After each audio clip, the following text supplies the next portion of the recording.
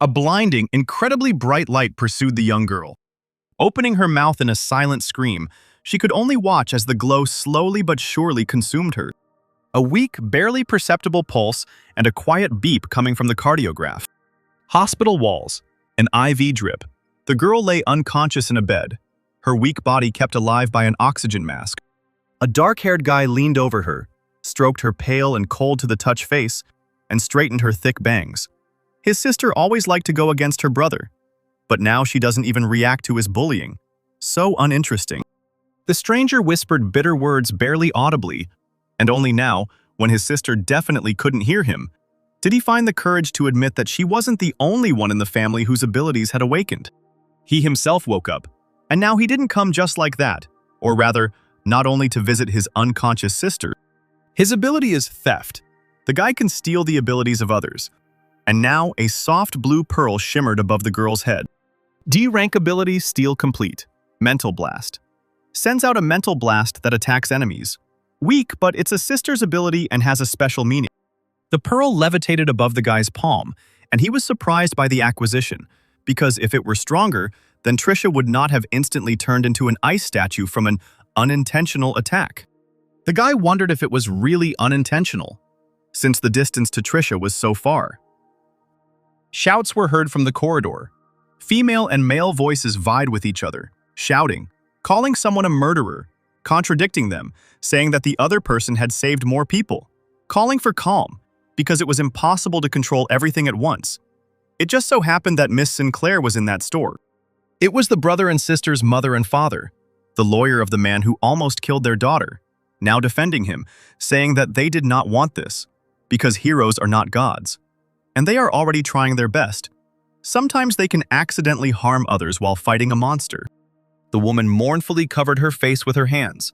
Her husband threw the documents from the lawyer on the floor and shouted that he would not sign these papers. Let him take his stinking money and get lost. A bead of sweat trickled down the lawyer's temple as he vividly imagined the consequences that awaited his client. The next moment, the door to the hospital room slammed, and the guy's hand reached for the tablet with documents. His father tried to reason with his son. Did he really want to exchange Trisha's life for money? But he put his hand on the man's shoulder and squeezed it lightly, replying that his sister was in a vegetative state and their family needed money to provide her with everything she needed. Although conflicting feelings were battling within the father, he did not answer. The words suddenly stuck in his throat. While the parents, hugging, tried to console each other, their son demanded additional conditions from the lawyer. The man, his spirits lifted, leaned forward with interest. The guy wanted the hero who harmed his sister to apologize in person, face to face. And what's more, the Berkshire Company should also issue an official apology. Complete. The lawyer's body shook with disappointment. He asked, "Is it impossible?" Whether apologize on his behalf. But the guy firmly answered, "The hero needs to come here in person." The lawyer began to apologize profusely. The A-rank hero's schedule was overloaded. David Evans Jr. would like to apologize in person, but he was too busy fighting and could not come here in person. And besides, they were willing to pay $100,000 more in compensation. His interlocutor grinned upon hearing the proposal. Quickly scribbling on the papers with his pen, he handed over the tablet without looking at the lawyer, who ingratiatingly accepted the documents. The windows of the multi-story hospital illuminated the empty street. The lawyer, in high spirits, called his client to inform him that he had settled everything. Only he had to add another $100,000 as compensation. On the other end of the line, a smiling guy sipping a soda praised the man, promising that his secretary would send the money later. The lawyer hung up and chuckled. Yes, heroes like to relax. If only he could awaken his ability too. The brunette returned to his sister's bed and, as if she could hear him, asked her not to blame him for signing the contract, especially under such circumstances, but that his sister shouldn't worry. He would find out the whole truth, because he didn't believe that all of this was unintentional. Clutching his coat in his hands, the boy promised that he would change this world, because some awakened ones are not worthy of being called heroes. The guy's name was Adam Sinclair. He worked as a trainee reporter, and his sister Trisha, according to eyewitnesses and the savior himself, was unintentionally harmed by an A-rank hero. To implement his plan, Adam moved away from his parents to another area. In Albercourt, The boy will be able to carry out his plans without disturbing his grief-stricken parents. Adam rented a room in a small dormitory, and now, entering the common room, he met two girls. The woman sitting on the sofa immediately introduced herself and her friend, a pretty blonde. Another neighbor was not yet home. The girls' names were Mary Perry and Karen Walt. The latter, a little older, asked his name. The guy introduced himself with a bored look. Mary smiled sweetly and suggested celebrating the new housemate's move-in, as that didn't happen often. Karen said she would be at the library because she had just started university, so they could have fun without her. Adam turned around with his suitcase and went into the room, answering on the go that there was no need for that. He had only recently arrived here, was tired, and wanted to rest. The girls followed him with puzzled looks. The guy, without unpacking his suitcase or taking off his outerwear, fell onto the bed with his arms outstretched. Then he took out his mobile phone and went to a video hosting site, turning on a video where heroes fight monsters. Quite a lot of people had already watched it. He noticed that many videos had appeared explaining the abilities when a black portal, filmed by someone in the sky, with bright lightning around it, appeared on the phone screen. Adam didn't remember when it happened, but dark portals suddenly began to appear all over the world, through which monsters arrived on the planet. For example, huge saber-toothed wolves with glowing eyes, as if they had been enlarged several times by a Sane. The planet was able to stop the invasion of these monsters only thanks to those who possessed these abilities. Those who were lucky were called heroes and celebrated with gusto at every victory, like celebrities on red carpets, where in the cases of heroes there were destroyed roads. To prevent hunters from abusing their abilities, an ability law was passed, stating that only hunters who had passed the test and received a hero certificate could use their abilities. Taking a closer look, the brunette realized that he had watched the video in which Trisha was wounded by the hero.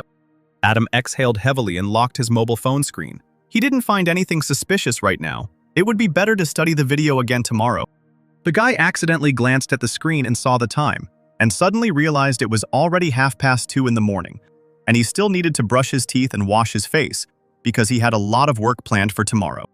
The brunette quietly slipped out of the room, throwing a towel around his neck and carrying a cup of toothpaste and a toothbrush in his hands. Suddenly, he heard a noise ahead and raised his head sharply. A dark-haired girl walked out of her room, clinging to the wall and barely moving her feet. The guy immediately guessed that this was the last neighbor. The stranger did not notice anything around her and was clearly not herself, apparently even drunk, judging by her blush. Adam greeted everyone according to the rules of etiquette.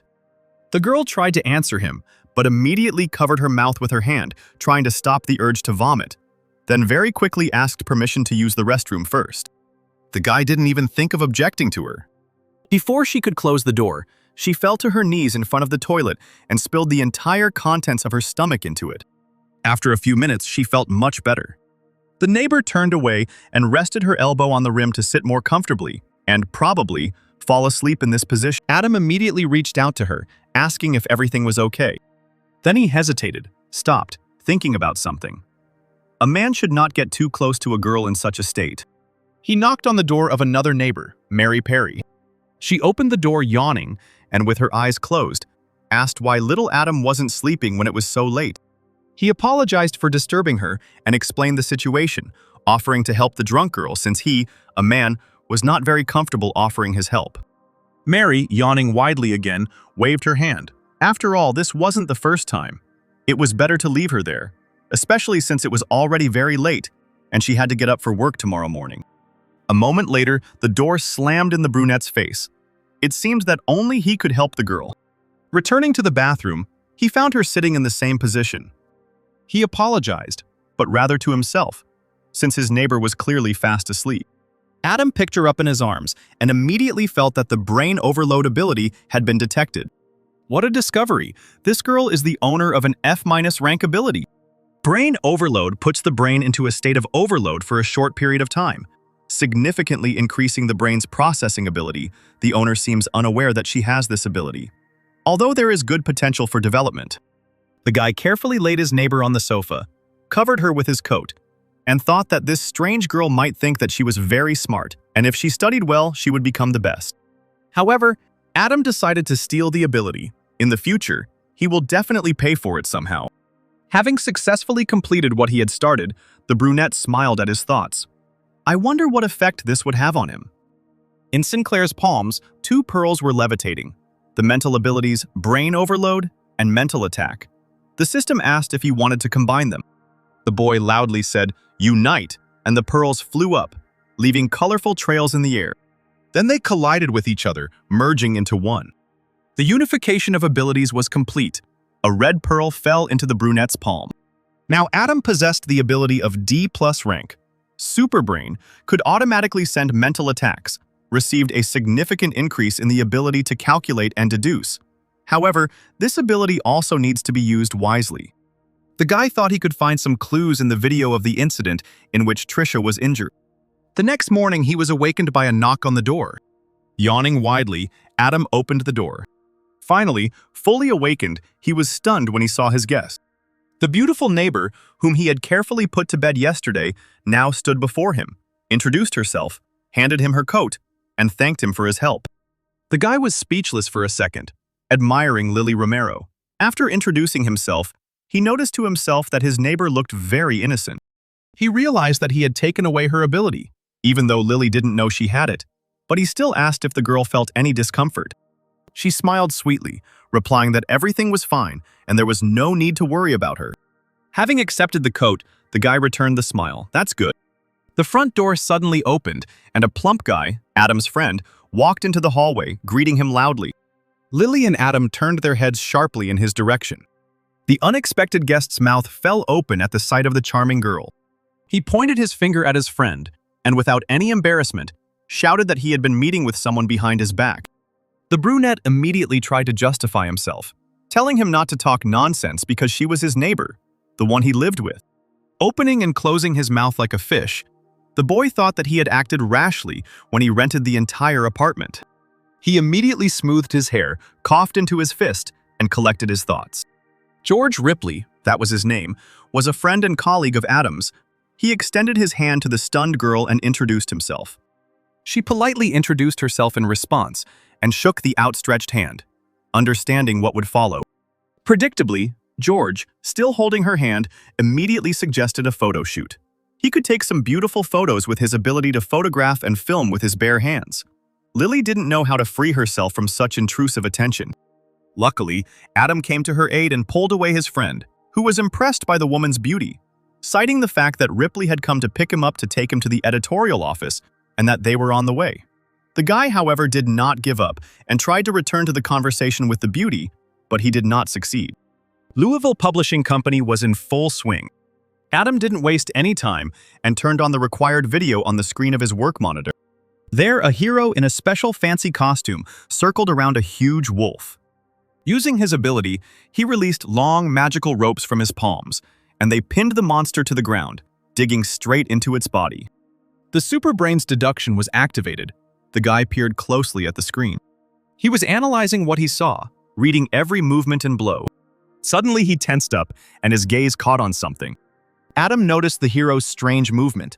He put his hand to his mouth, and the guy thought it was familiar. He didn't have time to fully understand what he saw when suddenly George distracted him, nudging him with his elbow, sat down in the chair next to him, and cheerfully asked why Adam wasn't interested in flirting with girls, especially with such a beautiful girl like Lily. The guy laughed and assured that if his friend didn't start, he would do it himself. Adam didn't appreciate the joke and replied that he and Lily were just neighbors. No need to go overboard. Jolly George said that from roommates to bedmates is very easy, and he can teach a friend if he doesn't know how. Suddenly, a crackling sound and screams were clearly heard outside the window, signaling the appearance of a monster. Ripley instantly stuck to the glass. Not far from the editorial building, a portal opened in the sky, and from there, moving a multitude of pink tentacles, he appeared, the one-eyed killer. Like a giant jellyfish, the monster strode through the city with the help of its appendages, destroying everything in its path. People ran away, desperately trying to save themselves. The one-eyed assassin descended, his hideous body pulsating as an announcement came from the loudspeakers. A monster has appeared. A B-rank disaster. Head to the nearest shelter. The heroes are already on their way. And indeed, jumping over the boulders of the destroyed asphalt, one of the heroes appeared on the horizon. An athletic, large man in a red suit that covered his entire body slowly moved towards the monster. It was the hot and sour noodles superhero, calling on citizens not to be afraid. He would not allow anything to happen to the city of Louisville. The crowd stopped abruptly when they heard a familiar voice. It was the B-rank hero, the hot and sour noodles Superman. He had come to save them. Compared to the one-eyed killer, Superman looked quite tiny.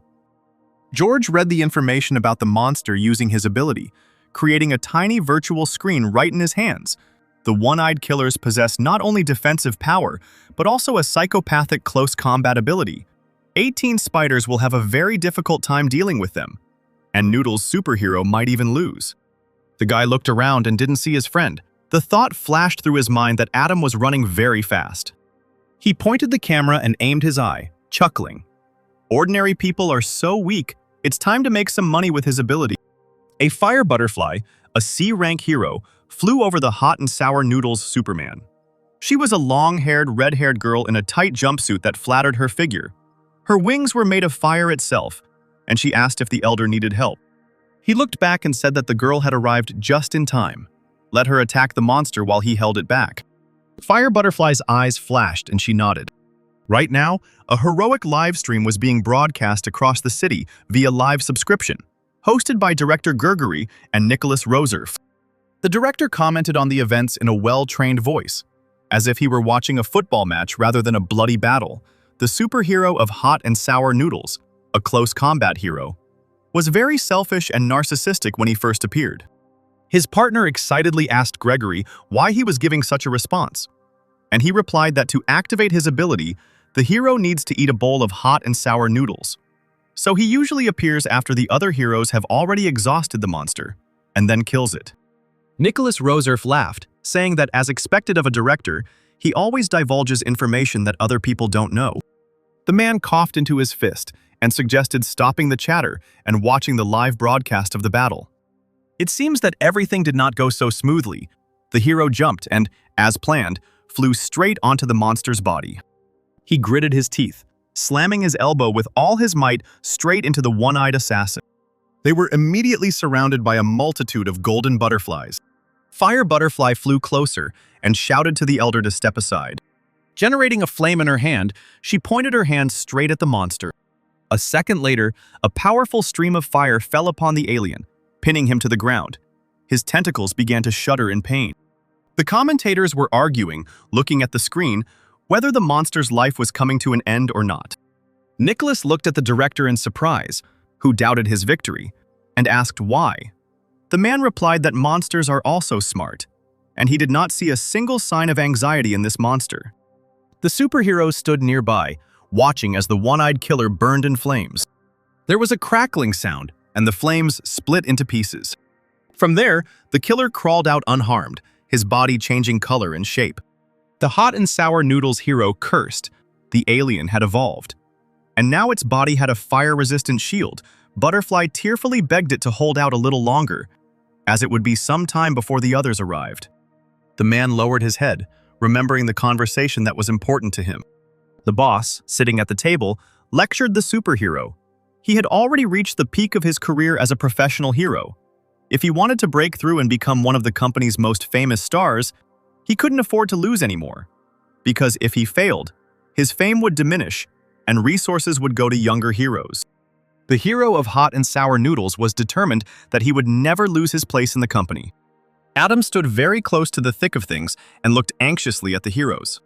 A keen eye didn't miss the fact that the hot and sour noodles superhero had quickly swallowed some kind of blue glowing pill without anyone noticing.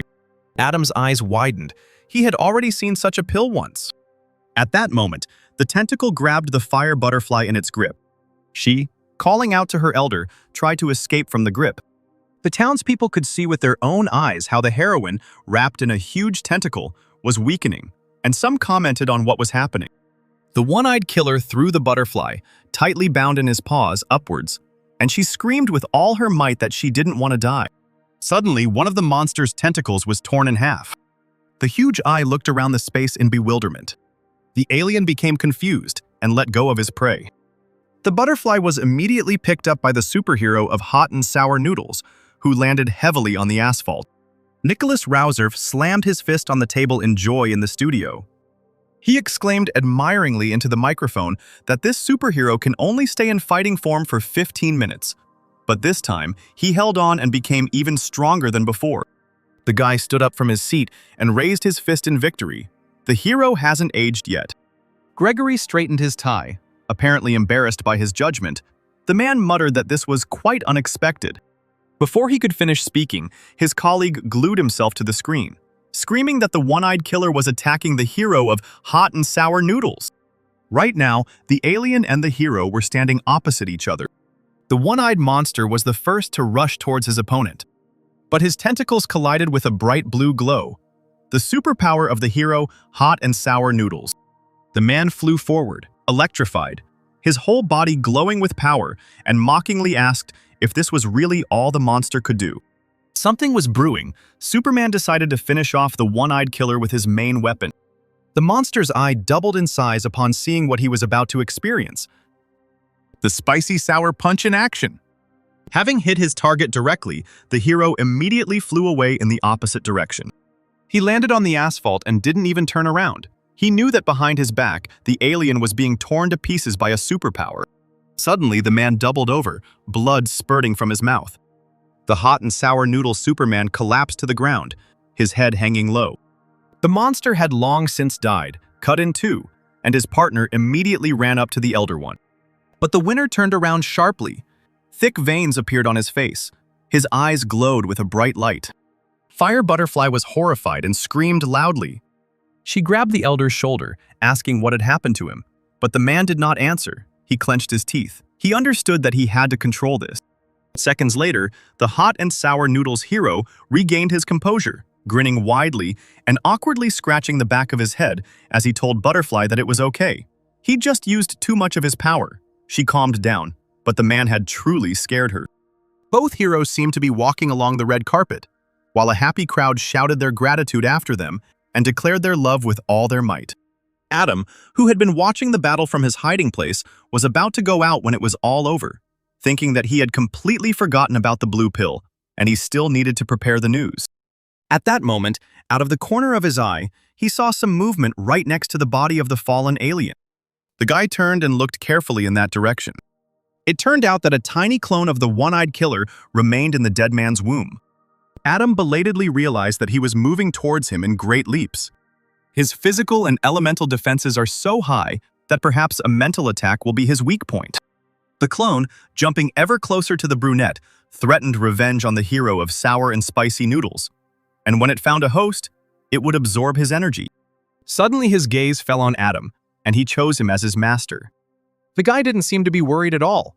He was just surprised that the clone had sent himself here. The brunette grinned. Well, if the prey itself falls into his hands, then it's worth getting his ability. Sinclair extended his hands, activating his power of thievery. The little monster stopped, feeling the force from outside. And the next moment he fell dead, head down. The flow of energy did not escape Fire Butterfly's attention. She immediately realized that someone was using their ability. Adam grabbed the dead one-eyed killer by the body and squeezed it in his palm. It was good that he was just a weak clone. But even his weakness, mental attacks, a mental attack from a D+ rank guy couldn't kill the monster instantly. The guy began to extract the ability, and soon the blue pearl was already floating into his hand. The ability that had so easily left the alien's body levitated above the palm. Rank B ability, Fireproof Shield, grants immunity to fire attacks below rank B, significantly increases physical defense. A very useful tank ability. Adam noticed with delight how his entire body was illuminated by a bright glow. Could this really mean that the ability acted on him like an invisible shell covering the surface of the body? He held the orange and blue pearls in his palms and thought that no matter how strong an ability was, it would always have a weak point. This popular phrase in the ability world did not seem to work on him. Meanwhile, Fire Butterfly flew low over the houses, looking for a source of energy. Adam heard her scream and quickly hid around the corner. It was not yet time for the heroes to find out about him. The girl sat down on the asphalt in disappointment, right next to the guy. She felt a sharp surge of psychic energy here and clearly saw someone. A man wearing a mechanical rooster mask came out of the shadows towards her. his entire body covered by a long cloak with a golden brooch. He asked if the heroine was looking for him. Fire Enterprises turned around and in turn asked if he was the one who had just used his ability. Sinclair stepped into the light, his metal suit stepping through the puddles. His mask was reflected in the water, shining in the sun.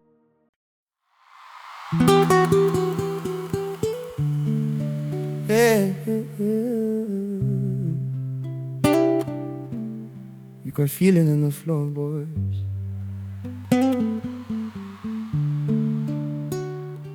Hey.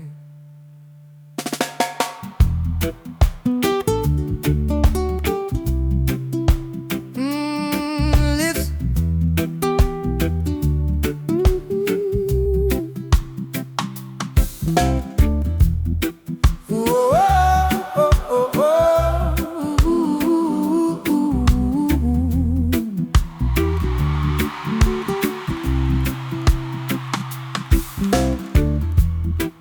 You were lying in the front row, saying you believed in everything I paid, sharing secrets in the back door, smoke, helping at the promises we made. But when you stormed and tore my branches, you were ghosting fixes in the sun, breaking through my downfall with their glasses, calling what we had just for fun. Fake friends say, like vapor in the morning, clear as the light. I see their shame. I was breaking wild and toasted to the story, using my crafts to carve their names. But my heart keeps turning pain into a chorus. I rise again from every flame. Let the fire burn the mask right off their faces. I'm rock out king from the embers of my name, from the embers of my name.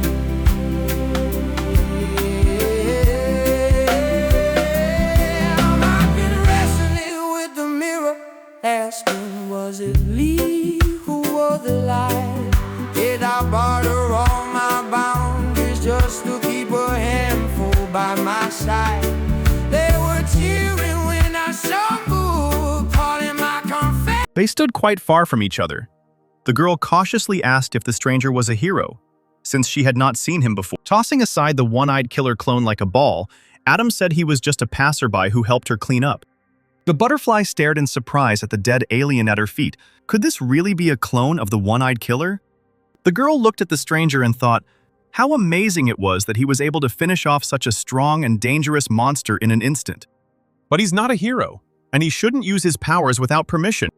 Adam was about to pass by and politely asked permission. But the heroine put her hand in front of him, calling for him to stop. She pressed her chest directly into the guy's cloak and screamed that he had illegally used his ability, which meant he would have to follow her to the Hero Association for an inspection. Singler, to her surprise, clicked his tongue impatiently. A low voice, muffled by the mask, asked Butterfly if she really thought she could stop him. The heroine immediately flew into the air, spreading flames around her. The stranger's actions contradict the law of abilities, and by law, she has the right to take action against him. Fire butterflies surrounded Adam. He asked if this is really how heroes should treat ordinary people. Suddenly, the boy grabbed the wing of one of the butterflies with his fingers. And the next moment, the stunned heroine watched as the stranger squeezed his palm with force. The defeated butterfly left only smoke. The guy turned his head to the girl. Wasn't really his turn to attack now? It worked, and a second later, the fire butterfly was already high in the sky. As she flew away, she shouted an apology that it was not her fault, and there was no need to kill her. Memory flashed back to the moment when the hot and sour noodles superhero swallowed the blue pill, as well as the hero's gesture on the glacier. Were those two really doing the same thing? The guy took off his mask and firmly told himself that he would definitely find out the whole truth. The nighttime tranquility of Louisville was broken by the sounds of the SkyTrain. Adam sat on the bench, thinking that for now he needed to stop collecting abilities. We need to focus on developing brain reboot. He closed his eyes, completely immersed in his thoughts about searching for information about the blue pill. The guy heard a male voice very close. Opening his eyes, Adam instinctively moved his hand over the seat next to him, where his backpack lay. It was empty. The guy shuddered and for a few seconds couldn't understand where he had gone. He jumped up, trying to find the thief, because there was a rooster costume in the backpack. The things were definitely stolen by that guy in the jacket passing by. Sinclair looked through the entire carriage. The thief couldn't have disappeared, since they hadn't reached the station yet.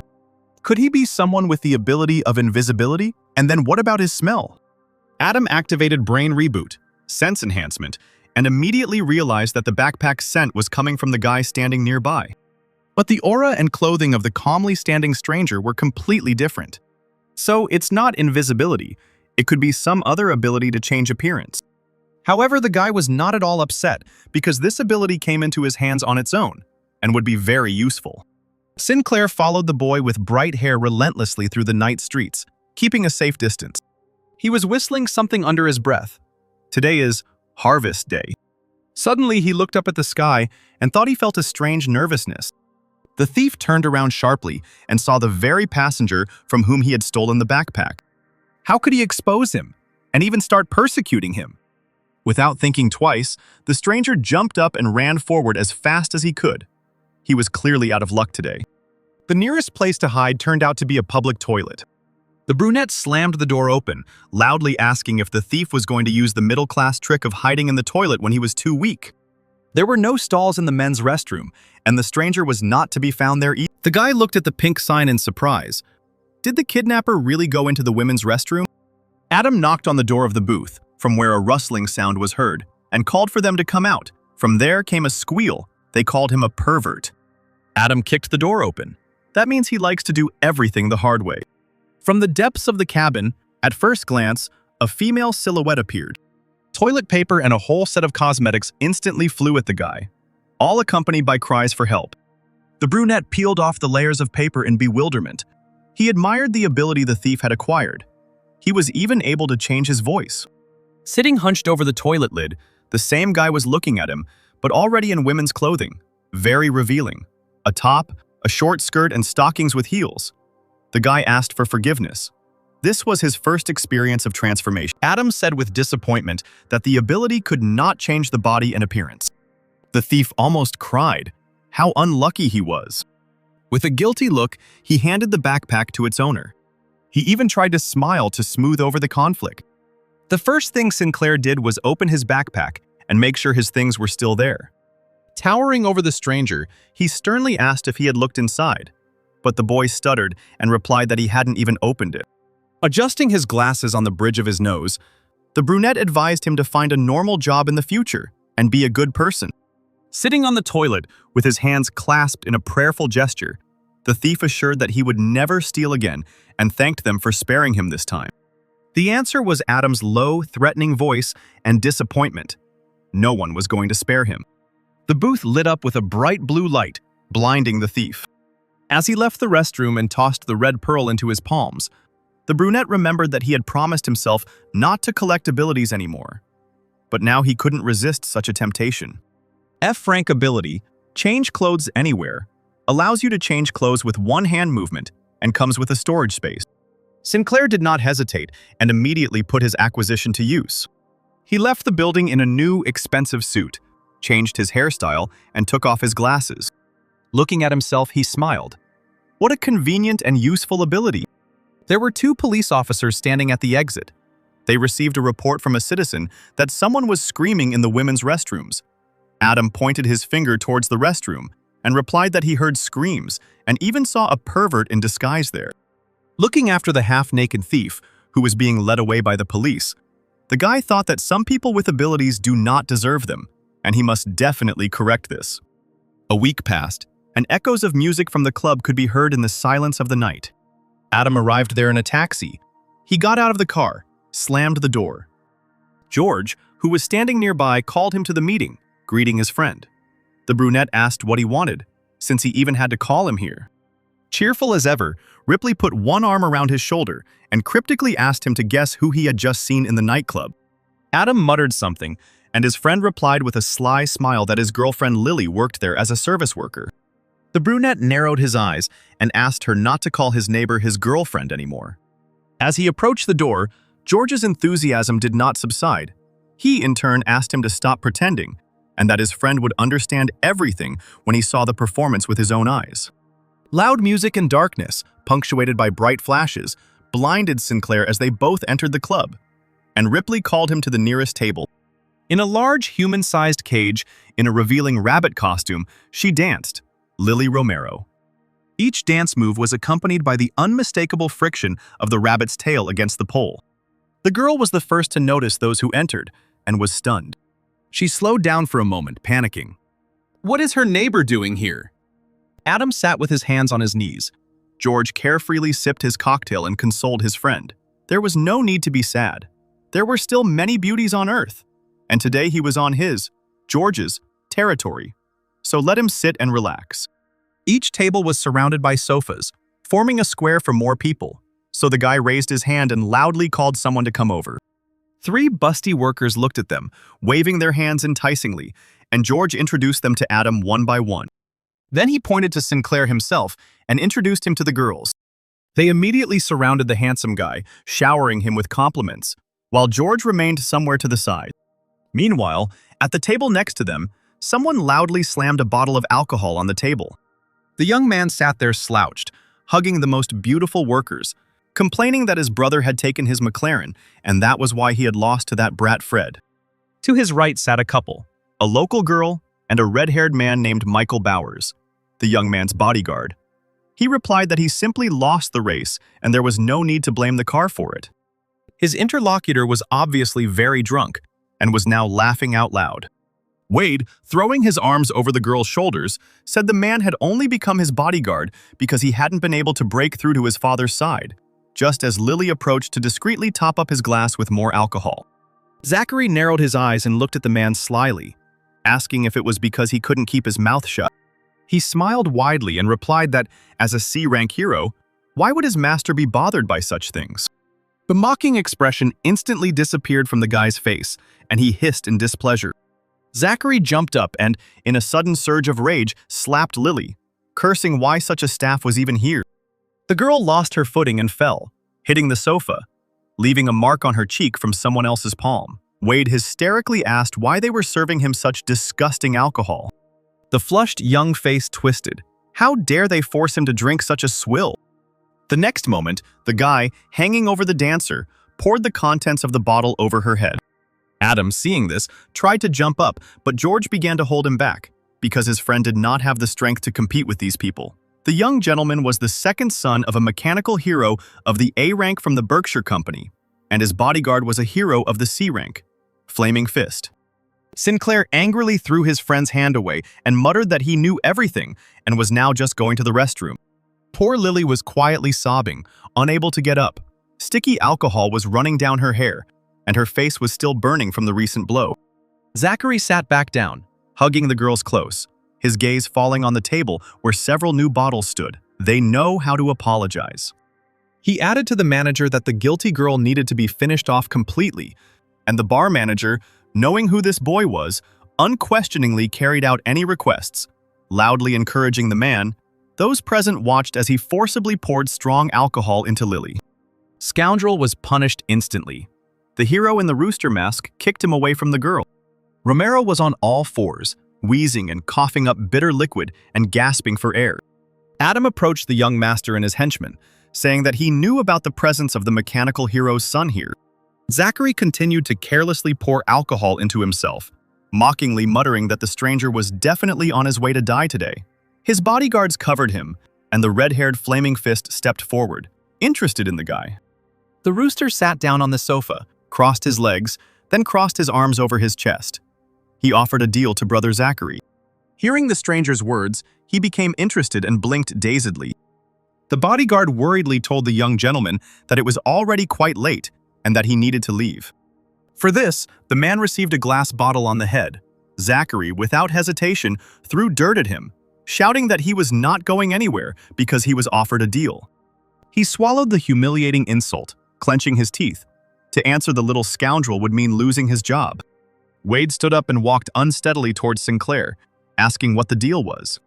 Flaming Fist nevertheless touched the master on the shoulder, suggesting that he sit down and rest. Throwing a threatening glance in Adam's direction, he assured him that he would talk to this actor himself. As he swirled the whiskey in his glass, a chuckle could be heard through his mask. Were they really going to attack him when he himself was against violence? However, for the fact that the bodyguard interfered with a conversation about important matters with his master, punishment follows. And Rooster was ready to teach Fist a lesson. He slowly rose from his seat. The man, showing off, called him to come closer. The bodyguard tightened the bandages on his hands, saying that it was still unknown who would teach whom a lesson. At this time, bright flashes of flame were gathering around him. A moment later, the fire smoothly flowed into his fists, and the hero pompously said that the stranger was very unlucky, otherwise he would not have provoked him. Adam immediately realized that the bodyguard's ability was a C-rank fire element attack. The bar patrons, mingling with the staff, watched the unfolding scene from afar. Most supported the Rooster, saying that he was very brave to dare challenge the student of an A-rank hero.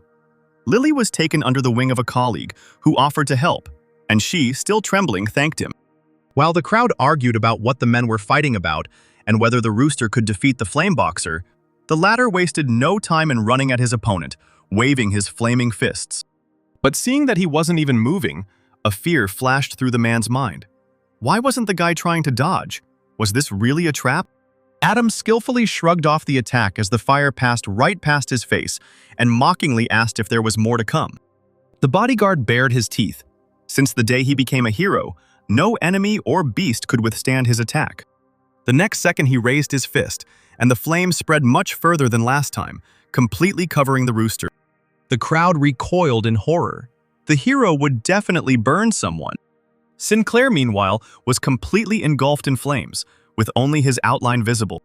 But the next moment, a gloved hand appeared from the flames. Following her, the owner himself came out, the fire, like a pet, obediently spreading to the sides. Flame Fist covered his face with his hand, as his own power nearly burned him. He stared at his enemy in bewilderment. He was safe and sound. Adam extended his hand and activated his mental attack ability. The bodyguard's eyes turned white. His mouth opened in a silent scream, and he himself turned white. Taking advantage of the fact that the hero was in a trance, Rooster swung and hit him with the edge of his palm just below the back of the head. The boxer immediately fell to the floor, unconscious. Zachary, who had instantly sobered up, jumped up from his seat. What a strong man!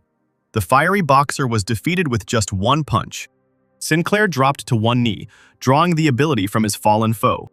Rank C ability. Flame Strike can create flames on the hands, perfect for a chef. The Rooster stood up and walked slowly towards Wade. He, frightened, crawled onto the sofa with his legs, shaking his head in search of protection. Smiling ingratiatingly, he decided to talk to the stranger, ask what deal he wanted to talk about, and that he would pay him right now if he needed money. Adam silently grabbed him by the neck and lifted him off the ground. Zachary, writhing as hard as he could, began to threaten his father. When Rooster said that he knew who his father was, the boy, trying to remove the stranger's hand from his throat, threatened that if he was killed, his father would show no mercy. The guy abruptly lowered the young gentleman to the ground and approached his ear, whispering that he was not going to kill him, but wanted to share something. Looking into Zachary's eyes, the mask insinuatingly asked if he wanted to have the ability. Zachary froze, not believing his ears. Could it be? The Rooster let go of his palm, and it became easier to breathe. Unable to stay on his feet, the guy fell and began rubbing his bruised neck. That bastard thinks he's a god and can just give him this ability? Adam threw a piece of paper on the ground, and as he left, said that if the young gentleman wanted to receive the ability, he should come alone to this address in 7 days. Sinclair, having changed his clothes using his ability, went outside, and George, who was in the club, immediately called him and shouted into the phone where he had gone. The guy replied that it was too noisy in the bar. He had to go outside to catch his breath. Ripley's delighted cry came from the receiver. Adam missed an incredible show. His friend promised to show him everything that happened, and also invited the brunette to eat shashlik. Sinclair's gaze settled on one of the city's high-rises, casting a bright light onto the empty streets. The boy thought that the first part of the plan was complete. Now all that remained was to wait for Zachary to take the bait. He should also begin checking the heroes from within the Berkshire Company, so he could quickly learn the truth. Meanwhile, in the Berkshire Heroes' office, an argument was going on between part of the team. 3 heroes, led by the leader, sat at a large table in the shape of the letter P. All 4 of them stared intently at the large screen in front of them. In it, a man in a rooster mask skillfully dealt with a C-rank hero, Flaming Fist. The mechanical hero sitting at the head, a gray-haired man in a red and gold suit, possessing an atypical heterochromia, folded his hands in front of him and asked the others to voice their thoughts on what had happened. The ice adventurer hero, a young man with blue hair and a blue suit, spoke first, saying that the masked man used his hand like a knife to kill the flame boxer in a second, most likely higher than B rank. The hero, the lazy swordsman, a man with a high ponytail and a long scar running through his left eye, countered the adventurer. What killed Michael Borse was not a hand. Michael lost the moment the masked man made a hand movement. The third hero, Ethan Barton, with his unusual appearance, black eyes and blue horns on his head, offered to take a look at the assessment of Flameboxer's injuries from the identification department. He saw what was written first. His pitch-black eyes widened in disbelief. The other heroes were stunned when they looked at the papers. Flameboxer's ability had disappeared. It looks like they're facing a huge problem. The mechanical hero exhaled heavily, staring intently at the screen. The lazy swordsman asked a question no one knew the answer to. Where did this guy who could erase other people's abilities come from? Ethan replied that in his experience, only a C-rank hero had such an ability. The mechanical hero glanced around the company and asked Barton if he was confident in his judgment. The glacial adventurer even jumped up from his seat and exclaimed that it was impossible. Old transporter, who already had 1 foot in the grave, couldn't have appeared right now. Ethan had to admit that Berkshire couldn't handle this issue on their own. They would have to report it to the Hero Association. The lazy swordsman countered. A person with special abilities like him, no matter what company he ended up in, would be used as a killing machine, so no one would report him. The mechanical hero tiredly massaged his temple and suggested not to tell anyone about it first. Let it be a secret of their company. Then asked everyone to disperse to think. The next morning, in a huge mansion, the estate of Zachary Wade. The young master lay in bed, clutching the piece of paper thrown by the masked man, and wondered if he could obtain at least one ability. Reading the address again, he muttered in despair that the guy had offered a deal, which meant he needed something. Zachary clutched the piece of paper tightly and grinned. In any case, a couple more days and he would have the ability. The rest was unimportant. Adam invited George to the Louisville Museum, and when his friend asked him what they were doing there, Sinclair replied that he wanted to learn more about monsters so that he could escape more easily when he met them. And he himself wondered if it was possible to extract the ability of a C-rank monster. Ripley nudged his friend, pointing to the girls who had passed by. His comrade had probably come here not to learn about monsters, but to meet girls. Everyone knew that only beauties came here. But Adam ignored his friend's attack and pointed his finger to the side. This is what he came here for.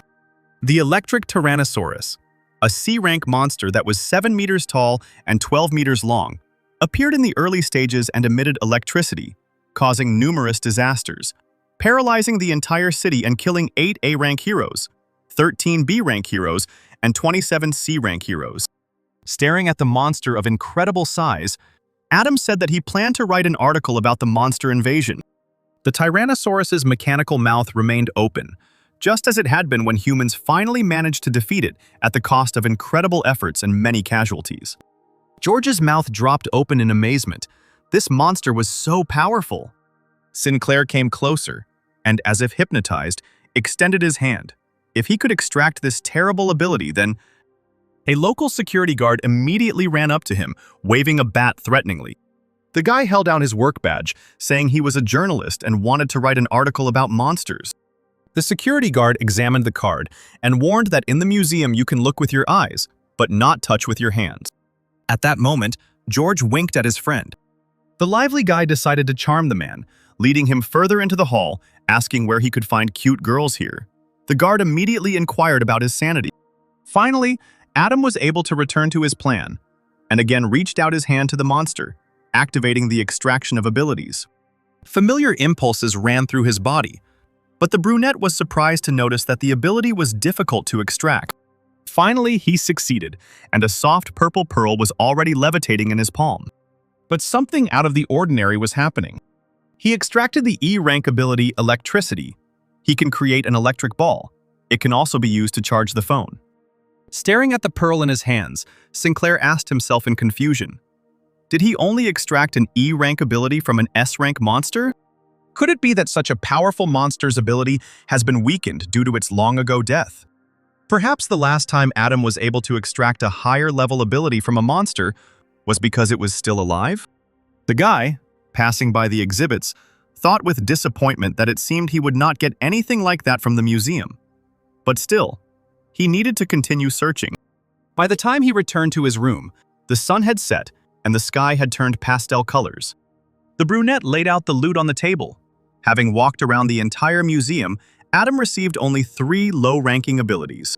3 pearls, 2 red, 1 purple, flashed and sparkled, each emitting its own ability. F-rank ability Cloning, which can be used to create a clone that lasts for a minute, and can also be used to turn on the light. E-rank ability Electricity, it can create an electric ball. It can also be used to charge a phone. F-rank ability, Human Control, which can make anyone take an interest in you, but you're not going to use the ability to do anything unethical, right? The guy, propping his chin up with his hand, thought with disappointment that the power of these abilities was so weak that it scared him away. But if abilities can be combined, can they also be destroyed? Adam raised the Golden Pearl, a C-rank fire ability, to eye level, thinking about how he could use it for his intended purpose. He cried out loud, "Destroy!" The pearl caught fire in his hand, trembling slightly, but nothing happened. The brunette decided not to give up and try again. This time something worked. The pearl began to crack. The ability was destroyed.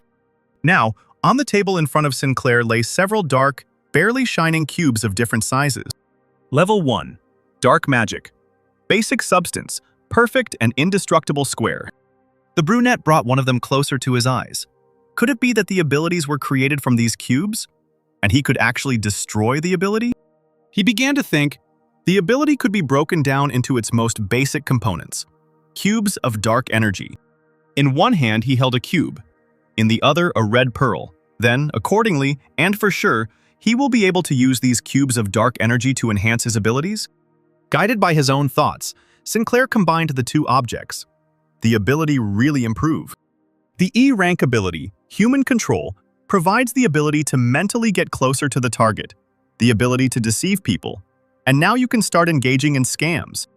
The brunette couldn't believe his own luck. If the ability has really improved, S-rank ability himself. His thoughts were interrupted by screams coming from the hallway. His neighbor Lily Romero was screaming, asking someone to leave and not bother her. At first, Adam thought that Zachary Wade had come to the girl to plant last night. But strangely enough, the unexpected guests turned out to be her parents. Her mother stood to the side. Her father was swearing loudly, sitting on the sofa and smoking a pipe, while his daughter was sobbing inconsolably nearby. He took a drag and blew out thick smoke, saying that he was not intentionally trying to deceive his daughter. Sinclair walked out just then, quietly closing the door behind him. The man shouted again. If they hadn't done this, the girl wouldn't have sent the money. The mother spoke up. Lily's brother needs money to buy a house and a car, and also to get a wife. All of this costs $1 million. Where will the parents get it from? The girl immediately stopped sobbing and clenched her fist. Could it be that her parents had deceived her when they told her that her father was sick and that she urgently needed to send money? A new stream of tears gushed from her eyes. The girl asked if they knew how desperate she was when she learned of her father's illness. Covering her face with her hand, Lily bitterly whispered that she worked 4 shifts from morning until night just to earn money quickly.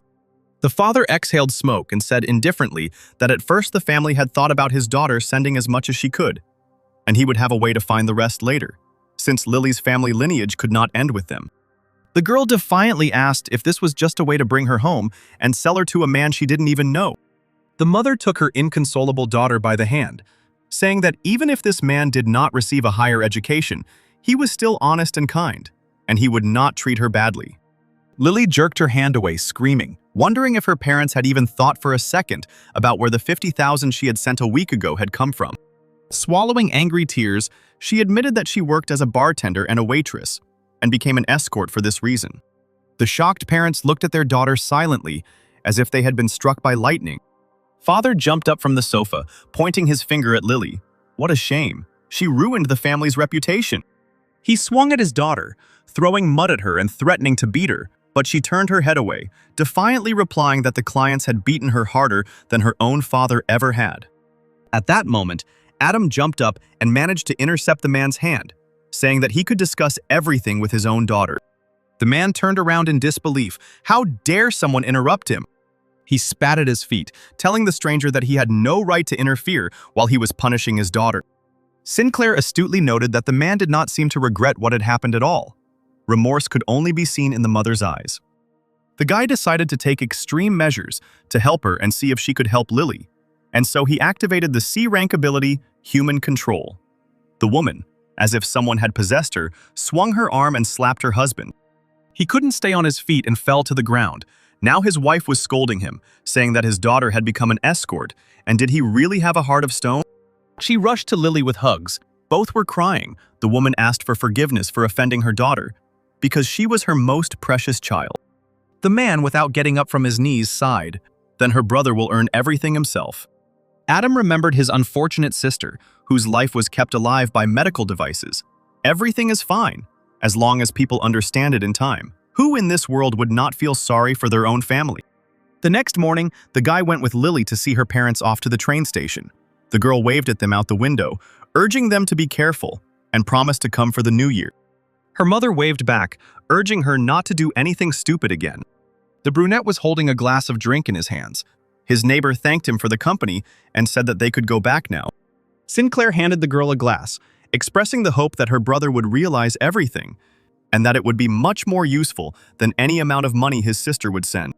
Lily winked playfully, asking the guy to come closer so she could tell him something. He blushed but fulfilled the request. The next second, Romero planted a grateful fist on the man's lips. Stepping back, the girl whispered thanks to her neighbor once again. Night fell on the city. Adam, dressed in a rooster costume, stopped at a tall building, a center for processing monster corpses, where there was increased security. It was there that a huge number of monster corpses were stored.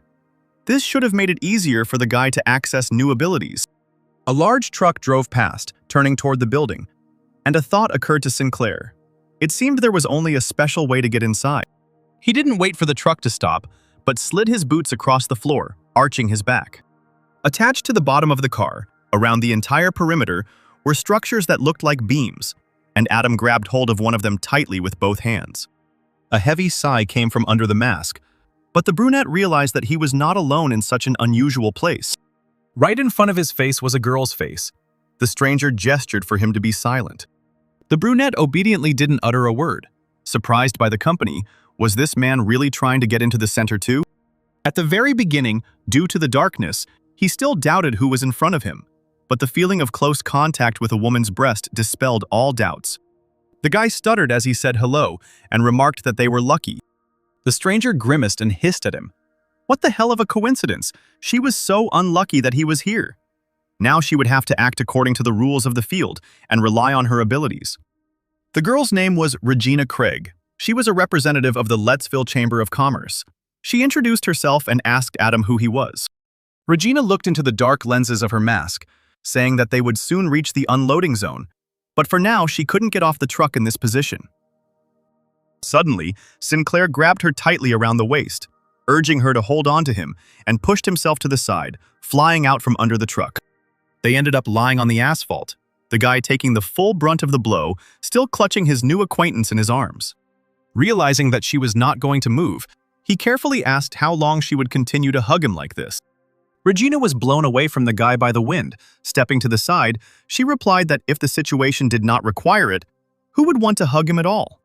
Finally, they reached the monster corpse processing room. Adam walked carefully behind the girl. She noticed this and asked why the guy was acting as if he had never seen anything like this. Maybe he was completely new to this business. Sinclair bowed his head, acknowledging the girl's seniority, which pleased her, so Craig couldn't help but let him follow her. They entered a large room in which a defeated monster, a werewolf with a powerful body covered in fur, lay on a large metal bench. Regina said that her boss needed the white hairs on the werewolf's chest and that she would have to cut them off carefully, which she did. Then she took out an unusually shaped bag from somewhere. The girl boastfully told Adam that this was her ability, storage bag, in which you can store many things. The guy thought that this was a shameful name for a cosmic ability. Regina turned and called Sinclair to follow her into the next processing room. But the brunette was already busy extracting the ability from the werewolf. He managed to get the D ability rank. Transformation metal. Maybe change the appearance of any metal, the dream of any owner car service. Immediately, deafening sounds were heard. Adam jumped on the spot. The girl jumped too. Could it be that the alarm had gone off and they had been discovered? An employee in a white suit appeared in the doorway, cursing. He cried out, sobbing, that the monster was not dead. The couple froze, watching the action unfold before them. Enormous tentacles squeezed through the door, wrapped themselves around the man, and dragged him away. He could only let out a cry for help. It seemed that the danger for Regina and Adam had passed. The guy didn't move from his place, and the girl leaned on his shoulder, asking him to hold her, otherwise her legs would weaken from what she saw. But the happiness did not last long. The girl felt someone's sticky touch on her shoulder. Before she could even scream, one of the tentacles was already dragging her somewhere. The guy stretched out his hand, trying to reach the unfortunate woman. He immediately summoned the ability, Force Fire. The fast tentacle was dragging the girl away. Adam couldn't keep up with her, and the fireball he created seemed to be unable to keep up either. Jumping over another obstacle, the guy noticed something. All the metal posts here, exactly, had already begun to levitate in the palm of my hand. The D- rank ability, Metal Transformation. Several metal objects transformed into tentacles and reached out towards Regina. With sharp ends, they cut off from the monster the end of the tentacles that held the girl. She fell to the floor, hitting her whole body painfully. Sinclair ran to her, asking on the go if everything was okay. The girl sat on her knees and complained that the tentacles had hooks that scratched her, causing her t-shirt to tear, almost exposing one breast.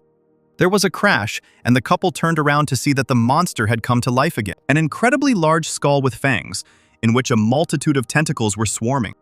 Dozens of them held down the center's employees, who writhed and screamed in pain and fear. Regina stared at him in disbelief, her mouth open. The skull turned slightly and noticed them.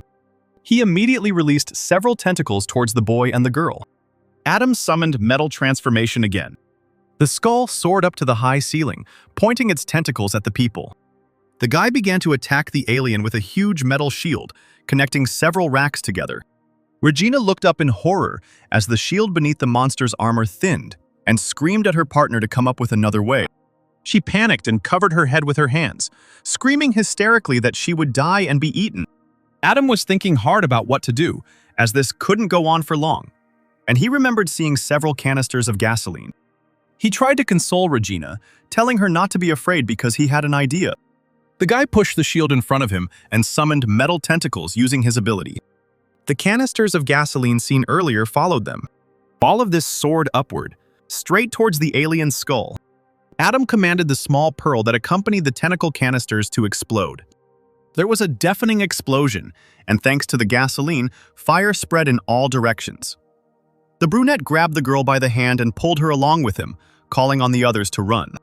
They seemed to have broken away from the raging flames. But suddenly an unknown man blocked their way, holding some kind of weapon behind his back. Looking sternly at the couple, he asked if they were the thieves who had revived the monster to attack the center. Adam stood silently, while Regina put her hands on her hips and began to attack the man, asking who he was and why he was talking nonsense the moment he appeared. He angrily called the girl a disrespectful child and that in the prime of his life, she still drank milk. Regina was not convinced and became even more angry, hissing that he was being disrespectful, being an elderly man. But then Adam recognized the old man and loudly exclaimed his name, Thomas Conley, the hero who defeated King Kong. Berserk 10 years ago. The man chuckled. The guy was more respectful and continued that he would deal with him when he was finished with the monster. The guy was surprised that an A-rank hero was doing in the corpse processing center. Thomas reached for his weapon and used the Polar Star attack, Style 1, Greedy Wolf Attack. A ghostly blue wolf rushed forward, cutting the tentacles lengthwise and crosswise. The couple looked at what the hero was doing in admiration. Adam noticed that, as expected from the legendary inherited power called Polar Star Attack, each of them was an advanced technique that even those with S-rank abilities would have to take a few steps back. A roar of a monster came from the skull. Conley jumped up to get closer to the alien's head. Torn pieces of tentacles flew into pieces across the hall. The hero summoned the ability Attack of the Polar Star, Style 2, Hunger of the Heavens. Pushing aside, he saw how the skull had lost its tentacles, only the severed appendages moving angrily. Finally, the man released Water of Heaven, sending his katana and streams of water flying at the alien. The space trembled, and a few seconds later, Sinclair was already watching the monster being torn to pieces.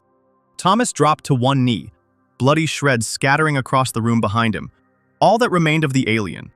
The hero pointed the katana at Adam, saying that now was the time to deal with the guy, who immediately noticed his tense eyes, filled with determination and murderous intent.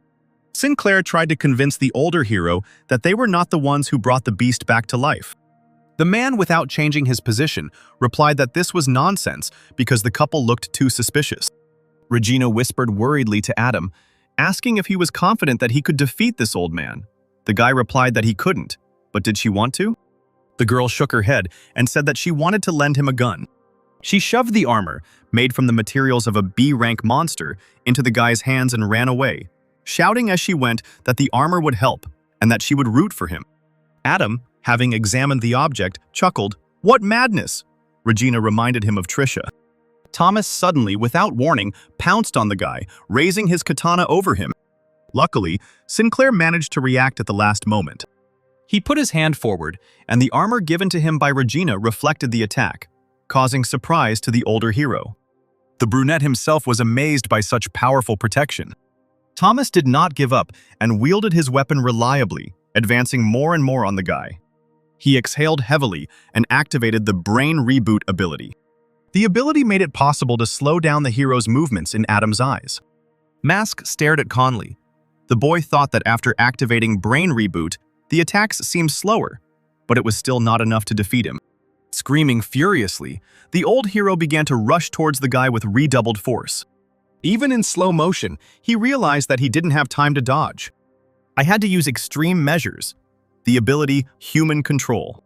The old man realized that everything was not going according to plan when he could not control his movements in the air.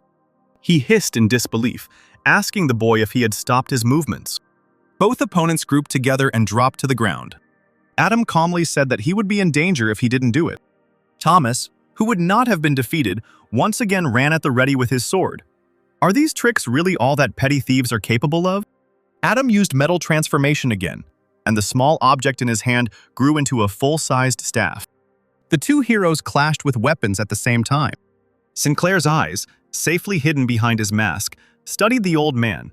Each of his attacks was powerful, and human control could be used to stop him for a short time and to prevent Adam from being cut in two. The staff members watching the fight at the center vied with each other to come up with theories about the origins of the man in the rooster mask. If he could fight Thomas Conley, could he be the A-rank hero of Zone 6, the god of weapons? The brunette heard and wondered who the god of weapons was anyway. Finally, Thomas stopped and pulled the weapon back. Deep in thought, judging by the guy's attacks, he was most likely not a thief. The man hid the katana behind his back and ordered everyone present to leave the corpse processing area because he wanted to talk to Rooster. The workers blinked in surprise and asked again if they all had to leave.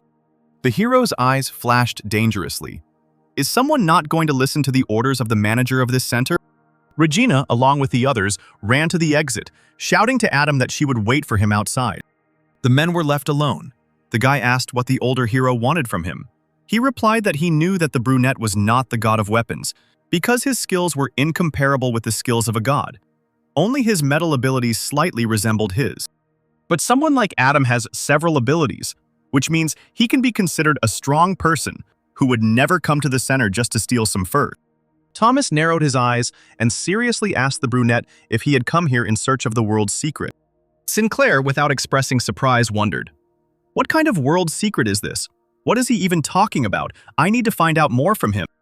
So the guy decided to cheat and said that he came here in search of a world secret. The man suddenly burst out laughing, exclaiming that it would be very good to tell such a young, ambitious, strong person like the guy. Gesturing to the side, the hero admitted that the real purpose of creating this center was to open a one-way tunnel into the world of monsters. This tunnel was called the White Hole. It's a good thing the rooster mask skillfully hid Adam's emotions.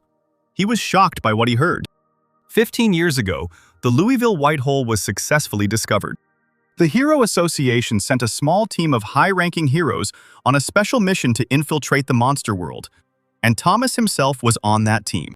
During this mission, many S-rank heroes died. Only he and 2 others were able to return because they risked their lives. The man explained that, in fact, every monster corpse processing center is built on the weakest points of the earth. As long as they continue to burn the monsters' bodies at these weak points, they will be able to open a white hole leading to the monster world. Adam nodded towards the corpse of the tentacled monster and asked what about him. Why the alien came back to life. Conley revealed that this is something they don't tell the outside world. It's actually a mutation of the monster that was rubbing against the white hole. People on this planet are like animals trapped by beasts. Only when they all gather the strongest qualities of humanity will they have a chance to win. The elderly hero turned around and said goodbye to Adam, saying that he could go, no matter what organization he belonged to. He must remember that he was part of humanity. It turns out that the men's conversation was overheard by the powers that be. A beautiful red-haired woman stood next to the chair in which the elderly man was sitting. She said with displeasure that this old man, Thomas Conley, continued to do stupid things. How could he even tell such things to the outside world? The man calmly replied that even if he hadn't spoken about it, sooner or later, other organizations would have found out about it, and it was impossible to keep a global secret only between narrow circles. The woman asked if the headquarters video conference was here. It involves more than 25 people who have already met the necessary conditions for consideration of a Category S case. The couple turned from the window to the screens, peering closely at the people on them. Here's what the Louisville Heroes Association is reporting. And, looking at each other, they began the conference. The main question on the agenda was, should the truth be told to the associations of owners of heroes that exceed A rank? Adam came to the hospital again to visit his sister, who was in a coma. Something he often did, he sat next to her and talked, not knowing whether she could hear him or not. Addressing her by name, he said that today he had been told a harsh truth. Earlier, after talking with the hero, Sinclair left the corpse processing area and went into another room, where he was met by a buzzing crowd, people asking each other what was happening inside, whether this guy had really defeated Thomas. Why was he the only one who came out? The guy first approached Regina, and the girl asked if everything was okay. He knew he couldn't let other people know about his abilities. The guy replied that he was fine and asked her to come closer and look him in the eyes. The girl, perplexed, complied with the request. As expected, Adam used his human control ability on her. Regina's consciousness became clouded, and her vision doubled. The man in the rooster mask ordered her to forget that he had used the powers of fire and metal. He also gave her the armor and made her believe that it was he who brought the girl protection and that he owed her 10,000. Then Adam snapped his fingers. Regina started, as if waking from a dream. She quickly said that she was glad that everything was okay with the boss, that it was already curfew at her house, so she would go first, and rushed off. Recalling these events, sitting in the hospital room, Adam smiled, looking at his sister. This Craig is so similar to her. She is sweet and loves money. Trisha's cold cheek. He said that after his revenge, he would find a way to wake her up.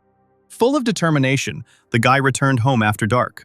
He sat down at the table, ready to experiment with his abilities, holding a piece of metal in his hand. The ability Metal Transformation was activated. A ring of stellar absorption appeared on Adam's finger. Then he shook the ability medicine in his hand. Brunette can't let people know his true ability and must use these 2 things to trick Zachary Wade. New appearance, Snake. The appearance has changed with the help of a white mask with blue stripes on it. Adam tried on the mask. The new outfit will be called Snake. His abilities will differ from those of his other self, Casper Bart, and he will also be able to use fire attacks when necessary. With Casper becoming a part of this, An organization will emerge consisting of his many forms, called the Judges. Adam's main goal is to judge those heroes who have fallen, and the organization's expenses will be decided by young Mr. Zachary Wade. Late at night, Sinclair arrived at the agreed meeting place with the guy. He was fast asleep right on the floor. The brunette kicked him with his foot, causing him to wake up. At first, he didn't understand who was standing above him and began to threaten, but a second later he recognized the man in the mask and began to apologize. Adam thanked the young gentleman for his visit and noted his trust in him. Zachary grabbed the masked man's legs, screaming that Boss Casper Barth could have anything he wanted if he gave him the ability. He listed all the blessings he could bestow upon this man. Sinclair kicked the annoying, spoiled brat away, replying that he wasn't interested. Looming menacingly over the guy, Adam said ingratiatingly that getting the ability was easy, you just had to look him in the eye. He then used his human control ability, causing Zachary's consciousness to immediately split in two, plunging him into unconsciousness. First, Adam asked to tell him about the blue pill. There was no answer. The guy just sat in front of him, swaying slightly, and did not react in any way. Sinclair cursed under his breath. What was going on? Did it really not work? He then asked Zachary to slap himself. When this request was not fulfilled either, Adam began to wonder if it was possible that the boy already had an ability higher than rank C, which made human control ineffective on him. The brunette used a mental attack. Wade fell to the ground with his eyes closed. Sinclair remembered that last time he didn't attack him at the bar, but it didn't seem like he had any ability at all.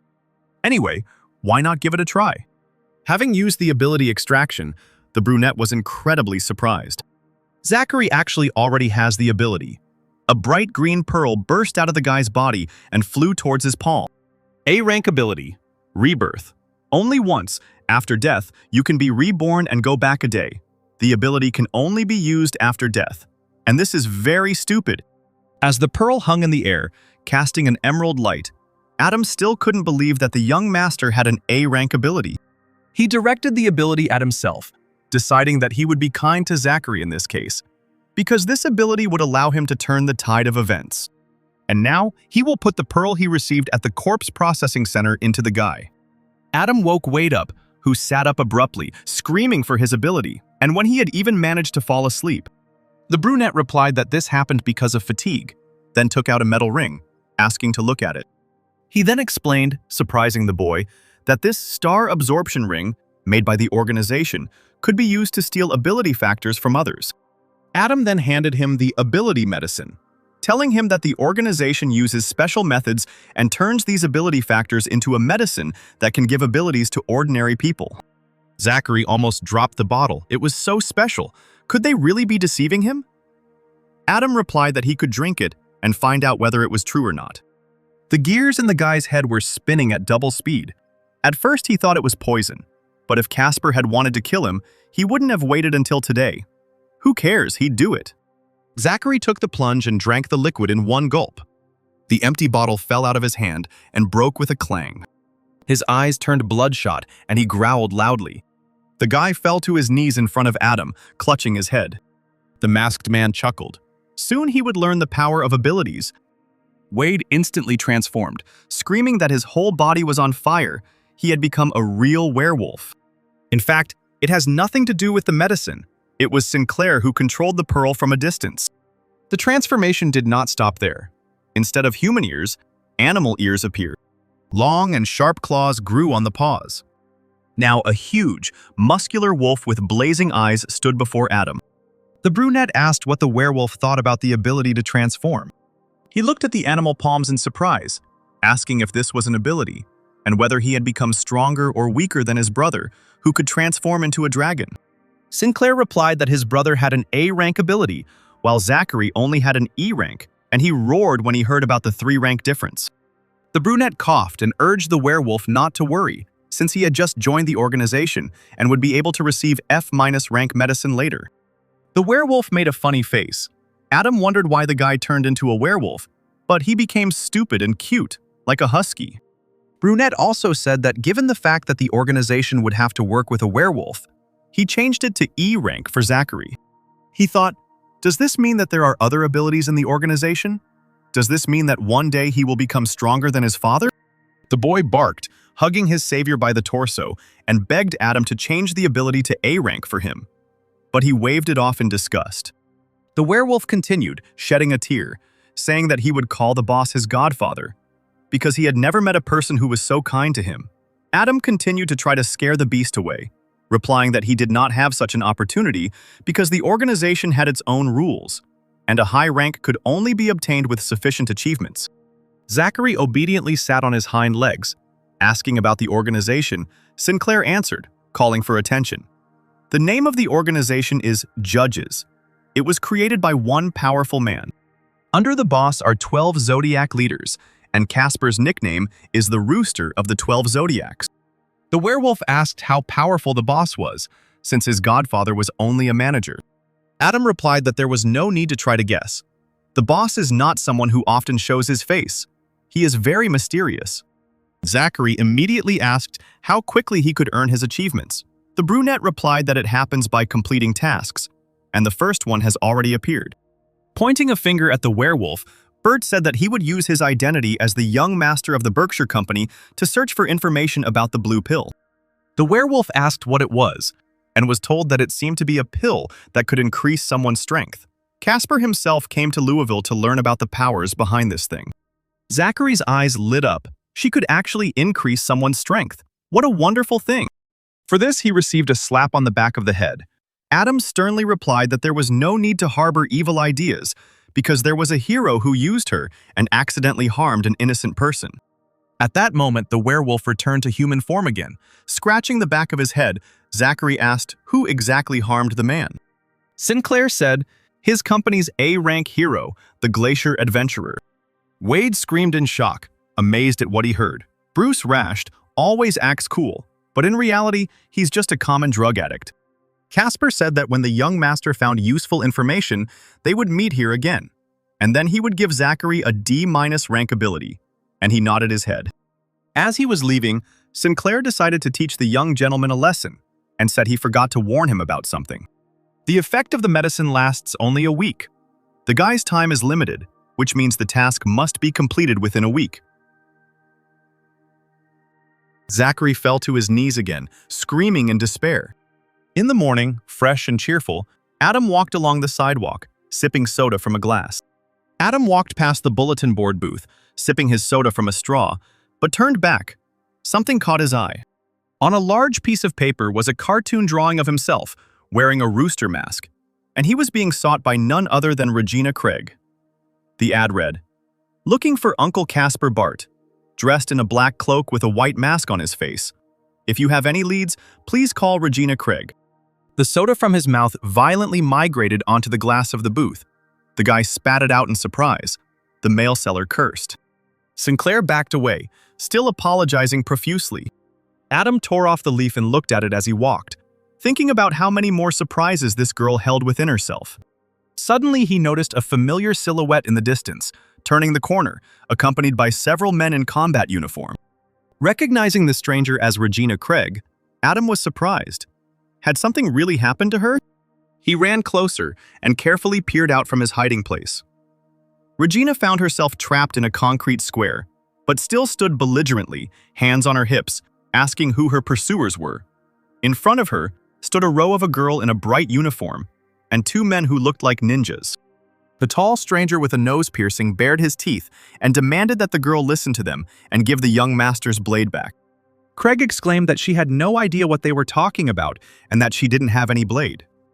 The girl was again attacked from all sides, shouting at her to stop the performance because, taking advantage of the young gentleman's naivety, she had exchanged the blade for fake jewelry, so he had better give up the weapon if he wanted to live. Adam immediately realized that it was a legendary S-rank weapon called Iringa, but he didn't know if Regina actually had it now. The girl fell silent and thought for a moment. Does that mean this blade is actually something good? Regina immediately used her ability, and a storage bag appeared in her hands, in which she could store many things. Trying to distract her pursuers, she whistled something under her breath, sing-songly replying that she had never heard of anything like that. They were clearly mistaken. Adam narrowed his eyes and grimaced. What a pathetic argument. Anyone could draw the right conclusion as soon as they heard her, that this greedy girl got the blade but does not want to give it back. The dark-haired girl in uniform abruptly interrupted Regina, saying that there was no need for empty chatter, they needed to start taking action. The tall man rushed forward without further ado, using military-style triple knives. His companion, folding his hands in a special gesture, shouted, "Shadow style, doppelganger!" Sinclair was amazed that these two were both hereditary type abilities, and both were above C rank. Regina pulled out a large battle fan from her magic bag and struck a pose. She was not one to be easily intimidated. The weapon in her hands is a B rank, bell sung. She swung her fan sharply and brought it down, causing everything around to flare up from the sudden flames. The girl called on the attackers to get away. The men were literally blown aside by a deafening stream of wind mixed with fire. Regina waved her fan, which raised a current of air and carried her upwards. She triumphantly exclaimed that there was no rule that could force her to return things after receiving them. A dark-haired girl watched her closely. She frowned and clenched her fists. A blue, icy flame formed at the tips of her fingers. A-rank ability, Snow Woman. The girl seemed to have doubled in size. Her appearance had changed dramatically. Now she was a grown woman with blue hair, elven ears, dressed all in blue and icy blue. The space around her had become the same. Regina recoiled in shock. Why did it suddenly start snowing? Adam turned his head slightly, frowning. The next moment, he used his ability to change his clothes into a uniform with a rooster mask. Meanwhile, Regina was already flying to the side, escaping from the Snow Woman's icy attack. She cast a glance at her rival, summoning a snow typhoon. Craig felt an unusual flow of air behind her. It was the blue-haired stranger who was directing the icy wind towards her with her hands. Adam muffled his friend's name through his mask. Meanwhile, a crowd had already gathered on the street, and even a local TV channel arrived with a lively presenter to gain views on the live broadcast. Even the snowstorm was no obstacle. Nicholas Rauserf, holding the microphone to some kid in the crowd, looked into the camera and pointed to the battle going on Belt Parkway, calling for help from the heroes. Regina, caught in the icy whirlwind, screamed piercingly. She fell to the ground with a thud as the wind blew her down. The Snow Woman immediately hovered over her, asking if the thief would return the thing that did not originally belong to her. Craig stood up and quickly pulled 2 blades out of her bag, smiling playfully at her rival and laughingly asking the sweet lady which blade she had lost, the silver one or the gold one. The eyes with red irises narrowed warily. Ignoring the threat, the woman instantly turned Regina's legs into 2 ice cubes. The earrings on her ears jingled as the Snow Woman shook her head, warning Regina to be more talkative or her frozen feet would turn into tiny pieces. Now Regina had a katana in her hands. The girl pulled it out of its sheath, declaring that she would never fall for other people's tricks because she received the sword thanks to her skills, and she would never throw it away. Regina looked behind the Snow Woman and threw the dagger behind her, exclaiming that she was now giving the blade to Caspar Bart for free. He, standing nearby, immediately caught what was thrown, praising the girl for her agility. But holding it out in front of him, he cursed. Who would need such a worn-out blade, even if they offered money for it? The girl smiled awkwardly. She couldn't even imagine that they would pursue her because of this blade. The Snow Woman shouted to her companions that they needed to seize the stranger, as she and the thief had become allies. Adam was immediately attacked by ninja clones from all sides. One of them was rushing towards the guy with a Hira shuriken in his hand. Sinclair felt an unfamiliar sensation running through his body. Was this blade absorbing his mental power? Suddenly, he felt pulled to the side. Could the body really move on its own? Suddenly, the hand with the dagger itself described a circle in the air. The next moment, the ninja's face took on a childishly surprised expression, and the lower part of his body was missing. Adam cursed foully, shocked by what had happened. As he stood there, surprised, the man with the piercings ran at him from behind, holding out his hand with a dagger, shouting, "Die!" Sinclair reacted quickly and jumped up to dodge the attack. The hand holding the dagger twitched, and a purple haze emanated from the weapon. The guy soared upward. His opponents remained far below. The Snow Woman followed him and quietly pronounced the name of the blade, syllable by syllable. It all happened with lightning speed. The man who attacked him, as if crucified in the air, stood on weak legs and asked the teacher to save him. The purple haze cleared, and Adam found himself below, walking away with the pearl of the alien ability in his hands. C rank ability, 3 styles of Sun and Moon Blade. 3 styles of blade allows you to activate the power of the blade to fight off enemies. But C rank is like holding a blade in your mouth. It doesn't look that cool. Adam shook, bowing his head. Too much of his mental strength was absorbed. The guy thought that he could not stand it anymore. There was a loud scream, and Sinclair felt the cold touch of the Snow Woman's icy blades on his back. He thought dejectedly that it looked like he would have to use his revival ability today. A green streak flashed through the air, and the crowd, raising their heads, vied with each other in asking what was going on. The ice blades immediately shattered into many pieces. Adam immediately recognized the light of despair. Regina was very surprised. Was it really a lazy swordsman? Not far from them, leaning against the wall, stood a swordsman, rolling a match in his teeth. Ethan Wade walked towards the warring factions, saying that the heroes could forgive the arbitrary actions in the 6th region. But sowing rebellion in the 1st region was the height of insolence. The Snow Woman rudely replied to him that her people had come here only to reclaim their property, while the heroes were abusing their powers.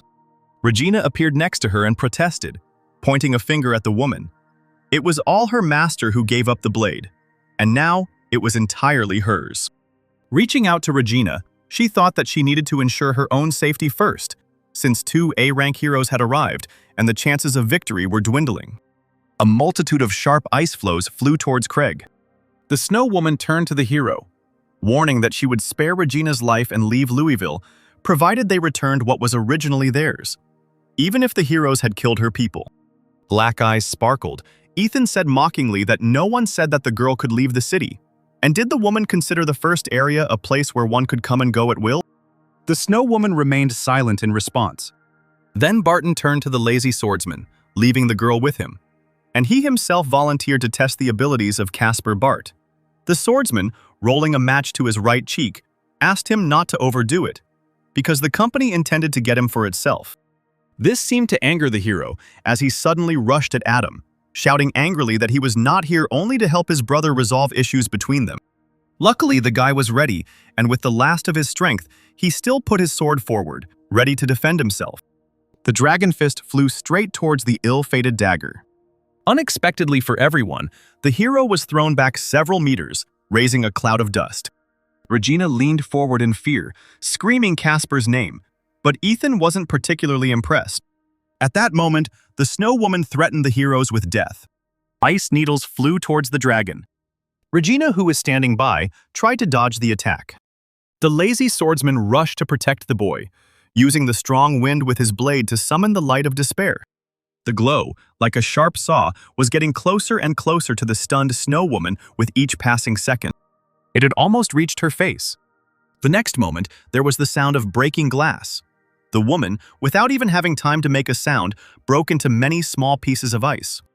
The lazy swordsman muttered in complete silence without emotion that he had missed her. Regina exclaimed that this was not true, because the Snow Woman had just crashed. The man rolled his eyes. It was just an illusion. She had escaped, but she should still be somewhere nearby. Adam, taking advantage of the confusion, crawled around the corner. He heard Regina come to her senses, not finding him. The guy was breathing heavily, complaining about the damn blade that left no strength left in his body. Bringing the blade closer to the glass on the mask, he thought, if the weapon came from a monster, he could extract an ability from it. The space became dark, and a vague ripple began to form around the blade.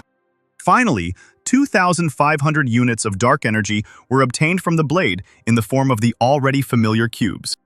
A few seconds later, there were a dozen cubes lying on the floor around the guy. Although he couldn't extract the ability pearl, he received a bunch of cubes of dark energy, and the material from which the blade was made must have come from an S-rank monster. The guy wondered what ability he needed to improve in order to be able to go against the dragon. Levitated in front of Adam, which he directed with his palm in a leather glove. D-rank ability, metal transformation. Having decided to try it, Sinclair brought the pearl closer to the cubes, which were immediately absorbed into the ball. What happened next was a complete surprise to him. The pearl changed color to a beautiful green and increased in size. Now it was an A-rank ability, metal control. You can control all metals within a radius of 1,000 meters. The maximum weight of the controlled metal is 1,000 tons. The Snow Woman turned her head sharply towards Adam, feeling a strong surge of energy. The guy raised his head, looking around. Now he could feel every object made of concrete and metal, cars, planes, buildings. He clenched his fist in anticipation. Finally, Sinclair had the opportunity to fight someone properly. At that moment, a snow whirlwind was approaching him from behind, like a huge ice drill. But now Adam was hard to catch off guard. He raised his hand, and a stream of fire spread from his body, melting the ice. The ice weapon was instantly melted by the fire-powered shock propeller. Adam was invincible. The snow woman was knocked off her feet by a huge flow of alien energy. She gasped and cursed, trying to keep her balance. Sinclair turned, the fiery blades obeying his every movement. The snow woman blushed and was indignant. How is this even possible? With one movement of his hand, the guy transformed the fire into long rope. They, clashing along the way, grabbed the snow woman tightly. She twitched, demanding to be let go. But the guy asked her not to move, noting that he tries to be gentle when it comes to girls. He raised his palm right to her lush breasts. The girl squealed in indignation, asking what he wanted to do. A large green pearl immediately reached out to Adam's palm, casting light around it. A-rank ability, Snow Woman. Summons the Snow Woman to assist in battles, and the user can also choose to merge with the god entering their body. Adam thought it was just an elemental ability, but he didn't realize it was a summoning type, literally every man's dream. He held back with one hand the true owner of the summoning ability, who had become completely weakened after being removed, who had fallen on him. At this time, he was discovered by the lazy swordsman and the dragon. Ethan asked the swordsman if this was the passerby whom the hero had knocked down. His aura had changed. Adam carefully sat the unconscious girl down against the wall, telling the men that he had already dealt with the snow woman. Ethan immediately flared up, shouting that such trash could not defeat her. The guy came closer and offered to fight him to make sure, and asked who would attack first. And he suggested that perhaps both heroes would attack first. They remained silent, looking at the impudent fellow. Rouserf was broadcasting from large screens across the city's skyscrapers, closely monitoring the events with his omnipresent microphone. Had he really misheard? And this guy wanted to go up against two people, both of whom were A-rank heroes? Immediately, various comments poured into the live chat. Someone wrote that the evil dragon was capable of knocking out a guy in a black robe with just one finger. Others said that they had become fans of the mysterious stranger, and that he was very frightening. The host rushed towards the impromptu battlefield, still holding the microphone, which meant there would be a thrilling scene of 1 versus 2. The dragon looked at the rooster carefully and said seriously that he would not team up with the lazy swordsman to win, even for the sake of the spectators, because it would lead to the A-rank heroes losing their dignity. Adam retorted that he was very sorry because the battle could have been exciting. The dragon turned his gaze to the greenhouse, noting that in order to defeat the enemy, one must first understand him. The swordsman sharply replied that he knew that himself. He also said that the ring on Rooster's hand was strange. Perhaps the secret of the loss of abilities was hidden here. One must be careful. The man, thrusting his blade forward and causing a small dust storm, walked towards Sinclair, asking the dragon not to worry, as he just wanted to see how the boy defeated the snow woman. The lazy swordsman warned the rooster that if he won, the dragon would be next on the list of attackers. Adam did not answer this, but only beckoned him towards him with his finger. The lazy swordsman took a running start and flew up, ready to attack. The blue flame shot up and then changed its trajectory downwards, heading straight for Adam. Without thinking twice, he blocked the blow with a wall of flame half his height. Suddenly, the guy, with one hand, using only his abilities, swung at the hero. He opened his mouth in amazement, not understanding what he was trying to do with his bare hands. Sinclair's hand, and with a deafening ringing sound, as if it had acquired physical embodiment, it collided with the swordsman's blade. The man watched as the flames, turning into tentacles, wrapped around the blade of his weapon. The swordsman didn't believe it at first, but then he realized that the guy was trying to control his own dagger. But unfortunately, Sinclair nothing worked. He almost got an injury from one's own forces when the fire ricocheted. He jumped back sharply, landing on one knee. Having erected a wall of fire between himself and the lazy swordsman, Adam thought that his dagger was made from monster materials, and it was not metal. And besides, there were no metal objects on the hero's body. At this rate, he could lose. On both palms, levitating were the A and E rank abilities, Snow Woman and Human Control. The guy urgently needed to upgrade one ability to rank A in order to defeat the lazy swordsman and the dragon. He clutched the green ability pearl in his hands. The purple pearl, human control, was suitable for improvement, which at rank A turned into puppet control. Now it could perform illusory interference on rank A targets, brainwash targets below rank B, and gain their power for 10 years, and could enter the body of a puppet for 2 hours every day. Tossing the ability in his palm, Adam promised himself that he would use it only for good. The lazy swordsman, separated from him by a wall of fire, got tired of waiting and loudly asked what the rooster was doing. A hole appeared in the wall, and a mechanical mask appeared from there, asking for patience. Adam took advantage of the opportunity while the swordsman was looking at him and used his puppet ability. The man's vision doubled, and he could barely stand on his feet. Suddenly he saw before him, as if in reality, his beautiful sister, who called him by name and asked why he was pointing his dagger at his sister. Robert Roseby couldn't believe his eyes when he saw his sister appear in front of him. The girl slowly extended her hand towards his face. But the warrior, at the cost of incredible efforts of his willpower, pushed away the outstretched hand. The illusion was shattered, and the piece of mirror that had been reaching from Adam's hand flew back. The swordsman, covered in sweat, hissed that the boy really did have a double ability. Sinclair didn't miss the opportunity to tease the man, and while he was rushing at him with his sword, the boy jumped back and told the hero on the go that he didn't expect such weakness from the lazy swordsman who possessed the intent of the storm sword. The man exclaimed indignantly that the guy didn't know anything. Finally, the hero sank heavily to the ground, leaning with one hand on the blade as if it were a stick. That girl was his late sister. He couldn't do this. The crowd roared and again divided into two camps. Some called on the swordsman to get up and continue fighting. Others booed him and admired the stranger in the black robe. Nicholas Rauserf asked the audience if the man in black could have used a mental attack, judging by the swordsman's stunned expression. Regina stood next to him, also closely watching the battle. The presenter again suggested that the hero would soon lose, as his hands were shaking, and he might have been ready to resist the metal ability, but could not cope with the mental attack. Craig waved her hand victoriously, praising her brother Casper. She thought the swordsman would kill him, but who would then return her 10,000? Adam heard echoes of conversations and thought hard. The dragon, his dark eyes glittering with anticipation, leaned forward with interest, praising the lazy swordsman for his good work in forcing the stranger to use his last card. The man warned him not to look the rooster in the eyes, because then he might meet the person he cared about most, and that would be a weakness before the enemy. Meanwhile, Ethan, surrounded by a purple haze, slowly approached Adam. He was clearly already tired of waiting for the dragon.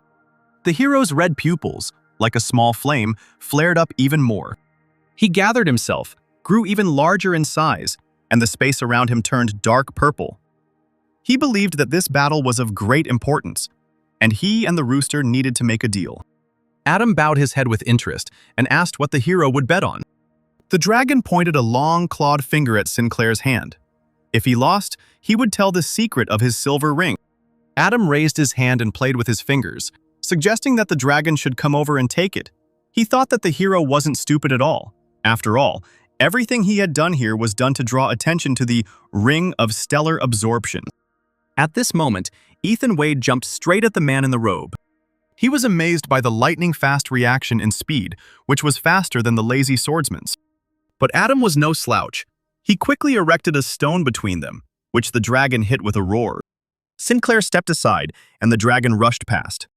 Ethan lunged forward and hit Adam in the back with his elbow, screaming. The blow threw him far to the side. The mood around changed. The announcer excitedly exclaimed that the metal controlled by the man in black could not keep up with the speed of the dragon. Adam landed on the ground with a thud, causing a cloud of dust. The dragon grinned contentedly. Double ability does not guarantee a win. Sinclair struggled to his feet, clutching his stomach. Even his mask had been damaged, now displaying numerous cracks. The guy started coughing. He had received severe damage. The hero has high speed, a strong attack, and the dragon scales on his body have a high level of protection. He can also spit fire. Ethan was still smiling as he praised Adam's strong bones. Sinclair, without wasting any time, used his puppet control ability. The hero, not expecting this, gasped in surprise. his yellow pupils, like a cat's, dilated in horror. His beloved younger brother, Zachary Wade, tearfully clutching his throat, begged his older brother to save him. Ethan grabbed his head, trying to drive away the obsession. How dare the rooster turn into his beloved brother? Disgusting! Suddenly, the hero's body began to change. He became the earth dragon of black flame and was now crawling towards Adam. It looked truly creepy. The guy was scared. The illusion was destroyed. Could it really have only made the dragon angry? Nicholas Rouser shouted into the microphone that today the audience witnessed the second phase of the evil dragon's transformation, and he simply admired the man in the mask. It was he who provoked the hero to take this step. Ethan, with a furious cry of "Die!" rushed at the calmly standing Adam. A moment later, the boy used his metal ability, and a multitude of prickly thorns emerged from the ground in front of him. The dragon only laughed at this, rushing into the attack with redoubled force. Adam chuckled through his mask. The dragon became a drill. Well, let him try to catch up with him. Now Sinclair, on a huge metal plate, as if on a magic carpet, suddenly flew up, leaving the dragon below. He flew up to the guy and again began to mock his strength. Adam didn't react in any way, but only commanded the plate to fly forward. Immediately, the overconfident Ethan found himself caught in the grip of metal fetters. The vertical pupils measured Adam with a glance. The hero asked if he had forgotten about his black flame. A purple flame formed in the hero's place. He tried to get rid of the metal that had bound him. The presenter, wiping away sweat with a handkerchief, continued to comment on what was happening. The black flame of the evil dragon had melted metal before, and this time the enemy would surely not last long either. Regina, who was standing nearby, immediately poked him in the side with her fist, shouting that brother Caspar Bart was strong. His tactics and strategies were outstanding. He would not do useless things. Ethan really couldn't handle the metal shackles, neither throw them off nor melt them. Adam thought to himself that this was a B-rank fireproof shield. It wouldn't melt if it was burned just once. Sinclair then lifted a nearby yellow car into the air. Next, the red car came into play, as well as other metal objects lying nearby. Ethan looked up, not believing his eyes. A truly enormous metal cube, pressed into shape, hung in the air. An incredible ability to control metal. Adam, standing above, directed his hand downwards, putting all his strength into this movement. Fall, Titan's fist. The cube began to fall to the ground. People, seeing the rapidly approaching shadow, ran away screaming.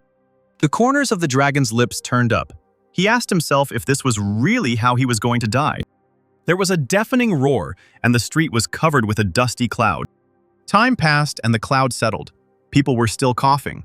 The omnipresent host suggested to see if the evil dragon had survived. The crowd approached the metal cube, vying with each other to guess the dragon's condition. Someone noticed the cutie flame butterfly nearby. She, whining, searched with all her might for the evil dragon's brother.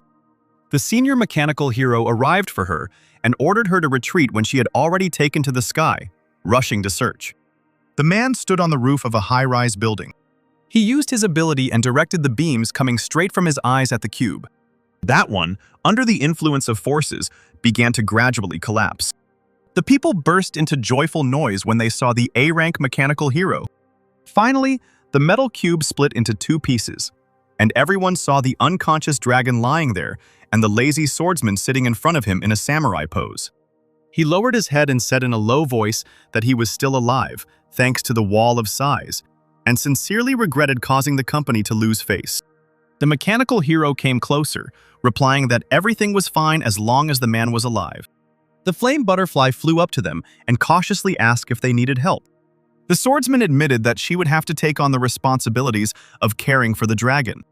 Sometime later, in the common living room of Adam and his neighbor's apartment, he was spraying himself with a special cooling spray. He lifted his shirt and generously sprayed the fresh bruises and wounds, and it was damn painful. The evil dragon knows no mercy. The meeting with the Snow Woman and the evil dragon was quite expected, but his main goal was to focus on the blue pill. There are currently two leads. The first is glacial adventurer Bruce Rashed, and he will be handing this case over to Zachary Wade. The second one is a B-rank hero, the hero of Hot and Sour Noodles, who is going to hold a fan meeting soon. You need to go and see him. Looking at the large number of spray cans on the table, The guy thought that in the future, he could attract more danger if he continued to share the apartment with other people. He needed to prevent their involvement. His thoughts were interrupted by Lily Romero, who entered the living room silently and even scared the guy. She noticed Adam on the couch and asked him what he was doing there and why it smelled so strongly of medicine. The guy forced a smile and replied that he had hit his head on the corner of the table. The girl looked at him incredulously, raising one eyebrow. Sinclair, completely embarrassed, mumbled that Lily had arrived just in time. He had an announcement. Mary and Karen, who had also just returned, gasped along with Lily when their neighbor told them he was going to move out of the apartment. He leaned his elbows on his knees and said seriously that he was not very comfortable living with only girls. And now, having received a promotion at work and a higher salary, Adam decided to move out. Karen pointed at Lily. What about her? Awkwardly, and let out a stifled laugh, he had nothing in common with Lily Romero. Karen and Mary replied that in that case, they would not stop him, and asked him to contact them when Sinclair was free. Lily silently went to her room. Still embarrassed, Adam was glad that this conversation was over and offered to treat the girls to a farewell dinner. At that moment, the door to Lily's room closed with such a noise that everyone present in the living room jumped. The guy was sweating all over from excitement. Did he really say something wrong? He decided to break the sudden silence by saying that it would be better for the whole company to go have dinner. Karen was the first to lose her temper. She rudely pointed her finger at Adam and exclaimed that Lily was so beautiful and kind. Why on earth didn't she assume to be with him? Why was Sinclair treating her like that? And in general, he was a real freak. Adam pressed himself into the sofa and remained silent. The girl chuckled, saying that they would have lunch together only after he sorted things out with Lily Romero. The guy sighed heavily. He would be lying to himself if he said that he didn't love Lily, but he also had no right to put her in danger. However, he found the courage to come to the girl and knock on the door. He was immediately invited in. Lily lay on the bed, her legs dangling. Adam could not see her face. Sinclair immediately apologized. But the girl irritably interrupted him, because he himself said that he had nothing in common with Romero. Adam replied that this was not what he meant. Lily's emotions were boiling over. She blushed and turned to the guy, asking if her past was the reason for his refusal. He flushed and recoiled, assuring her that that was not the issue. Then Lily asked again why he didn't like her. Adam took the crying girl by the shoulders. They could always remain friends, but Lily did not give up and continued to ask why she didn't like the neighbor. Adam understood perfectly well that Lily's attitude towards him was due to a lack of security. She was simply compensating with his help for the lack of love from her parents. And now that he didn't reciprocate, everything turned into hysteria, because the girl was sure that it was all about her past, and this made people look down on her. She is like a porcelain doll that can break even from the touch of the one who cares for her, and if Adam suddenly hurts her... Sinclair wanted to explain, but Lily suddenly turned away, saying that perhaps what the guy was saying was right. Taking Adam's hand in hers, the girl said that she had rushed, deciding that kissing marked the beginning of a relationship. Looking at the guy through tears, Lily asked him to become her first official boyfriend, even if their time had not yet come. And it hurt her that they could become strangers to each other. Sinclair exhaled and promised her this. Evening had come, and the richly furnished mansion was noisy. On the sofa lay the glacier adventurer, Bruce Rashed, drinking strong alcohol from a glass, egged on by the company. Zachary Wade watched the hero from behind the open door. If it weren't for the Godfather's mission, he wouldn't have spent money on alcohol and entertainment for Rashed. Having carefully crept into the room where the hero was already snoring, the young gentleman began searching his pockets. The hand came across a small box that felt unusual to the touch. But the glacier adventurer stood up abruptly, asking what Zachary was doing, and he jumped up and immediately shoved the box back. A bead of sweat trickled down his forehead as the boy found a way out. He turned around with a cigarette in his hand, saying he had lost his lighter. Bruce, flushed from the alcohol, looked around and asked where the girls had gone. Wade grinned predatorily, asked which one he liked. He would ask her to take a bath with her brother Rashed. He chuckled and asked for the one who was wearing overalls. Later, Zachary, listening attentively to the girls' giggles behind the door, began rummaging through the glacier adventurer's things. He was looking for that very box among personal belongings and women's underwear. Finally, luck smiled on him. The young gentleman cried out in victory as he revealed his spoils. The box contained a lot of substance compressed into cubes. Zachary took one and brought it to his face, not understanding what was in front of him. Looking straight ahead, the boy realized that he really wanted to eat one cube. But reason prevailed over desires. He said to himself a firm no. A small piece broke off from the square. Could there really be a blue pill in this thing? Zachary, clutching the cube in his hands, stared blankly ahead when suddenly a loud, drawn-out female moan was heard from the other side of the room. The young gentleman jumped up and flew out into the corridor like a bullet. Bruce was really going crazy there. He made up his mind and took one cube out of the box. Then he hid it in his jeans pocket. Zachary returned and knocked softly, calling his friend's name. The door swung open, revealing a puzzled glacier adventurer, flushed and sweating. The young gentleman, knowing in advance what awaited him, looked behind the hero. The girl was lying unconscious on the bed. He stuttered and asked what was wrong with her. Bruce indifferently said that the girl was dead and went to collect his scattered things.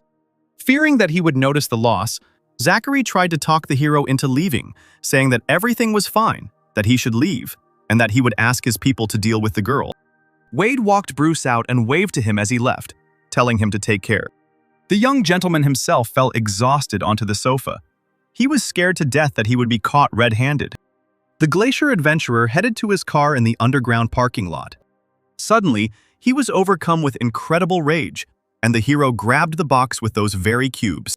Throwing the box onto the car's dashboard, Bruce cursed foully as the pills scattered. The veins on his face stood out.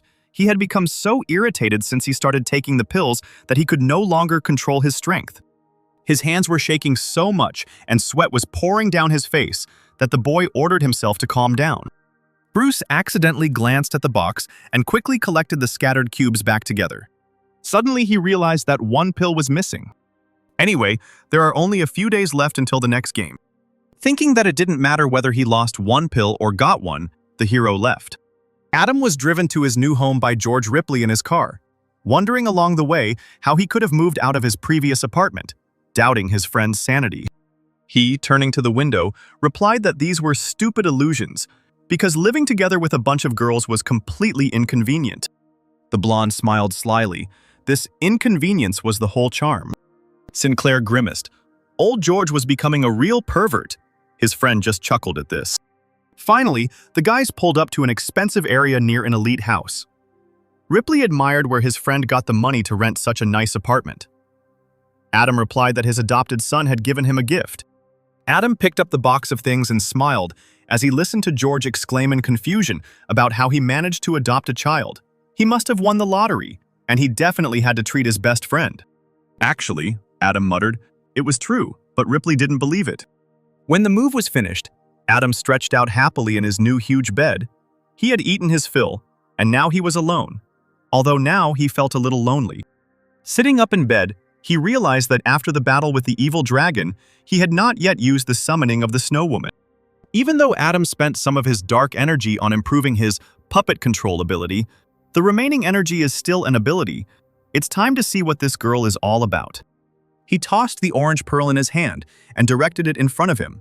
A portal formed in the air, and then Sinclair summoned the Snow Woman. But he didn't expect what happened at all.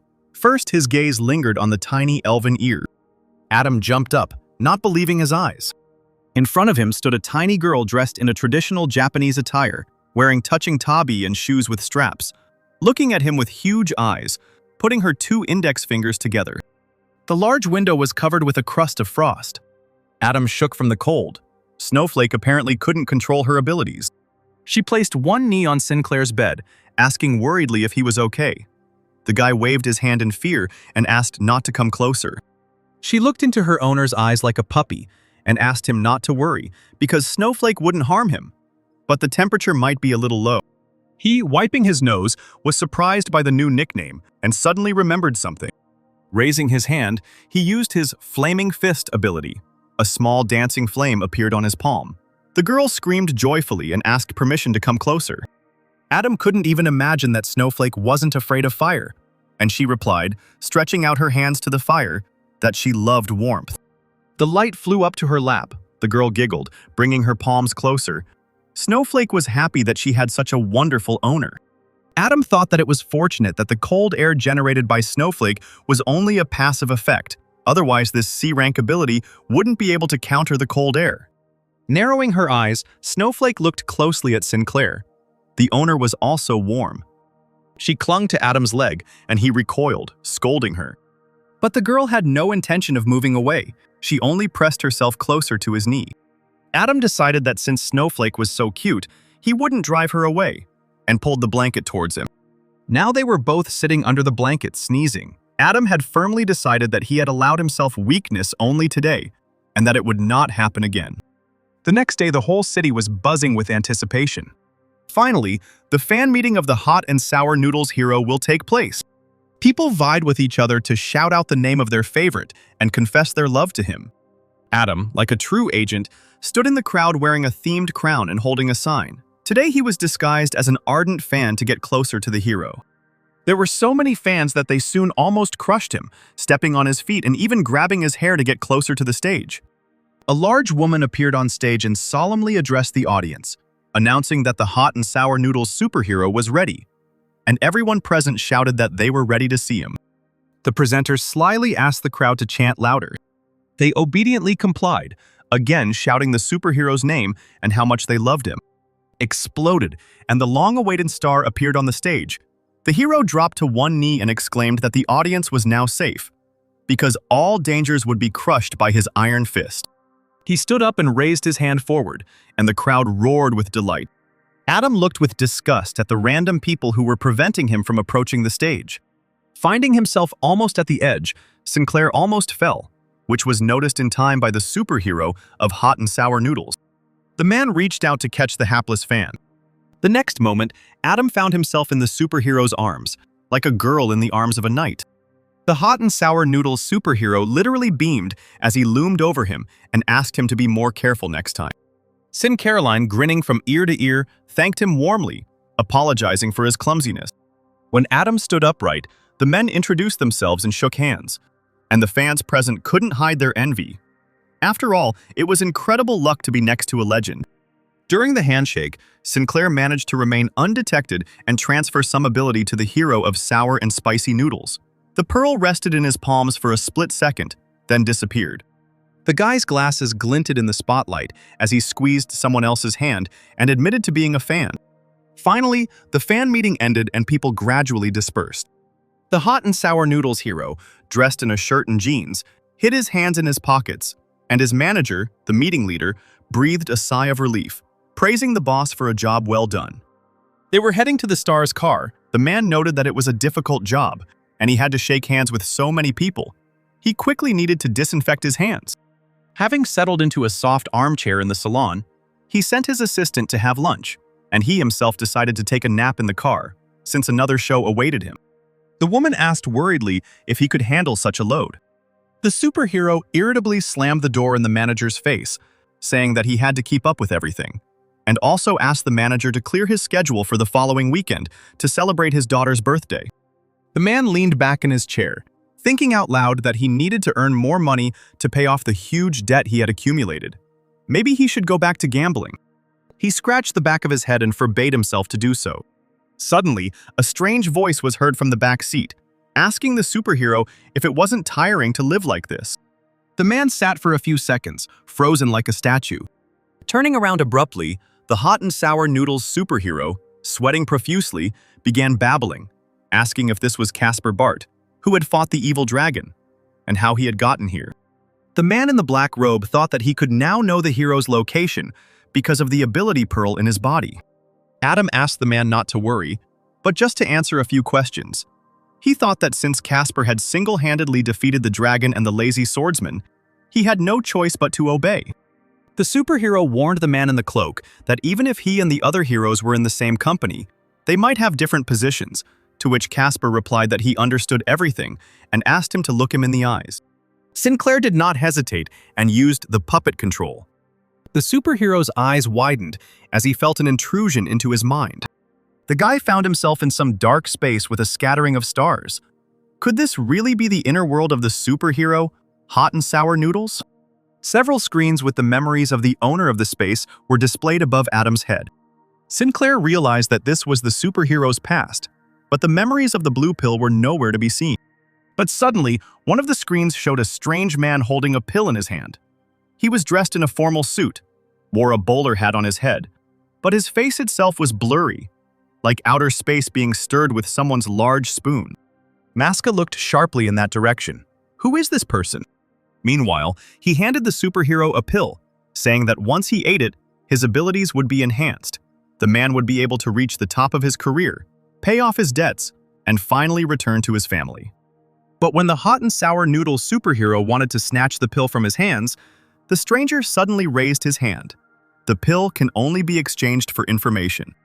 The superhero's face was covered in sweat, and he asked what kind of information. The space on the man's face was moving and mixing. He wanted to know the secrets of some heroes. His interlocutor didn't hesitate and immediately began to tell. The dog hero secretly plays with. The crazy hero Topora secretly holds children captive. Adam watched this performance without blinking, his hand reaching towards the screen. He wondered, is this information scandalous? And is it possible to get a pill just for knowledge? Or are some other deals needed? He scrolled through the screens like pages of a book, searching for more information. Had the men met more than once? Yes, there had been a second, third, fourth meeting. Finally, during their next meeting, the stranger became interested in Casper Bart, the new owner of the abilities. The hot and sour noodles superhero, who would do anything for a pill, nodded in agreement, shouting that the man not only bullied the chairman's son, but also defeated the evil dragon and the lazy swordsman.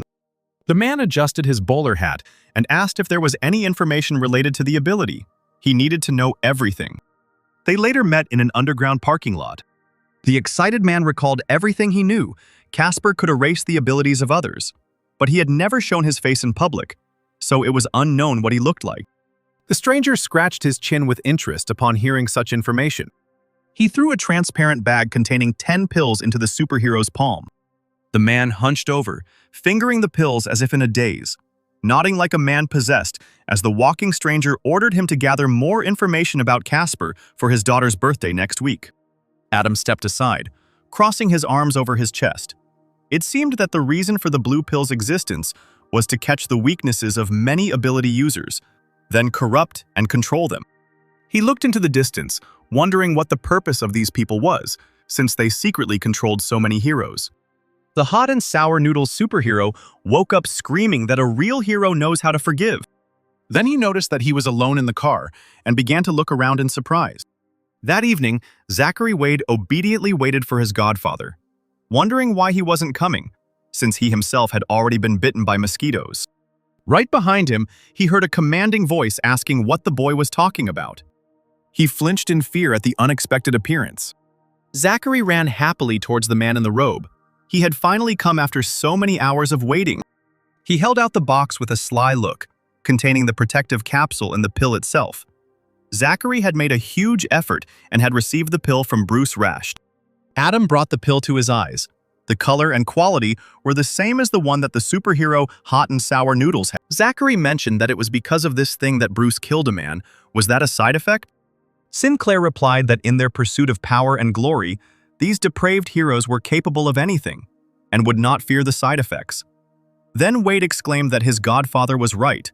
These people did not deserve their title. Adam looked at the guy seriously and asked what he thought a real hero should be like. The young gentleman wondered, does this question carry the burden of the organization's expectations towards him? He beat his chest and exclaimed that he believed that the more influential a person was, the greater the responsibility he bore. Heroes should make the salvation of humanity their life's duty, and should not betray their faith for the sake of power and glory. Sinclair grimaced. Well, what movie did this guy copy that line from?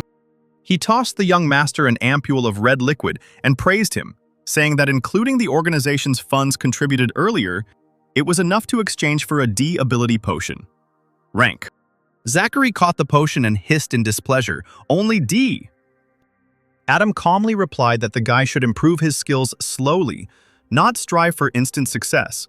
And if the potion is not needed, then it can be returned. Zachary shook his head, thanked him, complimented the color of the potion, and then drank the contents of the flask in one gulp. Sinclair thought that he should combine the two E-rank pearls first. and then patted Wade on the shoulder when he remarked that the potion tasted like ketchup.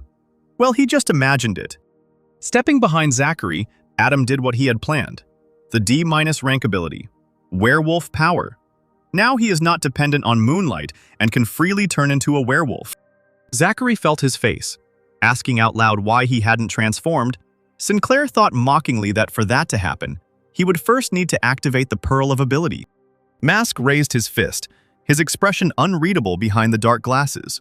Perhaps Zachary needed to warm up a bit to understand how it worked. The boy turned around and stuttered, asking what the Godfather wanted to do. The next second, he received a blow directly to the right eye. Adam calmly said that one must endure in order to become stronger. A Godfather must be merciless. The unfortunate young gentleman, with a growing black eye, whined that it hurt. For a few more minutes, cries of pain and requests not to hit someone in the face could be heard in the silence of the forest. The fluffy tail wagged. The young werewolf muttered admiringly that his ability had improved. He felt a huge surge of strength. Adam asked his godson to cancel the ability when the wolf, holding a t-shirt in his hands, turned to him. The mask clarified that maintaining such a form was quite tiring. The transformation happened. Zachary joyfully exclaimed that he had managed to transform back. Sinclair noted this and ordered to continue to monitor the blue pill. Because people who use it are emotionally unstable, they need to be more careful. The boy, having dressed, thanked his godfather for his concern. Casper then gave instructions to gather information on heroes with bad reputations, but not to make them followers, as Wade suggested. After all, not everyone can join the judges, especially heroes who were just pawns. The young gentleman asked fearfully if the organization was planning to absorb their power, to which Adam, having summoned an iron plate to fly away on, replied that this is how the potion of abilities is made, and wished his godson to work harder to collect the necessary materials for his C ability. Zachary almost burst into tears. It turned out that after half a day of work, he had only been promoted to C rank. He stood there for a long time, looking at the silhouette of his godfather, with his hand raised to his head. He would fulfill this mission. Adam headed to a place where there was no one, on the seashore. The metal plate glided softly through the air, almost touching the surface of the water. Landing on the sand, Sinclair removed his mask. An empty beach in the middle of the night is the perfect place to practice the Snow Maiden's abilities. He extended his hand, and a bright yellow portal appeared over the sea. This is how the guy summoned Snowflake. The girl appeared and immediately rushed to her owner. She was very bored. Adam barely managed to dodge the cold embrace. He stopped the little girl, wagging his index finger, and said that now was the time to develop her abilities. They needed to have a training fight. Snowflake muttered that she didn't want to harm her master, but Adam only grinned. The summoned spirit of rank C couldn't harm him. The girl, standing on a rock in the water, caused a large wave to form, exclaiming that she was starting to attack. Sinclair looked at her from under his brows and smiled. Time to attack. The girl focused on her feelings to create a snowstorm. Suddenly, an unusual crevice of black light appeared in the sky above her head. Adam let out a breath of shock when he saw this. From there, someone's limb stretched out, similar to a frog's leg, only much larger. Then an ugly head with sharp teeth and bulging eyes appeared, and a strong body. It was a D- rank overpumped frog monster, a humanoid beast that loves to train its muscles, has a pair of strong arms. Adam frowned, worried, a monster invasion. But it's good that it's only D rank. But right behind the frog, a huge predatory unicorn appeared in the crevice. A water-type beast that was extremely good at running on water. Adam, realizing that he didn't have time to help, warned the girl at the top of his voice. Both monsters immediately rushed towards Snowflake, vilely attacking her from behind. She looked at them for several seconds, as if enchanted. Then she pushed off sharply from the stone on which she was standing and flew to the side, leaving her opponent with nothing. Adam cursed as he flew up on the metal plate. Suddenly, a bright light appeared out of nowhere right in front of him. The guy covered his face with his hands. It was so blinding. The edge of the ice parted, and the very same snow woman whom Adam had seen for the first time while fighting the heroes appeared in the sky. She loomed over the monsters, frowning. Were they really seeking their own death? Thick snow was now falling from the night sky. The pumped-up frog, baring its teeth, placed one paw on the sandy shore. She, watching the girl, croaked and giggled nastily. The snow woman cursed as she looked at the alien. Adam was surprised that she had returned to her old form. Snowflake replied that this was her battle form. Now her body was no longer a child's. The clothes changed to more revealing ones. Sinclair blushed, as always, fierce and tough. The snow woman threw several bolts of snow lightning at the frog, thus trapping him in an ice trap. The monster, just like Adam, was captivated by the warrior's beauty, and now froze in ice, looking at her with loving eyes. Adam put on the mask and asked if the alien was dead, but the girl replied that he was not yet. At that moment, the overpumped frog broke through the ice with its strong arms and jumped high into the air with a croak, trying to reach the people. Sinclair used the plasma ability. The monster kept dodging the attacking substance. He jumped from side to side, masterfully avoiding attacks. Finally, Adam ordered the snow woman to finish off the alien, and she obediently aimed ice arrows at the monster. A few seconds later, the overworked frog lay on the rocks, croaking furiously, its limbs pinned to the ground by the ice arrows. Adam chuckled. The easy part was still ahead. He fired streams of plasma at the frog. The attack turned fatal. An explosion occurred, and the alien's life began to drain away at that very second. The metal plate dropped down, and Adam walked up to the fallen monster. He sat down and did what he had to. He extracted the D- rank ability, physical training. Physical endurance and other indicators will be constantly strengthened through physical exercise. It is noteworthy that, becoming stronger, trying to remove the limiter, a person will not last long. The snow woman cautiously called her master, who was peering tensely into the distance. It seemed they had lost someone. Standing on the sand, surrounded by a snowstorm, they did not know where the unicorn had gone. Snowflake turned towards the city and assumed that the monster was heading there. Adam nodded, getting ready to pursue the alien, but suddenly noticed that something was wrong with Snowflake. The girl grabbed her face, and a childish voice was heard accusing her of trying to regain control of her body. Sinclair ran up worriedly and asked what was wrong with her, but Snowflake, blushing, shouted that her name was Jasmine Miller, and she was not really the snow woman. Suddenly she grabbed Adam by the collar with both hands and shouted that Lee doesn't even think that second personalities, this she will succeed, should be the first one who... The girl closed her eyes tightly and reached out with her lips to the astonished Sinclair. Before she could kiss her master, she turned back into her previous version and hung awkwardly in the air. Adam immediately caught her so that the girl wouldn't fall. Placing Snowflake on the ground, he knelt down in front of her, asking who she really was. The girl stood silently, trying to understand what had happened. She looked up at Adam in surprise, asking what had happened to her. The guy stroked the back of her head, surprised that she didn't remember anything. Snowflake's huge eyes looked at her with incomprehension. She only remembered the beginning of the training. This means that the girl has two personalities, and they are not connected by memories. Snowflake raised her hands joyfully. Her owner patted her on the head, and now let her hug little Mia. Adam smiled awkwardly. Could it be that they both liked him? Suddenly, Mia sank to the ground, muttering that she needed to sleep. Sinclair suggested that she go back and rest. The girl yawned and stretched, saying that she would miss him, while she was carried away by a golden glow. Adam was left alone again. He turned towards the city spread out in the distance. The monster was indeed heading there. Meanwhile, Zachary Wade was driving home along the road next to the embankment in his luxury convertible. He was a wolf, a predator rushing across the field. Out of the corner of his eye, he noticed a strange splash in the water. The guy turned his head and peered into the darkness. He noticed with horror a huge unicorn with glowing eyes running straight through the seething waves. Zachary immediately turned sharply in the opposite direction. On the beach, very close to the water, a late group of 4 people were having fun. 2 guys and 2 girls. They were completely unaware of what was happening in the water. Wade ran out of the car and shouted from a distance at them to stop eating because a monster was approaching them. The sitting guy turned around, and the girl next to him said in surprise that someone was waving to the group. The blonde frowned. Just because that stranger had a sports car didn't mean he had to show off right away. The blue-haired girl listened and realized that the stranger was warning them of danger and asking them to leave. The company turned around when they realized this was no ordinary boast. They screamed in horror. The unicorn was already very close to the shore. The monster was still being grabbed by the hooves by the sea waves, but it was rapidly approaching its prey. Zachary grabbed his head. What to do? How to save them? He, not expecting such a thing from himself, rushed forward. How could this be? He had never been so responsive before. The young people scattered in all directions. The blue-haired girl found herself in the water and was now stretching out her hands, begging for help, apparently from the blonde man.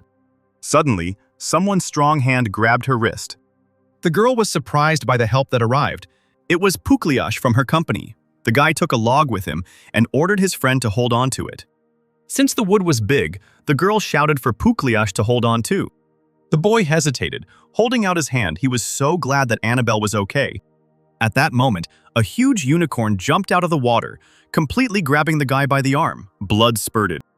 The girl screamed in horror. Tears gushed from her eyes, and she began calling for her friend. The waves swallowed the boy's heartbreaking cry. Meanwhile, Zachary swam up to the crying girl, shouting for her to swim faster to him, and together they would get to the shore.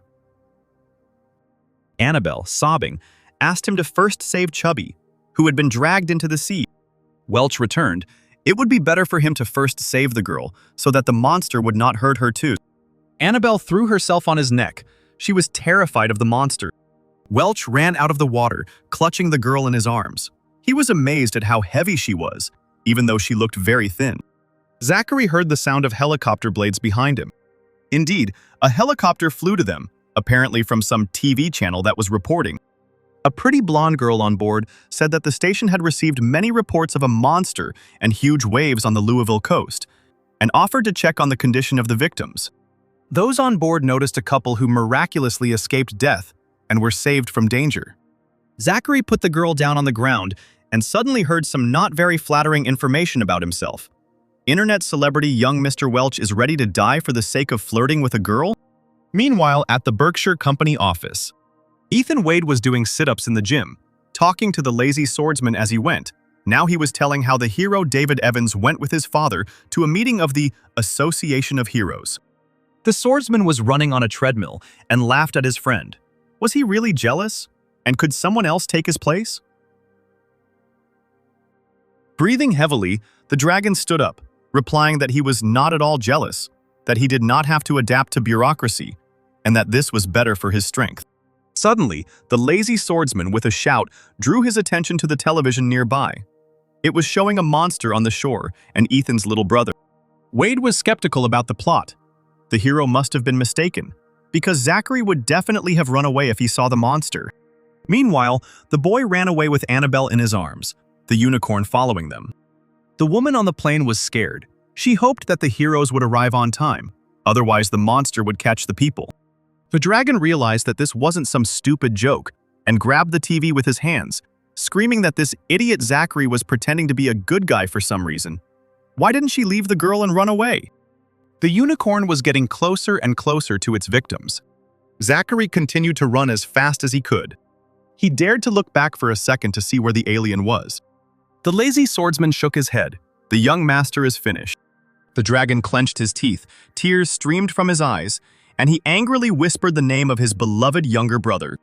Suddenly, the lazy swordsman, pointing his finger at the TV, shouted in amazement that the dragon demon's brother could also transform.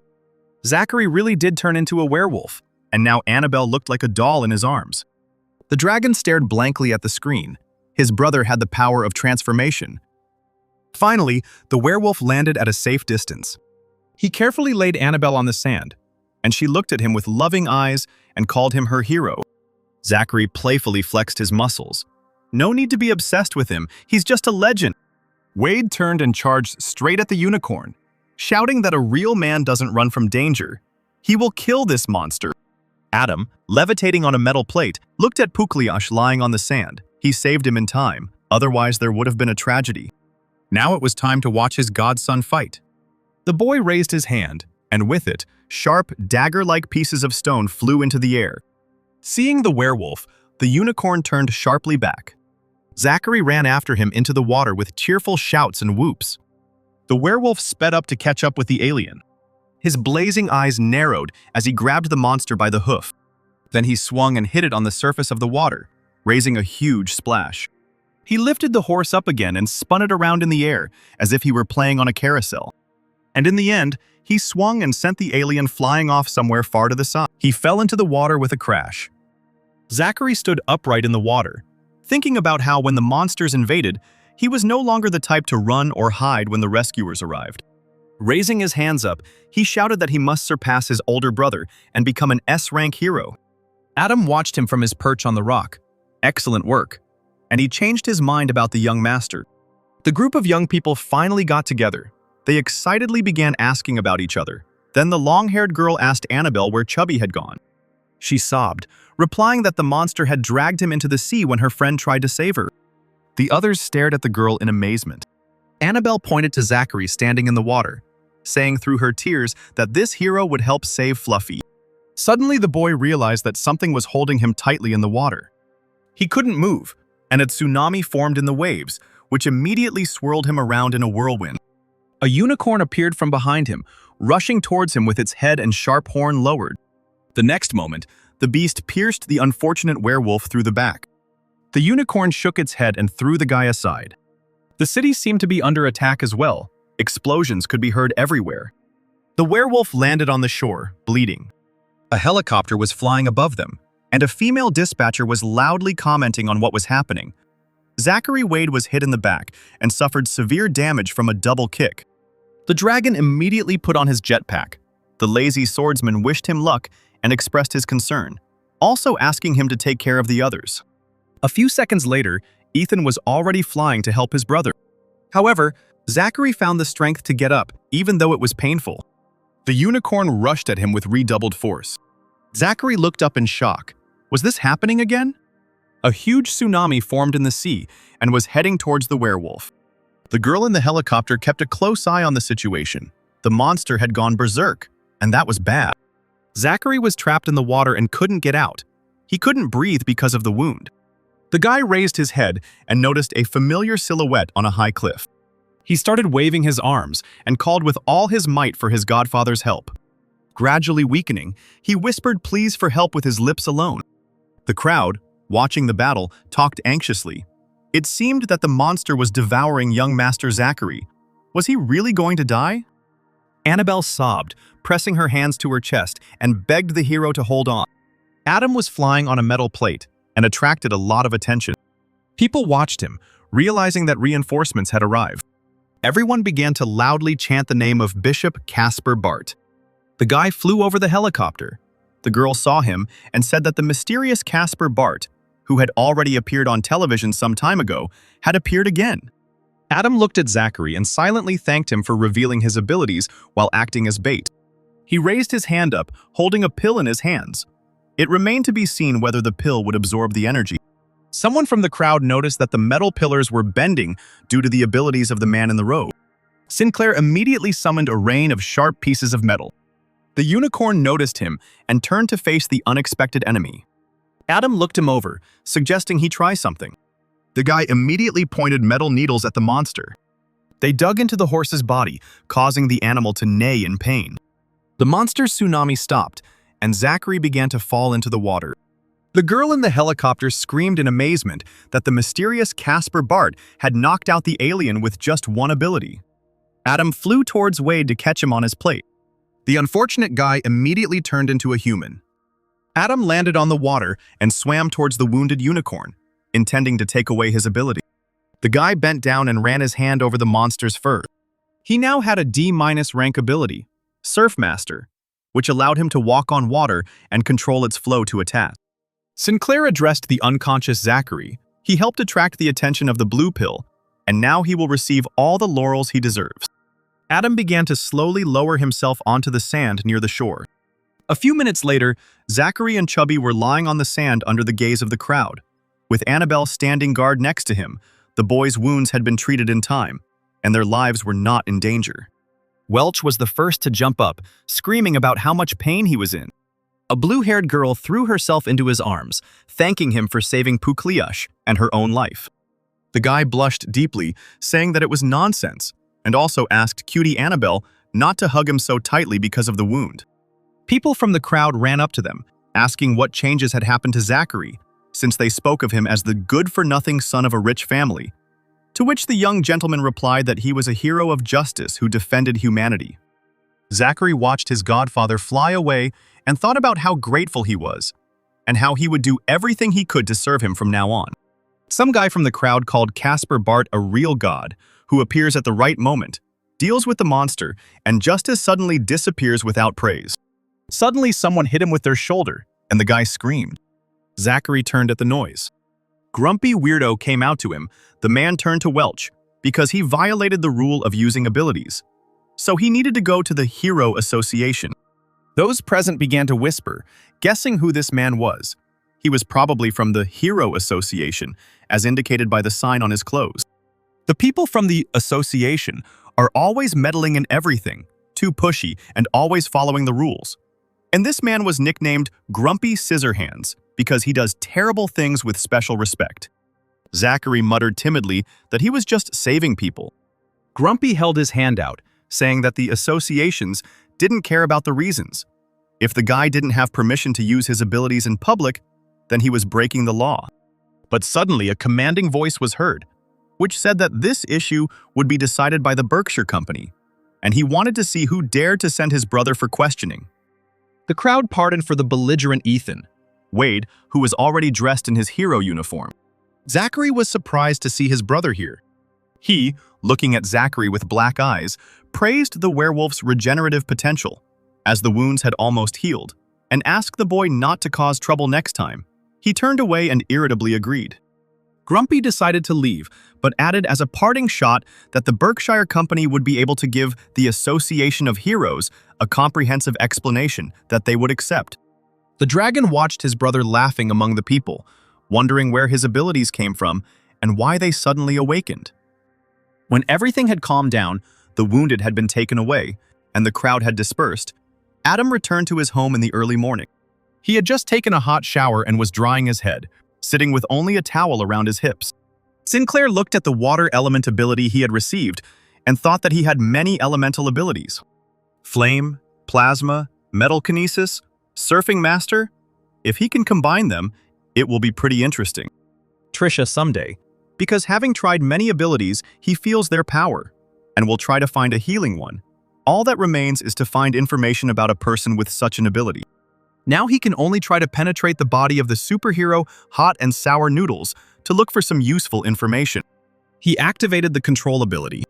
The Hot and Sour Noodles superhero walked carefree down the street, humming something under his breath. Suddenly, he threw his head back. The pupils of his eyes turned white.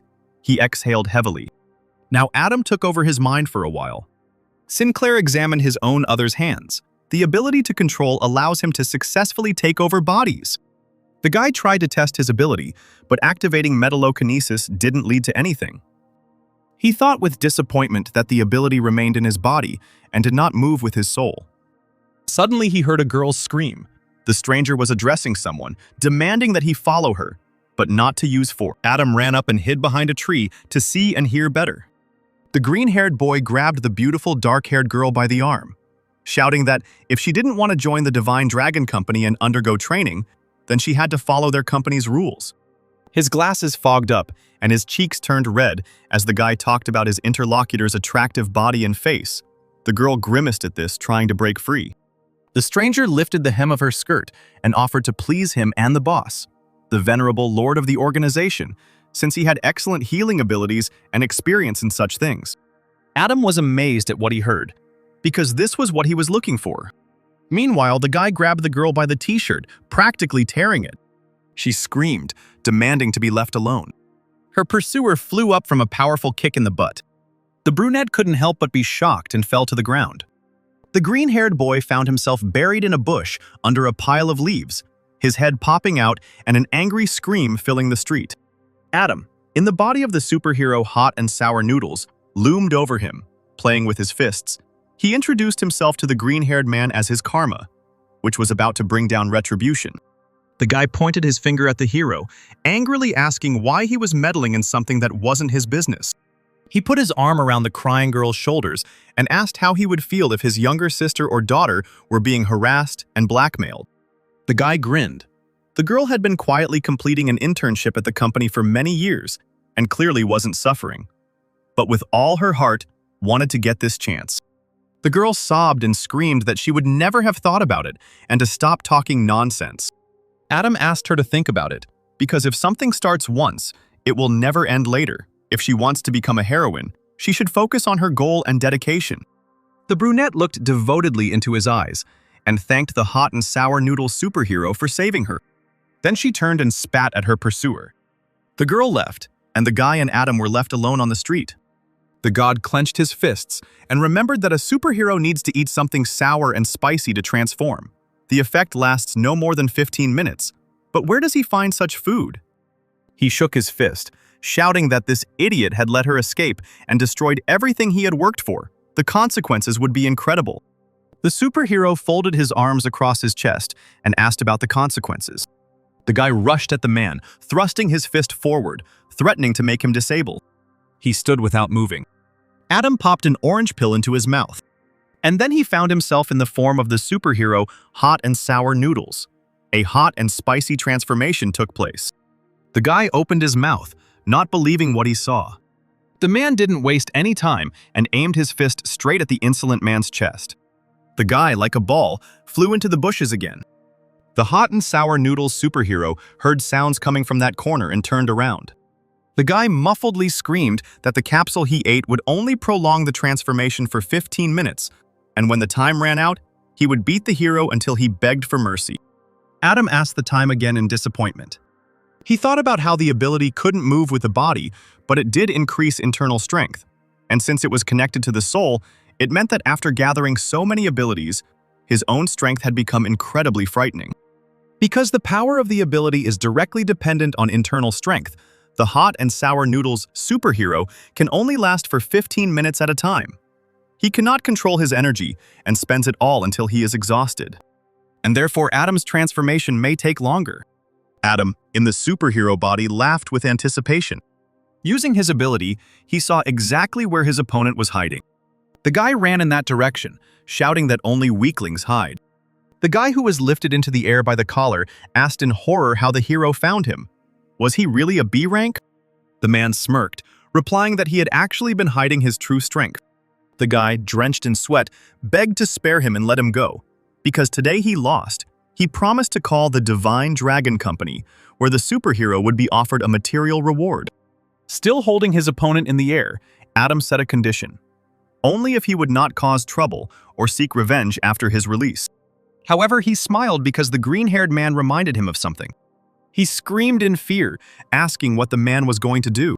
Seeing the man staring at his groin, the boy squealed in fear. Was the superhero really gay? He then tried to establish contact and suggested talking calmly without violence. Adam smiled predatorily. He could not only teach the scum a lesson, but also eliminate the id, hatred, and persecution from other people. After this incident, they would only find trouble with the superhero Hot and Sour Noodles. Adam, in the body of the superhero Hot and Sour Noodles, grabbed the guy by the leg and dragged him into the bushes. The cries of the unfortunate man were heard. He begged them not to take off his clothes and to spare him.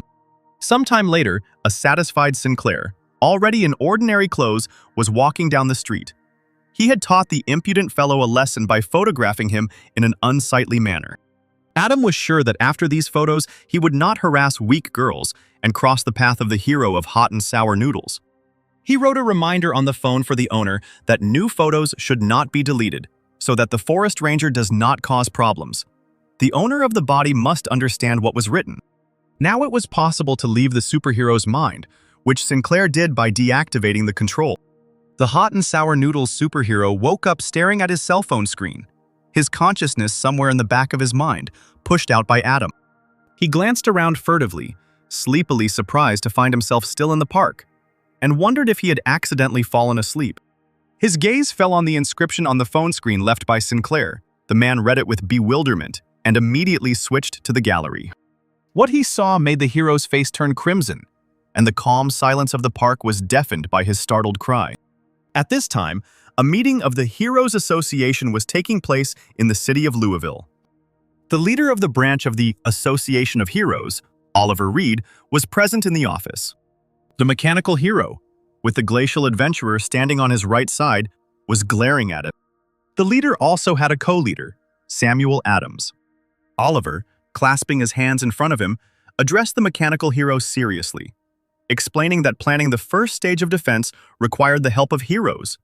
The scale of the depressions was very large, and extreme caution was required. Samuel explained the plan. Everyone must create a role model of attack and force the monsters to return to their world. The heroes will drive the monsters away.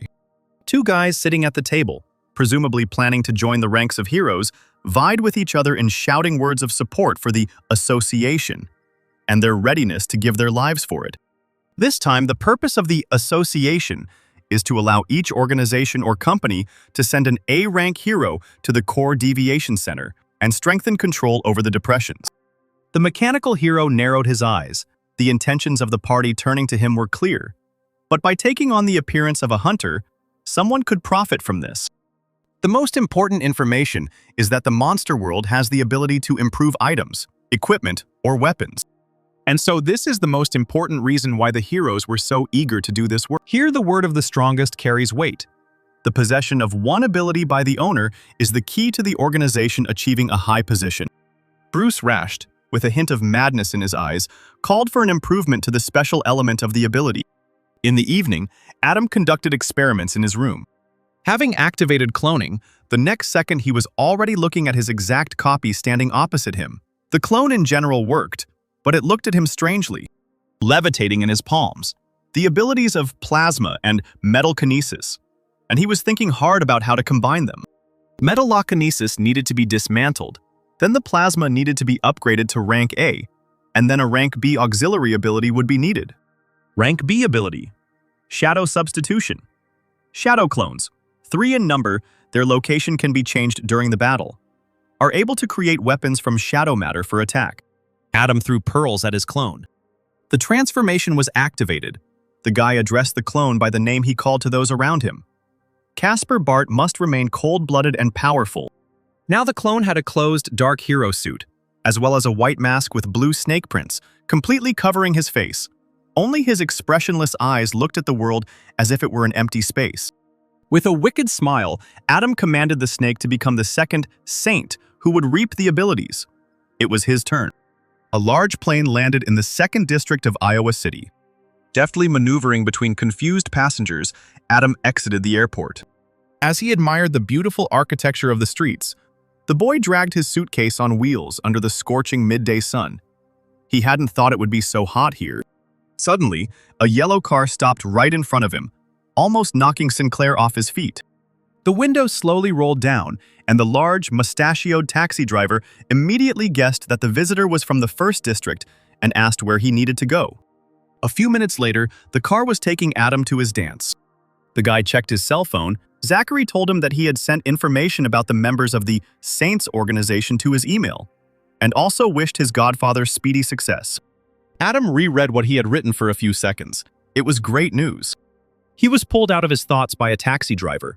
Looking closely at the client in the rearview mirror, he unceremoniously suggested that the guy visit the Sambo or Alibaba casino, since the most developed sphere in the city was the gambling business.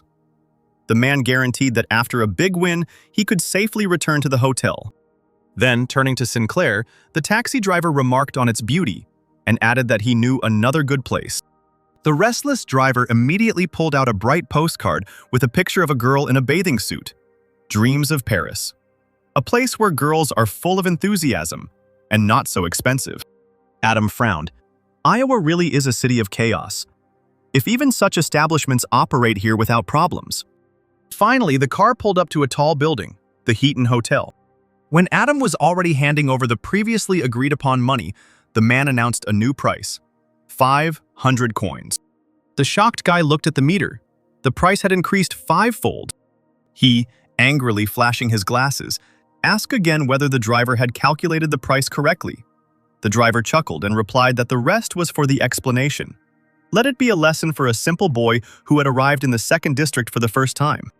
Out of nowhere, a gun appeared in the taxi driver's hands.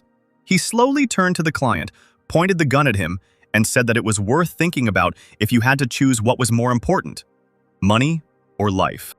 Unfortunately, the man didn't know who he was dealing with. Calmly looking the criminal in the eye, Adam hissed that this was definitely not the lesson he needed and used puppet control. A few minutes later, the guy was already standing in the lobby area, filling out paperwork at the reception with smiling employees. They gave him a key card for his room and also reminded him that he could use the staff's assistance. Sinclair thanked him, and behind him loomed a flushed, confused-looking taxi driver who was also helping him carry his suitcase. When the guy and his entourage walked away from the counter, the girls were surprised to notice that the gentleman had managed to force the uncivilized taxi driver to help him carry his luggage. The pretty red-haired girl was quickly applying lipstick. What if the guest wanted to invite her to dinner too? Approaching the elevator, Adam turned to the taxi driver, ordering him to leave as soon as he brought the luggage into the room. The man was also ordered to be more polite with the residents of the first district. The driver slowly nodded, agreeing with the gentleman. The elevator slowly gained height and soon arrived at the desired floor. The guy went out into the hallway and opened a new email. Zachary sent him a photo of a man with a half-face mask. He was the owner of the C-rank Masked Hero ability, a member of the Saints organization, and his current location was the Heaton Hotel, 37th floor, room 441. Adam used the transformation ability, and immediately his face was covered by a white mask. His clothes became more closed. The shadow of a pursuer fell on the door of the C-rank hero. A shadow seeped into the other side of the room. Sinclair materialized in the room quietly, like a ghost. He crept silently into the depths of the room, from where loud conversations and laughter could be heard. There, on a huge bed, the invited girls were frolicking in their underwear, over whom hung a huge man in a mask, wearing only a towel on his hips. The girl kneeling in front of him turned around, and the smile slid off her face. The hero was clearly not himself. He roared deafeningly, rising up on the bed. Black arrows, like shadows, rose behind his back. Some unknown force threw him up. The man looked back sharply. A stranger stood at the door, waving his hand. He activated his abilities and used them on the hero. Black arrows stretched from his hand. Mask cursed, grabbed the blonde by the waist and pressed her to himself, outraged that no one was covering him. The arrows lifted the girls up, clasping their necks. They unsuccessfully squeezed the entities that were strangling them. The short-haired girl showered the man with curses. Immediately, the tips of the arrows dug into the captives' foreheads. Their eyes turned white. It seemed that the entity had taken over the human mind. The masked hero stood up and tried to ward off the shadows, shouting that the alien would not live since he allowed the man to absorb the girl's fears. He attacked the motionless guy standing opposite him with his fists, threatening to kill him. Adam immediately found himself a few meters away from the attacker. The shadow seemed to push him back. The masked hero pointed his finger at the guy, surprised by his ability to control shadows, and suggested that he had gotten into the room with their help. The alien was silent. It was impossible to read his emotions behind the mask. Two tentacles coming from his body were still on the girls' throats. They lay there and trembled weakly. Sinclair thought it was hard for him to act cold and ruthless, but still, he was sensitive to this matter. The masked hero, in turn, swallowed nervously. If it weren't for the strength these girls gave him, he wouldn't have had a single chance. Without warning, black arrows shot up and attacked the man. He sat up abruptly, and the shadows dug into the bed. The hero began to threaten the stranger. The organization of Saints he is a part of will flay the guy alive when he tells everything. But the guy seemed not to hear anything. He looked at the man straight, without blinking. Then the hero pushed off and flew, thrusting his fist forward, straight at the alien. Was he really deaf, since he wouldn't answer the question? Adam measured the huge fist approaching his face with his eyes alone. The masked hero had no doubt that victory would be his, because no one had ever been able to dodge his blow. But to his amazement, the man's hand passed straight through the stranger's head, as if through a veil. Moreover, at the place where the kula passed, a black shadow wrapped itself in a vice around someone else's wrist. Gritting his teeth, he kept trying to break free, but the shadow squeezed his hand tighter and tighter. A hand reached for the man's forehead, and he immediately began to beg not to kill him because the priest would not leave it like that. Adam pulled the mask off the hero's face, and he began to sob shamelessly, choking with pleading. During all this silence, the guy spoke up, calling the man trash. He placed his palm on the hero's forehead, squeezing the skin lightly. Then he pulled away, using the extraction ability. A bright yellow pearl immediately reached into his hand. Ability C rank, Mask of Fear. It absorbed fears and made its owner stronger. The man fell to his knees, distraught with grief over his lost ability, practically crawling before Casper, begging him to return it. Otherwise, the priest would kill him. The boy asked to see this priest, the hero constantly talked about, using puppet control. Without waiting for an answer, Adam extended his hand, activating the desired ability. A second later, the guy found himself in the space of his opponent's memories. One of the screens lit up. The owner was lying on the ground, his body pierced by iron rods, participating in the war of abilities. He was wounded and slowly dying. A stranger approached him. His face was not visible, but the long hem of his snow-white robe covered his entire body. He offered the man a deal, an oath of allegiance in exchange for returning to life. He, barely moving his bloody lips, agreed. Instantly, his entire body was illuminated by a bright light. The man sat up abruptly, frantically examining himself. The wounds had disappeared. He really had survived. He turned, fell to his knees, and bowed to the ground before the stranger who had saved him, swearing allegiance to the priest of light. Sinclair, in someone else's mind and body, got dressed, put on a mask, and left the room. The hero came to the embankment to a huge cruise liner. Here, large, multicolored containers of different heights are lined up in a row. The man looked around, looking for the right container. My gaze caught the numbers on the red one, FS4396. Adam, who had been watching the scene closely, remembered that the man had remembered something about a red container. The masked hero remembered being in a richly decorated building, the walls and floor shining with gold, members of the Saints organization sitting on the nearby sofas, and a little further away, their leader hugging languid beauties. Bloodthirsty Rose, an incredibly beautiful and stately girl with long brown hair and a revealing outfit, leaned back in her chair when the hero entered. The girl asked if a swordswoman had really infiltrated his secret production laboratory. He knelt down and bowed his head before Rose, assuring her that there would be no problems with the attacker. If Lady Rose gave the order, he would kill the swordswoman. A menacing man in a military uniform spoke up, the commander of the Deep Sea Army, chuckling. He said that an A-rank hero is not so easy to kill. The great land mage sitting next to him scratched his long gray beard. A-rank wouldn't be an obstacle. The Saints' disciples shouldn't be afraid of some A-rank hero. A handsome, fair-haired man in white robes, sitting above the trio, ordered the ignoramuses to bring the swordswoman here. He would be curious to enjoy her. They immediately jumped up from their seats and stood in front of the man, who unanimously reported that they understood the holy priest. The masked hero sighed. This brat is in for a well-deserved vacation. The commander of the Deep Sea Army heard him and called him over. The boxer immediately approached and bowed low, asking what the orders were. The man replied, "The goods, which are in a red container, have arrived at the port, on the first platform." The commander sat back in his chair, rolled a cigar in his mouth, lit it with a large lighter, and ordered the boxer to go to the container and find out if there was any information about the swordswoman, and if so, to report it immediately. Grabbing the hero by the shoulder, he grinned and said that with each damaged product, everything will be fine if you treat everything responsibly. You shouldn't miss the given chance. Standing in front of the red container, Casper in the hero's body wondered if he could get inside, and what kind of goods were inside. Seeing that entry was by fingerprint, the guy was delighted and put his finger to the scanner. He used the plasma ability, and immediately the screen began to hiss and turn into grainy stripes. The container door opened, and the hero saw a long staircase leading down. It turned out that the container was just an illusion. The real goods were hidden deeper, going down. Sinclair smelled a terrible smell, similar to blood. When the stairs ended, the man found himself in a huge room with light-colored walls.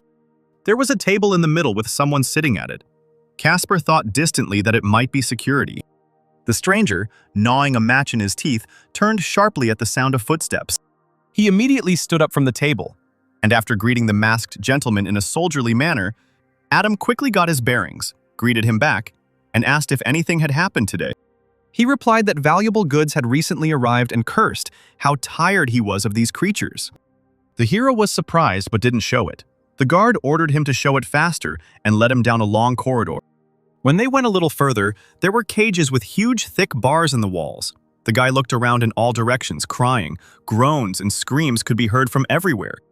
There were small children in the cages, and the guard kept shouting at them, threatening to whip them if they angered the gentleman in the mask. The boys fell silent, looking at their guards with all their hatred. Adam thought distantly, looking ahead, that these holy men were crazy to keep children in such a place. It seems like they were kidnapped from different parts of the world. They are so small. The oldest of them is 15 or 16 years old. The man remembered the expression on the face and the words of the commander of the Deep Sea Army. This made him incredibly angry, and Casper shouted that he would make everyone involved in this say goodbye to their lives and pay. A scream was heard from the distant cells.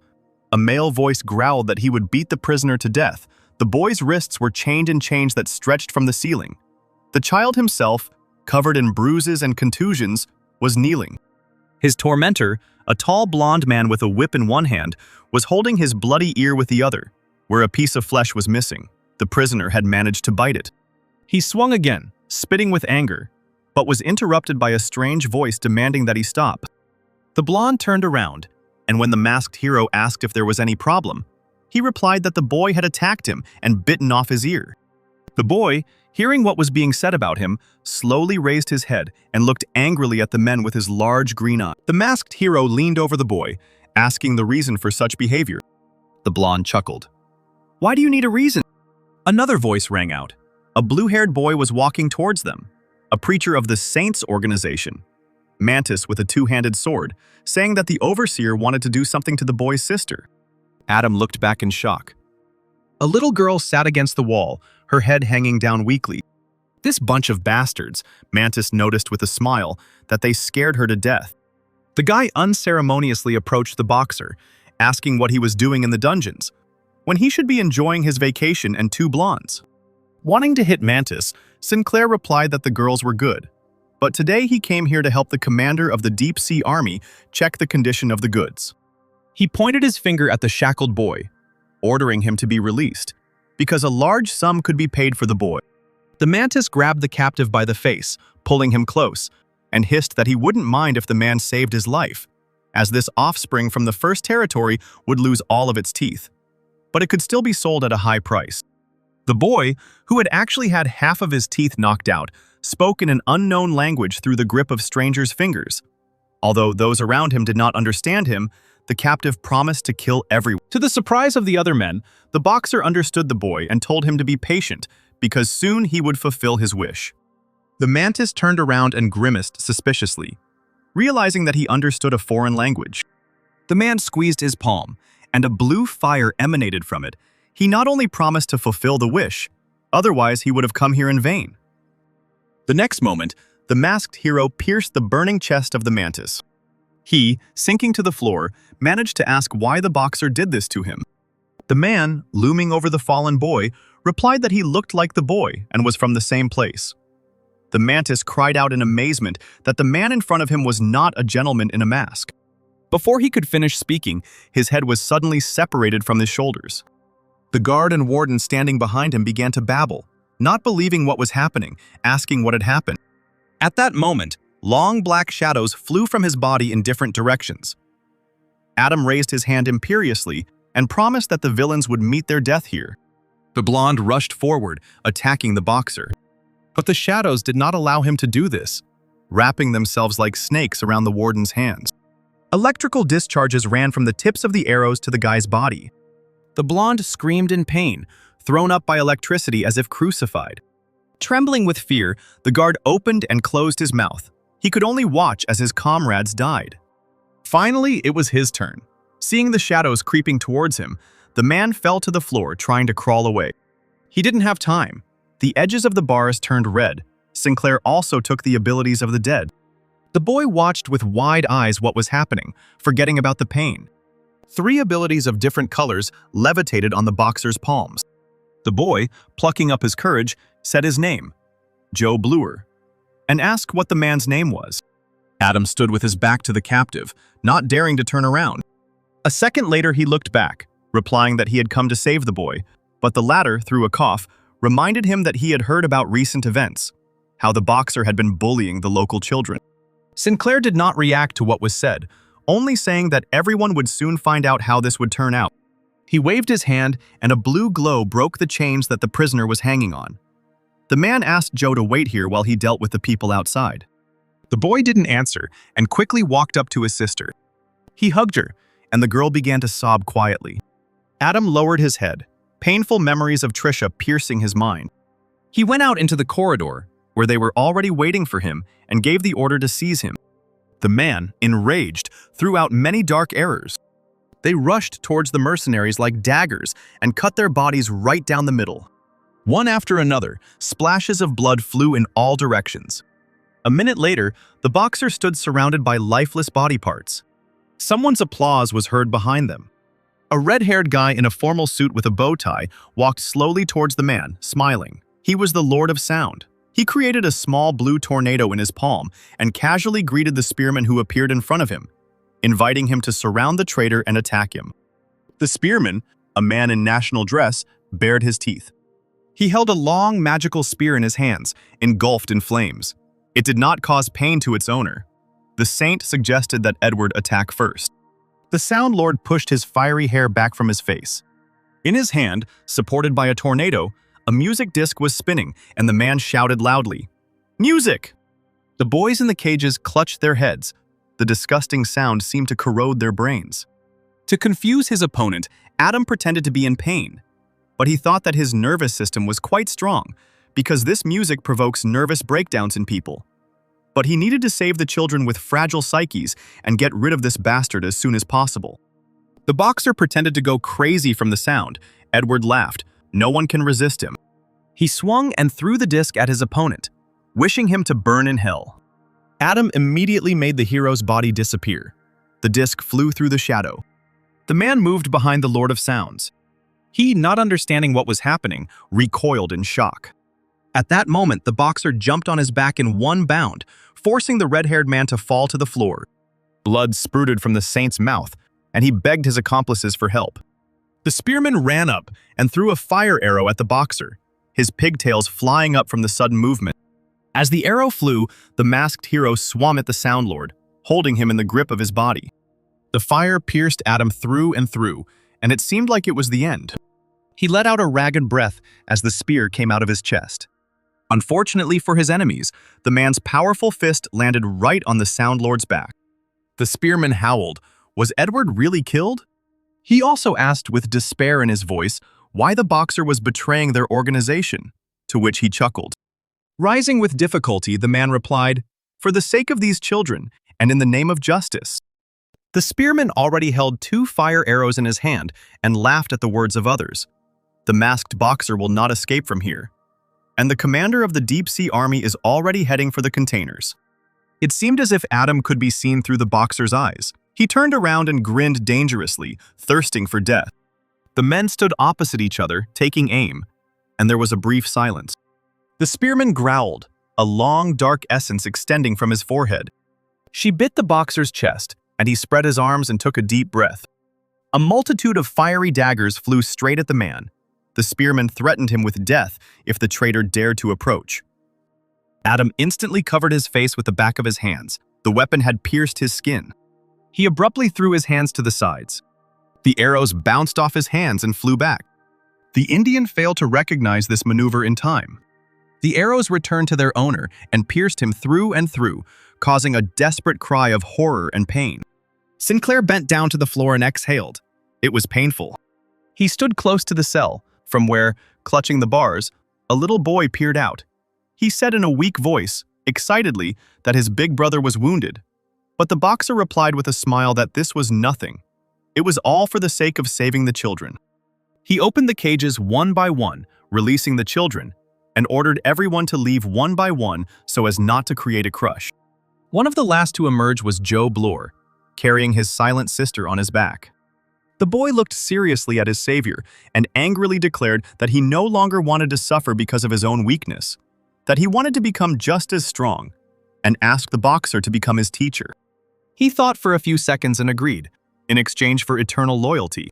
The boy's green eyes flashed, and with a breath, replied that he would become the most devoted student. Adam used puppet control. Then he handed the former prisoner a yellow pearl. He recoiled, not understanding what they wanted from him, and fearfully asked the master what it was. The man replied that it was Mantis's ability to turn his hands into swords, just like the saint did. The boy thanked his teacher with admiration. Adam watched Joe leave, still holding his sister in his arms. He turned around and walked towards the lying bodies of his opponents. It was finally necessary to deal with the bodies. The masked hero raised his hand. Pearls of ability began to reach out to him, each one trailing a bright light. A yellow beam of light emanated from the mercenaries, whose faces were covered with cloth. The Soundmaster was previously blue in color. Last time, Sinclair had to make a lot of mistakes before he could get 2 balls from Frog and Wavy Horse. But now there are a lot of abilities, and the monsters are weak. The pearls shimmered in his hands. First, he needed to improve his body swap to A rank. A few seconds later, when all the pearls merged into one, a huge green one levitated in the palm of the hand. An A rank ability, Shadow Exchange, Shadow Cloning, maximum 5 pieces. During battle, one of them can move to the place of another person's shadow, is capable of creating shadow weapons for attack. The boxer thought with satisfaction that it should now be easier to fight the priest, and left the red container. Suddenly, he felt someone put a dagger to his neck. A warlike girl, dressed in a more revealing armor-like manner, held a sword right at his neck. She asked loudly who he was and where all these children came from. Adam carefully turned his head, answering a question with a question, clarifying who she was. The warrior barely had time to speak. The freed boys immediately ran up to her, vying with each other to tell her something. One boy, calling the girl's sister Blanche, joyfully told how this hero standing next to her saved them all. Another girl exclaimed that the hero should not be condemned. He got hurt while saving the children. The girl blushed deeply and looked away, saying that since that was the case, she asked for forgiveness. Sinclair smiled, reassuring her that everything was fine, then asked if she was the A-rank heroine, the swordswoman Blanche. The girl nodded. She had already received information about human trafficking and immediately ran to save them. But the man did it before her. The warrior walked up to Joe Bluer and gently stroked his cheek, asking for forgiveness for being late. At that moment, the earth shook, which frightened the children quite a bit. Adam looked around, not understanding what was happening. He himself felt the tremors. Long, seemingly living thorny branches with sharp thorns grabbed 2 boys by the legs and dragged them away somewhere. The children screamed at the top of their lungs, begging for help. Long vines with a pink flower on top grew over the containers. More and more children were dragging away branches, causing loud screams. Joe shouted to the master, but he shielded him, asking him to wait here. The saints landed smoothly in front of them. Their leaders sprawled out relaxed on a flower. Bloodthirsty Rose laughed at the boxer's words. Did he really think he was a hero? The commander of the Deep Sea Army measured Adam in the hero's body with a glance. The mage of the Great Land also did not take his eyes off the man. The holy priest lazily changed his position and ordered the Trinity to show this bug the powers of the saints, while he himself, with the help of his magic staff, applied the ability of the power of magical healing to them. The bloodthirsty Rose arched as the light from the ability spilled onto it. A moment later, she seemed to perk up and look prettier. Using an ability with such a wide range is tiring, but with this power granted to them by the High Priest, their abilities will be restored in an instant. The priest adjusted his long hair and addressed the swordswoman. She was not allowed to touch the goods of the Saints organization, so she should surrender, and then her life would be spared. As for the traitorous masked hero, he must die here. Blanche held her sword in front of her, thinking that she could handle a B-rank hero, but an A-rank like the priest might be a problem. She warned the priest that the Heroes Association was already on its way, so they should lower their weapons, and in case of disobedience, they were destined to die, so they should surrender quickly. The priest rolled his light eyes and ordered the trio to deal with the swordswoman before the association arrived. The saints rushed into battle without a second's hesitation.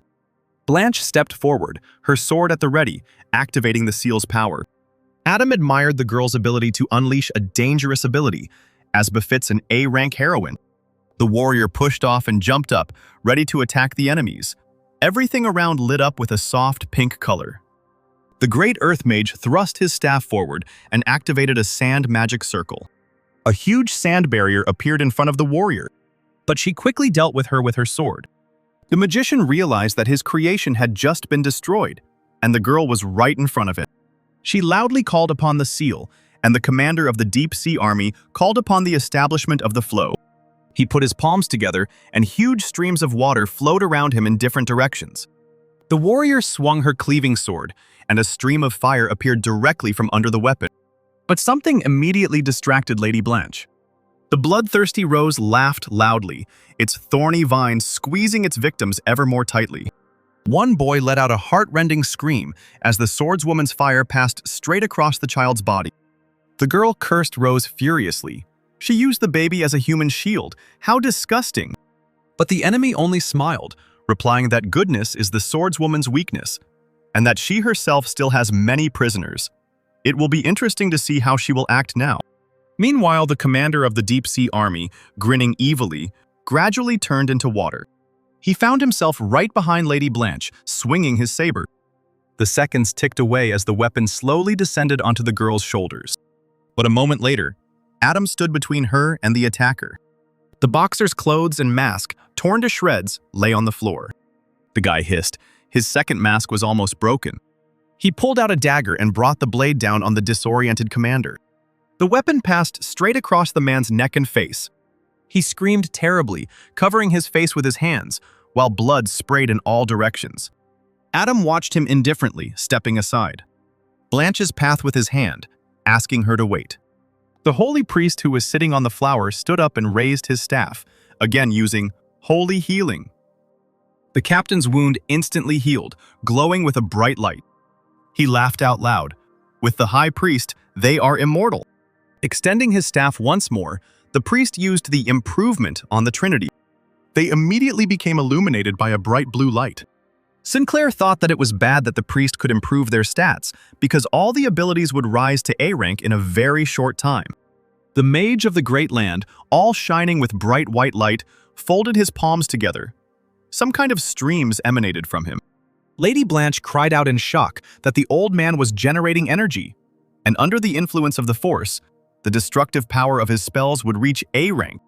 The long-range attack could harm the children, and Adam decided he had to stop it. He turned to the girl, handing her two opponents. He would deal with the rest himself. But the warrior did not believe that he could cope with the wizard. Besides, the children remained defenseless. The guy, without turning around, had already activated his abilities and asked his partner to trust him. The girl thought for a moment. That stranger looks so mysterious, but at the same time reliable. She really believes him. Raising her sword up, she decided to help clear the way. Like lightning, she rushed forward towards the commander of the deep sea army, activating the seal as she went. The man fought off the sudden attack with his weapon, clanging. He cursed and ordered the creature to help me. Bloodthirsty Rose snapped back. How many times had she asked not to call her that? The woman activated the rose spell, and pieces of red petals and hearts flew into the air, along with the thorny vines. Lady Blanche felt her strength weakening. Rose smiled seductively at this, languidly saying that her body was craving love, and could awaken this desire in the swordswoman. Couldn't she feel how hot it had become? Meanwhile, the commander cloned his body. He approached the warrior from behind with clearly ill intentions and bared his teeth as he looked at her figure. But the girl immediately activated the mind seal, a bright wall of light threw the hostile clones aside. Rose was amazed. She had never seen a swordswoman possess such an ability before. The next second, the girl disappeared, leaving the captain's astonished clones alone. Blanche's sword ran across bloodthirsty Rose's body. While bleeding, she heard from the girl that she had recently mastered the ability that allows her to be reborn in a critical situation. It was Rose who awakened her desire. The woman's eyes were bloodshot, and blood was pouring down her stricken face as she turned to look at the swordswoman. The great earth mage, seeing what was happening, hastened to activate the liberation. A huge and ugly dragon appeared on the battlefield, raising a dust storm with its wings. The children, still hanging captive by Leanne, screamed even louder when they saw the dragon. The monster suddenly flew up to Lady Blanche from behind. The girl turned around and didn't have time to react, her mouth opening in shock. Adam appeared in front of her, raising his hand and releasing streams of electricity. The dragon opened its mouth, and the energy was directed straight into its insides. Sinclair snapped his fingers, ducking slightly. There was a powerful explosion that shook nearby containers. Now the helicopter landed smoothly on the embankment. The holy priest looked at the destruction. The magician, standing behind him, thanked him for saving him with the healing gift. If not for the priest, the old man would not have survived. But the blonde didn't share his subordinate's enthusiasm. He angrily replied that initially they would have easily dealt with the swordswoman, but instead that stranger intervened, and the leader himself even lost 2 B-rank members. The great earth mage bowed. Although the saints had suffered a defeat, there was no need to worry, for the high priest was still alive, and there was hope that the organization would quickly recover. The man nodded. Indeed, as long as he lived, the position of the saints in Iowa would remain the same. Looking at Adam, who was carrying the unconscious swordswoman, the priest thought that the masked man could repel an A-rank attack that had a growth effect in one hit. He was stronger, which meant they had to retreat. Adam saw the holy priest and the mage of the Great Land preparing to escape. The priest had already raised his staff. Adam chuckled. He would give the fugitives a few more minutes of life. He walked up to the commander of the Deep Sea Army lying on the floor, his ability now his. Sinclair extended his hand, his eyes lighting up with anticipation. A blue pearl flew into the palm of the hand. A B-rank ability. Ghost of the Deep Sea. Strengthens the water in the human body. Significantly increases speed. Can create a wave and a water clone as long as there is at least a small amount of liquid nearby. Adam narrowed his eyes. Next would be Bloodthirsty Rose. He, extracting the ability from the woman, looked at her wound. The seal of the sword is merciless. A large green pearl glowed under his palm. The B-rank ability, Bloodthirsty Rose, summons rose vines using the owner's blood, which are capable of emitting a stat-boosting powder to attack enemies, which may result in loss of control over the vine. Sinclair thought, as he looked at the pearls he had extracted, he would break these abilities down to F rank, and then add the skill he had acquired earlier so he could create another A-rank ability. The pearls, emitting a bright light, gradually disintegrated. Gradually, the pieces of the destroyed pearls merged into a single A-rank ability, Super Brain, which improves vision, hearing, smell, touch, taste, and coordination, and can release a wave that paralyzes the nervous system for a successful attack. Adam took the ability for himself and was amazed at how his sense of form, sound, smell, and taste became more acute. Lady Blanche groaned softly and opened her eyes. The guy turned towards the sound. Had she really woken up? The girl discovered that they were alone, and the horrific consequences of the explosion remained all around them. She begged the stranger to ask her questions. What rank were his abilities? Was it true he could create enormous explosions? What was his name? Adam, adjusting his mask, replied that he was Casper Bart from the Judges Organization. The swordswoman asked again, puzzled, the name of the organization. She had never heard of such a thing in the Hero Association before. Blanche looked up sharply. The rose vines were hanging limply down, but the children were nowhere to be seen. Sinclair looked behind her, waving his hand. The girl slowly turned around and screamed. The warrior sank to one knee as the entire crowd, crying, threw themselves into her arms. The boys, when asked how they managed to escape, answered that the shadows of the master helped them. First, he ordered the shadow to cut the vine quietly and take them to another place. When the explosion occurred, the master used the shadow to create a protective ring that protected the boys. At first, the warrior was puzzled, not understanding which master the children were talking about. But then she beamed and cried out in praise of Casper Barth. Looking around, the girl realized that the guy had disappeared without a trace. Meanwhile, the Heroes Association helicopter was gently landing on the ground, and someone was speaking over the loudspeaker about the area being taken under control, and that no rash actions should be taken. The plane landed, and children began to approach it. A pretty brunette, Lily Romero, came out from there. She was noticeably nervous. Turning to the cameraman, the journalist asked for advice. This would be her first live interview. What should she ask? The man suggested that they could, for starters, ask the seal swordswoman, and nodded in her direction. Lily Romero approached the warrior with a smile, introduced herself as a reporter for the Hero Association, and asked permission to ask a few questions. The swordswoman smiled warmly in response, nodded, and stated her name.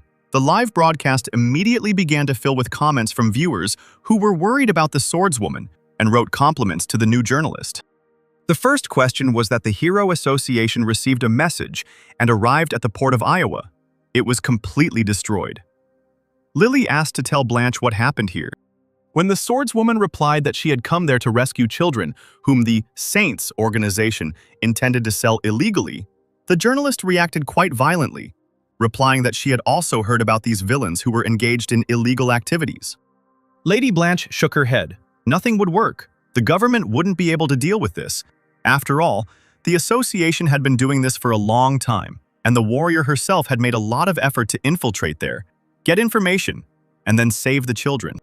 Viewers watched the broadcast on large screens across the city and rejoiced at what they heard, feeling sorry for the unfortunate children. Lady Blanche did not forget to mention the masked man. Without him, she would have certainly lost the battle with the high priest. Lily immediately asked with admiration who they were talking about. The warrior revealed that the stranger's combat skills were superior to hers, and that he was able to disrupt the enhancement effect with his ability, which is only available to A-rank heroes. Commentators sparkling that he might be the Supermaster Caspar Barth. Blanche pointed to the burnt area and asked to pay attention to it. It was the work of a man in a mask. On his face was a mask with a snake pattern. His name was Snake, and he represented the Association of Judges. The commentators were puzzled and asking each other what was going on. The journalist looked around. The master was not there. Then the swordswoman pointed towards the containers. A masked man went there to catch up with the escaped high priest.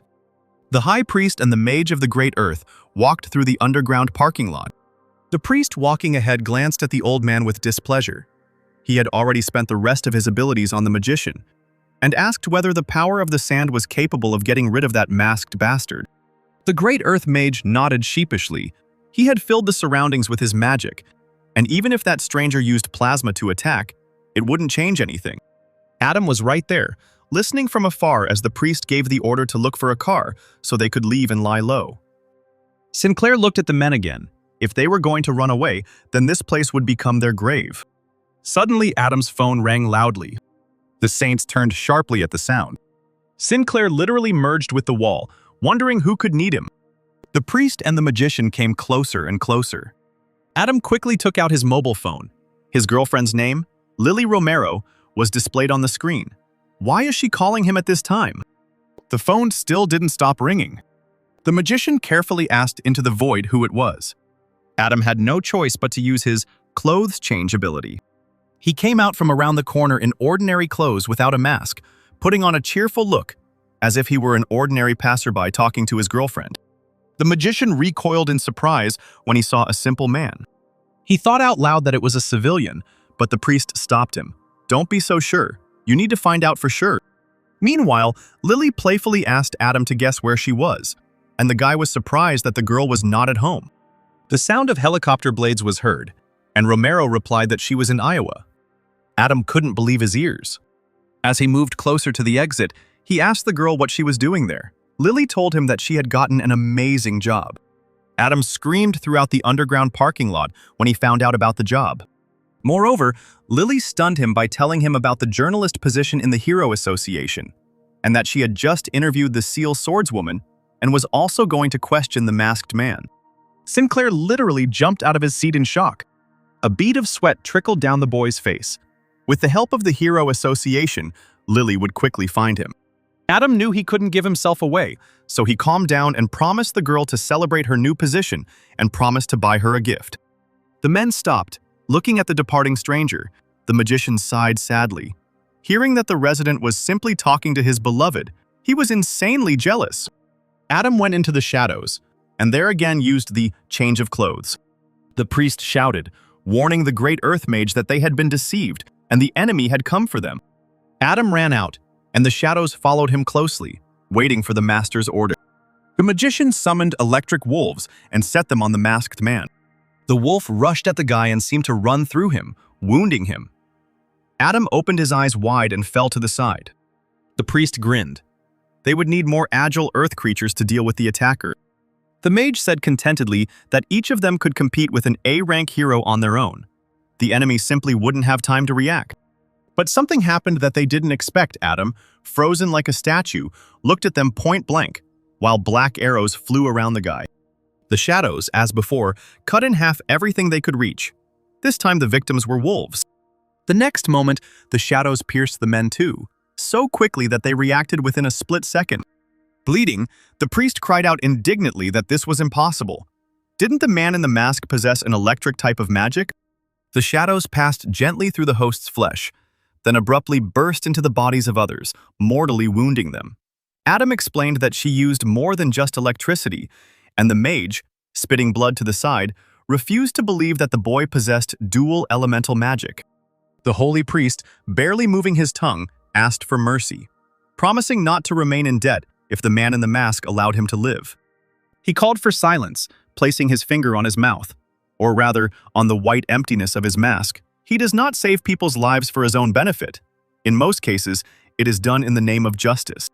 The shadows suddenly wrapped around the necks of the saints, and the priest screamed hysterically.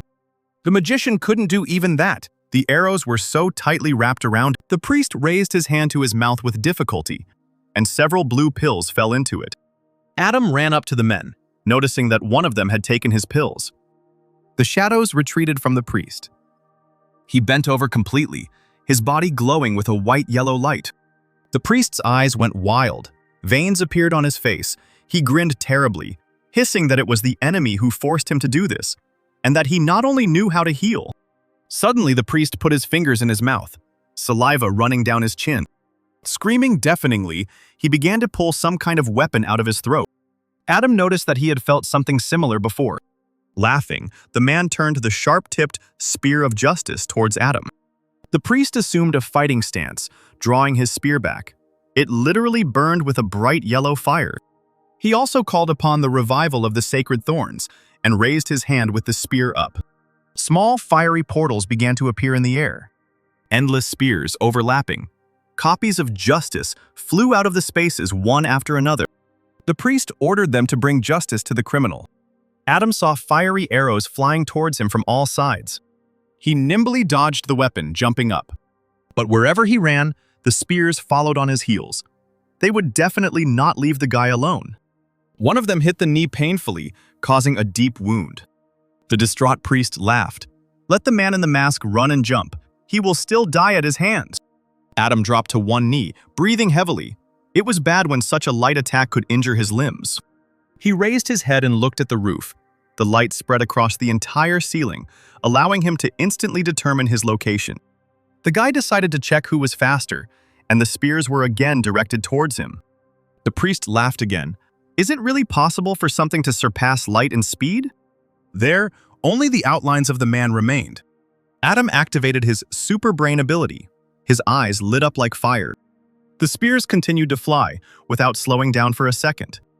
The priest did not yet know what had happened, but he continued to stand, confident of his victory.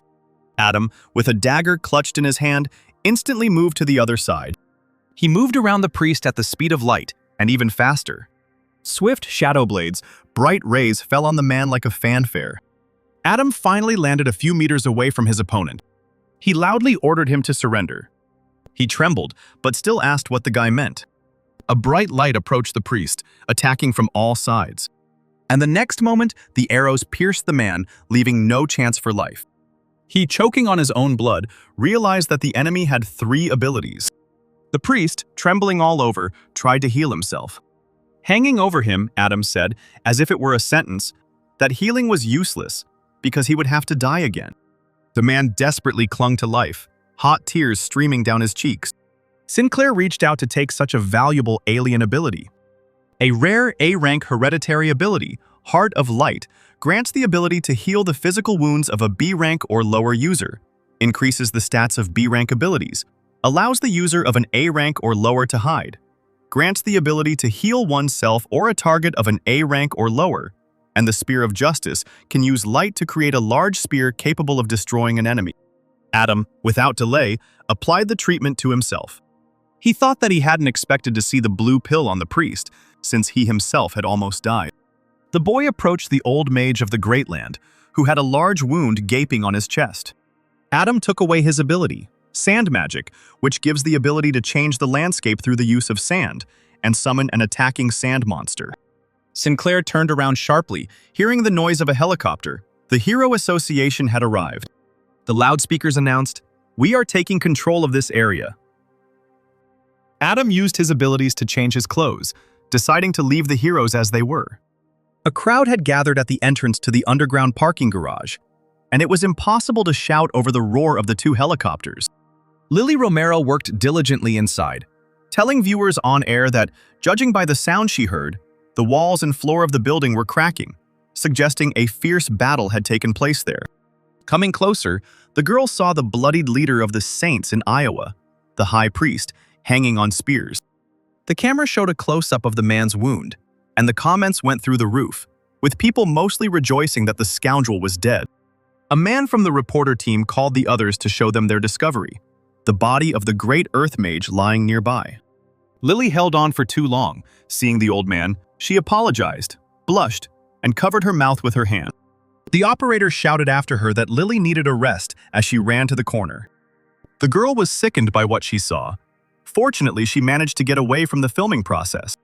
When she finished, she saw someone's hand in front of her with a bottle of water and heard a gentle voice. It was Adam Sinclair himself. She asked in surprise what he was doing there. He replied that he was nearby during her call, and seeing how much noise the Hero Association made, he realized that Lily would be here. The girl blushed deeply. Her boyfriend was not there at the time of the brilliant interview, but again caught her in awkward situations. The couple hugged. Lily whined about how awkward she felt on her first broadcast, but Adam reassured her, saying that Romero was beautiful, no matter what she did. The operator turned to see if his colleague was feeling better. But I came across a couple making out. He swallowed and, slightly stumbling, began talking about the girl the rescue team had found. She had been kidnapped by the organization and now needed to be interviewed. Lily blushed, peeking over Adam's shoulder.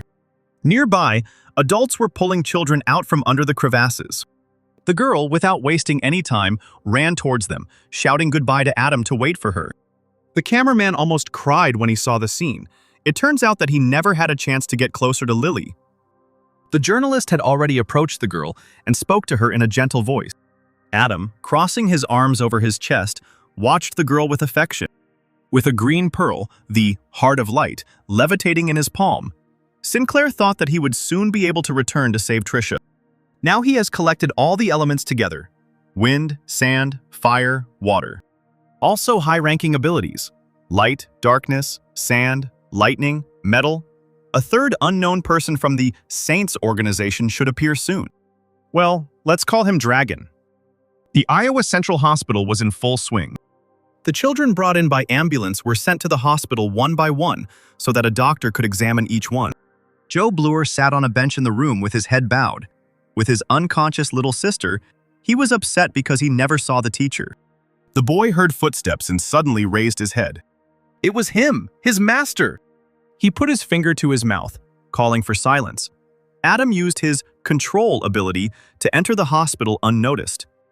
The boy sat down on a bench next to the children and pointed at the girl. Joe replied in a low voice that he knew his sister was dead and wanted to take her home, but he couldn't let her stay in that place. Sinclair countered, praising Bluer for his intelligence, as it seemed the girl was still alive, just too weak. The boy almost jumped out of his seat when he heard these words. Adam used the ability of holy healing, taking out a white pearl. The girl opened her eyes, the same green as her brother's, and immediately called out to him, blinking sleepily. Sinclair used the ability on the boy as well, telling the children that they needed to recover. He ordered Joe not to tell about his sister's quick recovery, and that he would pick them up from here later. Wiping away unwanted tears with his fist, the boy nodded in agreement to the master. Sinclair asked to be called teacher, and gave the child a suitcase with money, supposedly from the organization, for a good life. In exchange, he asked Joe to infiltrate the organization's heroes classroom at Ivy University. Joe immediately assumed that he would need strong abilities. Adam said there was nothing to worry about and handed the boy a ball with the ability to imitate, together with the power of the praying mantis. This should be enough to enter the university. The pearl penetrated Joe's body, illuminating the space with a bright light. Rank C ability: imitation. 5 senses that simulate an improvement in strength and agility, but no more than 10 times the original talent. The boy exclaimed that he would not let the teacher down, so he shouldn't worry. Adam, leaving, asked the student not to try to find him. He would contact Joe himself later. On leaving the hospital, the guy changed his clothes and took off his mask. Romero blocked his path, placing her hands on her hips. She asked menacingly where he had run off to, and the girl had to search for the fugitive for a long time. Adam replied that he had been helping children in the hospital. Lily exhaled and smiled. Finally, the boys were saved. The association now had to contact their families. As for the homeless children, they will be sent to a shelter and will live there. Sinclair said the orphanage is one big family and expressed hope that the children will grow up healthy. Lily clung to him and kissed him on the lips, causing the guy to blush. The kiss was so unexpected that he opened his eyes in surprise. The girl, blushing along with him, said that Adam had worked hard these 2 days. A colleague called her to say goodbye. Then Romero waved to Adam, citing a lot of work, calling him her darling. They would definitely see each other in a few days.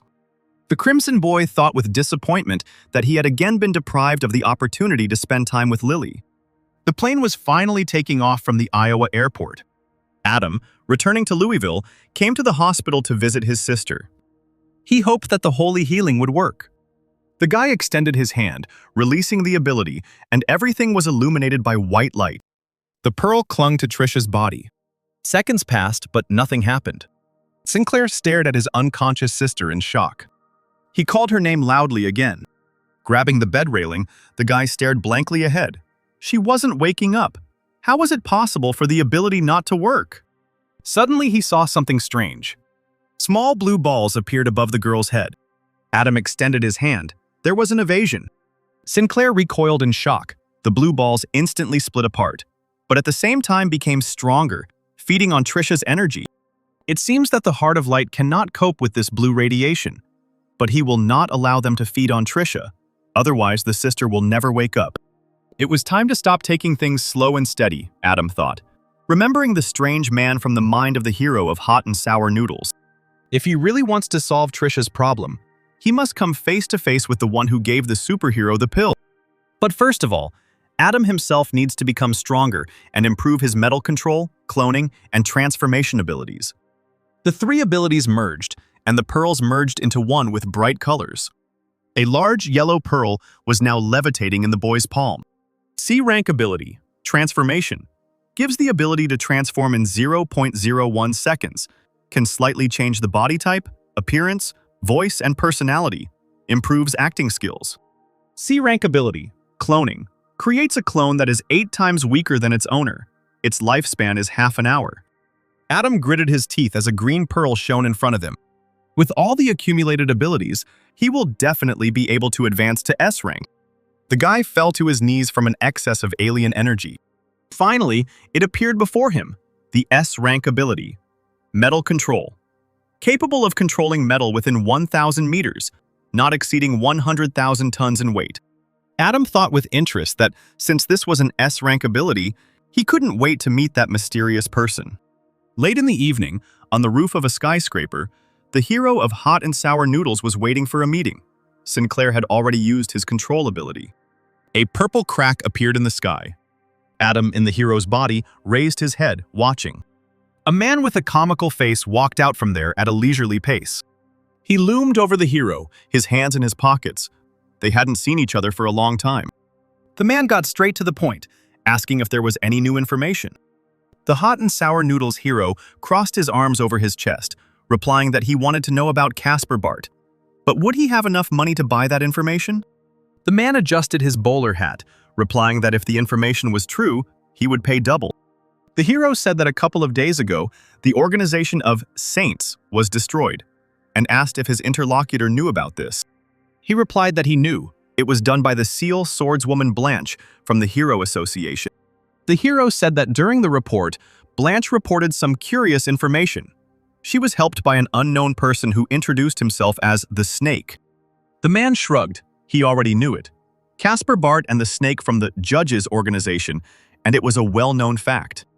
The hero said seriously that both Casper and Snake were dual ability users, to which the cosmic figure suggested that perhaps the Judges only accepted such heroes into their organization. The interlocutor objected.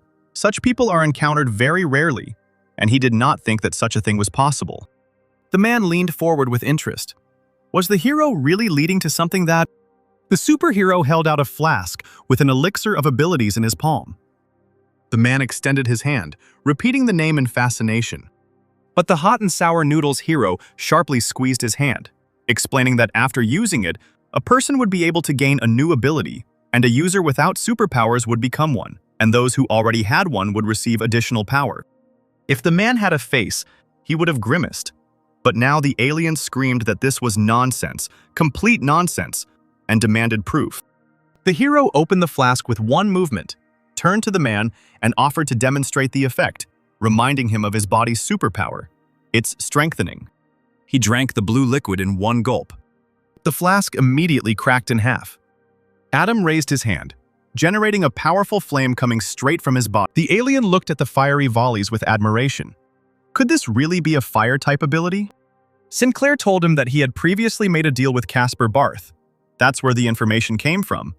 And thanks to the blue pill, he believed in the existence of such things. The alien said that this was incredible, and in that case, the hero must know the ingredients of the elixir. The hero smiled. He didn't know this, but he told everything he knew, and now it was time for the reward. The spaceman briefly said that he had heard some interesting information, and then handed over a jar containing 15 blue pills. The hero extended his hand and said that he needed to ask something. He recently discovered that his body has started to become covered in light blue spots in places. Could this be the effect of the pill? The man turned around to go back into the rift, replying on the go that it was just an unremarkable side effect and not worth paying attention to. Turning around one last time, he said that he was looking forward to the next meeting with the hero of hot and sour noodles.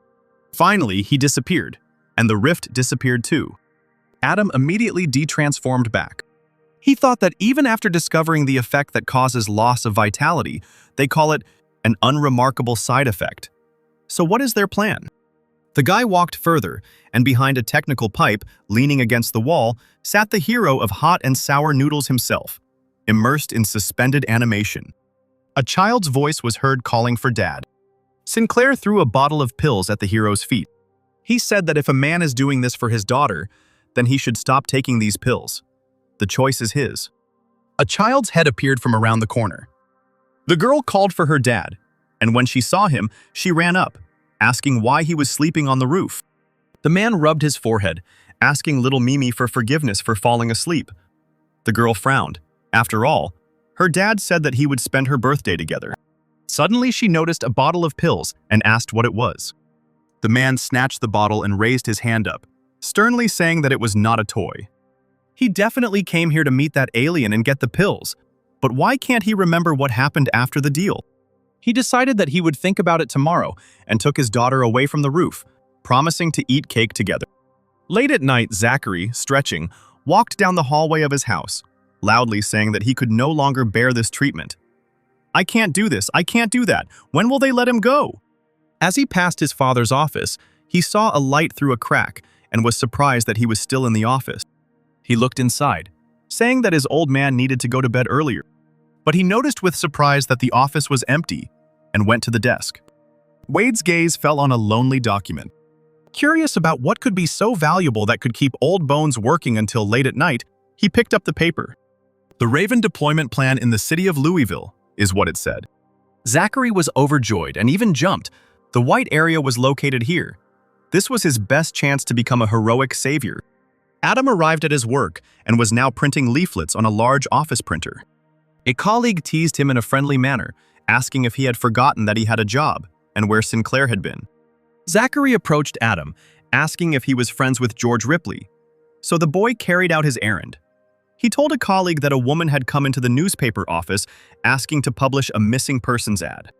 The flyers were ready, a missing persons notice for a 7-year-old boy, Scott Depp. George snatched the paper and loudly commented on what was written on it. "Boy, Scott Depp. Has anyone ever heard of such a thing?"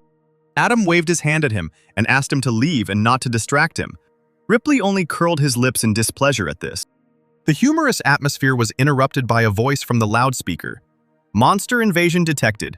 A-rank disaster. Citizens, please go to shelter. Heroes of B rank and above, please report to Belt Parkway to resist." The sudden announcement brought George to his knees, and someone was already running as fast as they could out of the office. Adam wondered if he was mistaken. That street was next to the apartment where Lily and the other girls lived. He grabbed the phone with lightning speed, while a wave of panic rose in his chest. Lily picked up the phone and he immediately started screaming, asking where she was now. The girl answered in a choked, deathly scared voice.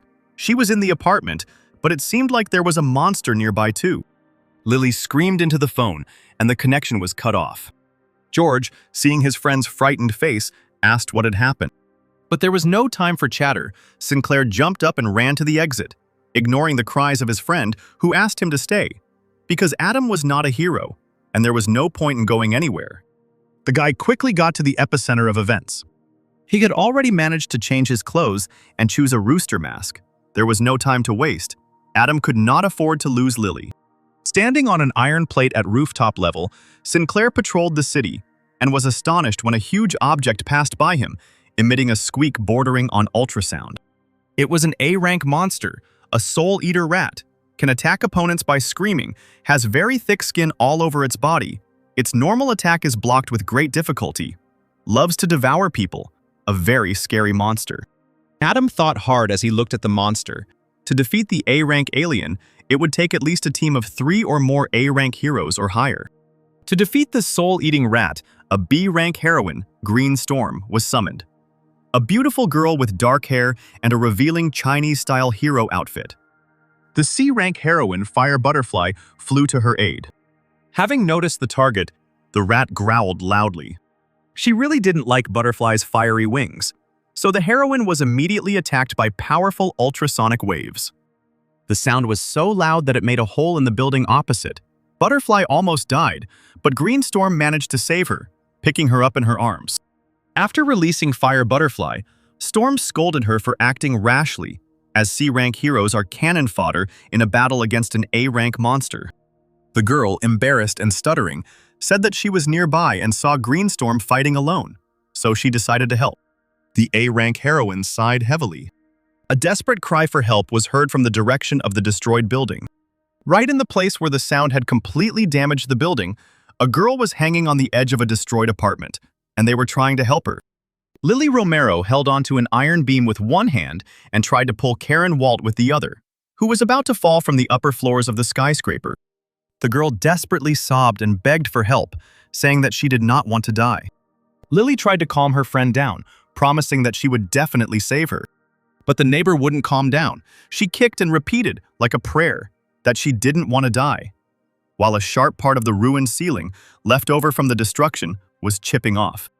Due to the shaking, the dangerous piece of limestone finally broke off, its sharp edge sparkling. He drove with all his might straight into Lily's hand, which she was holding onto the iron crossbar. The girl, feeling a sharp pain, could not stand it and let go of the bar. Staggering, she fell down. Karen was falling rapidly along with her. Fire Blackburn managed to catch her in her arms. The girl, still not believing that she had been saved, continued to cry and timidly asked if she had really been saved. Butterfly winked, cheerfully replying that citizens who were unlucky enough to get into trouble, do not be afraid. The C-rank heroine Fire Butterfly is here to save you. All the action was quickly recorded by a live camera, and commentators admired the heroine. The journalist was horrified and screamed, "Where is the second girl?" Lily continued to fall like a stone. But suddenly a shadow flashed into the camera, and this did not go unnoticed by people, who began to comment on what was happening. The girl reporter looked around. She also saw something rush through the air. It was impossible to say what exactly, but one thing was important. The girl was saved. Green Storm flew up to the helicopter that was reporting and ordered it to fly away. It turned out that the rat noticed the thing that was bothering it and directed its death squeak in that direction. Green Storm immediately generated Blinding Blast. The helicopter managed to fly off in the opposite direction. Ultrasound was successfully eliminated by the ability. It seems that this took a lot of strength from the heroine and caused her pain. Adam, who managed to save his beloved, landed softly. He carefully placed the girl on the bench, where she was still unconscious. Adam quietly asked her for forgiveness. Sinclair stroked Lily's face affectionately. He had arrived too late. The guy immediately directed his healing ability at the girl's hand, which was wounded by a fragment. Then he carefully covered her with his cloak. Now she is fine, and nothing can harm her anymore. At that moment, Lily slowly opened her eyes and saw a familiar mask in front of her. She asked disorientedly if she was still alive. Adam pulled back. The girl grabbed his hand. asking why he was acting like a bad guy and then a good guy, and if he really saved her. The guy briefly replied that he was just nearby. Adam felt sorry that he could not reveal his identity to Lily, otherwise she would be in danger. He called the metal plate to him and ordered the girl to rest a little and then go to shelter in order to have time to evacuate. Adam took off as Lily jumped up from the bench, begging him to wait. The girl looked at her departing savior and couldn't understand why she had a persistent feeling that the guy seemed so familiar to her, even though she was meeting him for the first time. Standing on a plate far above the ground, Adam used his cloning ability. He imbued his clone with the powers of the Heart of Light and the power of the Snow Woman, which would allow him to create ice and heal others. The guy thought about it and decided that it would be better for the clone to be in the form of a girl. His silent copy immediately transformed into a beauty with a rabbit mask on her face, long blue hair, and a playful outfit. A third member of the judges' organization was born, and her name is Charlie Rabbit. Adam ordered Charlie to go to the epicenter of events and save those who were in danger to prevent the number of victims and wounded from increasing. Charlie unquestioningly went to carry out the instructions. Sinclair turned around. Now all that remained was to deal with this huge rat. A new heroine has appeared on the horizon. Explosive Fist, an A rank, a friezed brunette who possesses incredible strength. The reporter, seeing her, introduced her to the audience with admiration. After all, this is the same famous heroine who was last seen in Louisville several years ago. Commentators looked admiringly at the heroine's face in close-up. Some didn't even know about her. The girl smiled sweetly at the camera and waved her hand, causing a new burst of admiration. Adam, seeing that heroes had appeared who were ready to take everything upon themselves, decided to simply observe the situation, assess their strength, and then make his own decision. The rat came closer to Explosive Fist, who fearlessly assessed the monster. The rat was huge and quite strong, which meant it would be an excellent punching bag, just right for warming up. The alien immediately released a new wave of ultrasound.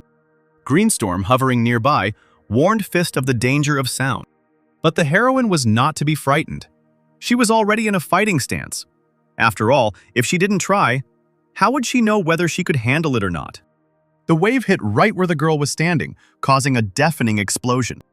The journalist commented on the scene with admiration. Explosive Fist could have easily dodged the soul-eating rat's attack, but she chose to face it head-on, as expected from her fighting style. When the dust cleared, only the remains of a roof remained at the site of the explosion. The rat, groaning, walked in that direction. Right behind her, the heroine appeared out of thin air. She gathered her strength and swung to deliver a crushing blow. The full force of the girl's abilities fell upon the rat, and the monster flew away at the speed of the wind. The rat, squeaking deafeningly, was lying far below on the asphalt, electric charges running through its body. Explosive Fist chuckled. Why doesn't the monster scream anymore? The maddened alien bared his huge, sharp fangs. The heroine landed next to him, grinning. Explosive Fist grabbed the alien tightly by its long tail, which looked like the tail of a domestic rat. She exhaled and threw the monster up, not letting go. Still holding onto its tail, the heroine twirled the creature for a better throw, laughing merrily.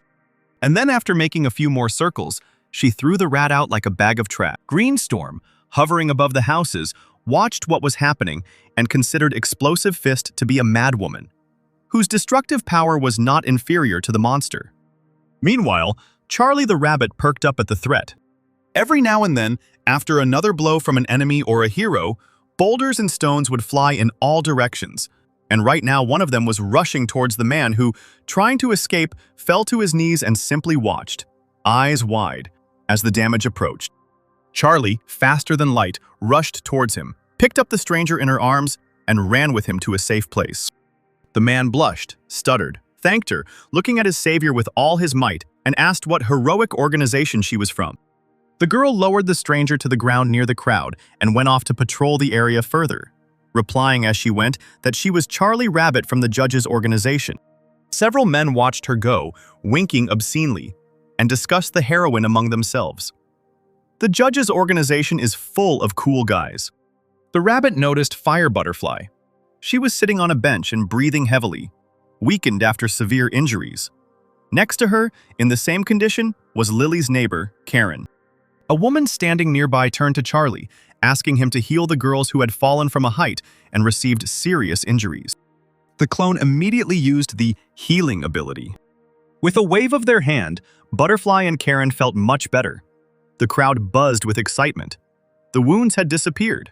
What an amazing ability! The rabbit is beautiful, kind, and also with such powerful healing powers.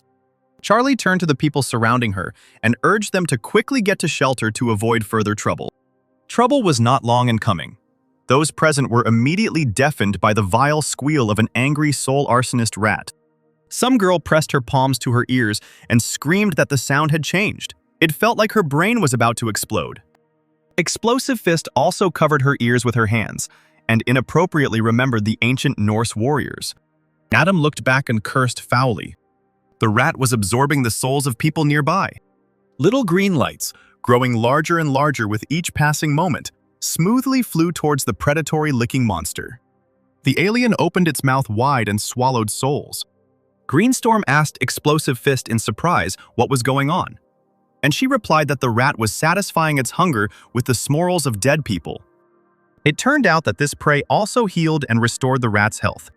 The reporter, not missing the events from the helicopter, rattled off into the microphone. All the monster's wounds are healing. Will the best fighter be able to cope with the rat eater of souls? Meeting it face to face? Explosive Fist ordered Storm to retreat because the monster would not spare anyone. The girl tried to object. Houses collapsed and asphalt exploded around the alien. So powerful was the ultrasonic screech emitted by the rat. The fist flew up and she attacked the animal with all her fury, wishing for it to burn in hell. There was an explosion, and it seemed the end had come for the rat. But for now, it was not visible under a layer of dust. The heroine sank to the ground, trying to see the result of her blow. After all, this time it should work. Unfortunately, everything didn't go according to plan. The sharp tip of a huge tail pierced the girl's back, and she didn't have time to understand anything. A trickle of blood flowed from Explosive Fist's mouth. How disgusting, what a dirty move. The rat knocked the annoying obstacle aside with one blow. The heroine landed heavily on her wounded back on the hard asphalt. Viewers nervously wrote comments. The city is in danger. Is the heroine really going to die? The girl bit her lip and tried to get up. She couldn't die here. She needed to get rid of the monster quickly. Greenstorm immediately flew up, gently picking up the lady's weak body in her arms. She was unable to stand on her feet due to the injuries she had received. But she still found the strength to yell at the girl. Did she really want to die too? Storm, swallowing her tears, replied that it was her duty as a hero to protect people, and she couldn't just run away when she encountered a monster. Explosive Fist narrowed her eyes, her instincts telling her this wasn't over yet. The journalist tirelessly commented, "The noble heroine saved the city of Louisville." The heroine, reacting with lightning speed to the sudden attack of the rat, which had already raised its huge paw, rolled over, covering the green storm with her body. Adam, noticing this, roared angrily. Using his metal control ability, he threw a huge, sharp needle at the alien. The rat squealed loudly and long drawn out as the weapon sank into the tip of its tail. Sinclair, along with the clone, who was in female form, were ready to attack the creature. The journalist chattered enthusiastically into the microphone. At the moment when people needed him most, a super A-rank hero appeared, Casper Bart, and next to him, a cute girl. The camera zoomed in on Charlie the rabbit, and the commentators literally tore up the airwaves with questions about the beautiful stranger, building theories about her origins. Explosive Fist, wiping away the blood, rose up on her elbows, asking what the strangers were doing. Storm assumed that they had come to save the city. Adam began to attack, aiming a multitude of hot metal needles at the rat. They flew closer and closer, and the alien did not have time to dodge. There was a painful squeak. The needles had nailed and crucified the rat, not allowing it to move. Explosive Fist, watching the battle, suddenly exclaimed that she realized the rat heals itself by absorbing the energy of others, and is not easy to defeat. The girl wondered how to block this ability. Greenstorm thoughtlessly suggested that she could close her mouth. For this, the heroine received a light poke in the back of the head from Fist. What nonsense is this? Adam raised his fingers up. Abilities replaced the most powerful weapons. The alien soared high into the air, pushing off the ground with such force that it damaged the asphalt. One of the metal spikes pierced the beast's muzzle, causing it to squeal in pain.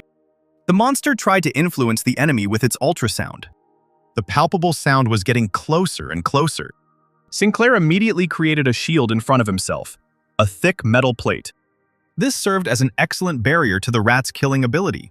The plate protected Adam. He ordered Charlie, who was hovering nearby, not to make sure the alien did not open its mouth. The girl raised her arms. The sleeves of her clothes fluttered, and a snow tornado formed in the air. Together with the needles, the rat began to spin around at a tremendous speed, and it did not stop for a minute, squealing and squeaking trying to get out.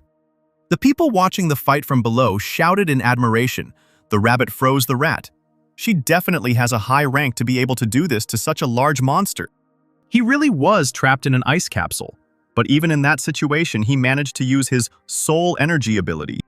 A multitude of green lights slowly stretched upwards from under the ruins. Explosive Fist couldn't believe her eyes. Was the alien really healing again?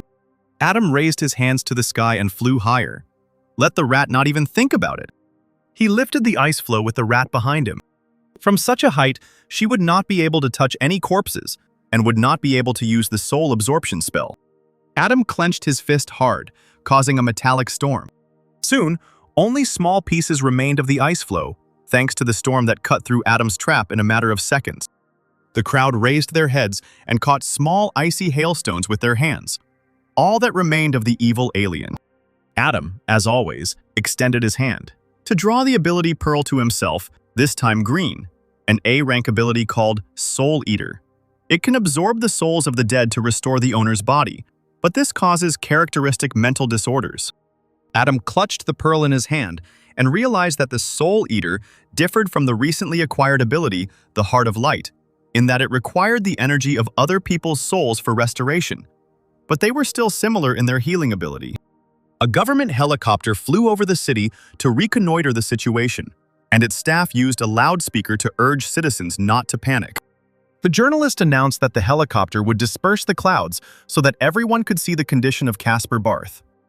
And indeed, a few minutes later Adam appeared in the sky, standing on a metal plate floating in the air. He looked back at the people. The journalist desperately waved her hand, calling for him to come down for an interview. The commentators were amazed at how quickly the rat disappeared from view, thanks to Casper. Several heroes were unable to cope with the Soul Eater and were injured. But this hero, now that's A-rank power. Explosive Fist looked at the guy with concern. His strength far exceeded that of the Soul Eater rat. He must be an S-rank hero. The heroines heard someone land behind them. It was Charlie the rabbit. The girls turned around abruptly and recoiled in fear, asking in unison what she wanted. Green Storm rushed forward, protecting her mistress. Charlie fired bright beams of light at Fist and Storm that were unknown to them, startling them considerably. The Storm didn't have time to do anything and covered itself with its hand, thinking that it was the end for it. But to her surprise, the light did not hurt. On the contrary, it fell softly on her body. The girls were amazed to see their wounds healing, and Fist asked Charlie what this rare healing ability was. The girl only briefly introduced herself without answering the question. A helicopter was already approaching them, and the journalist was commenting. The new heroine, who had arrived with Mr. Casper Barth, was also a member of the judges' organization. She had the ability to heal, and was right now healing the wounds of other heroes.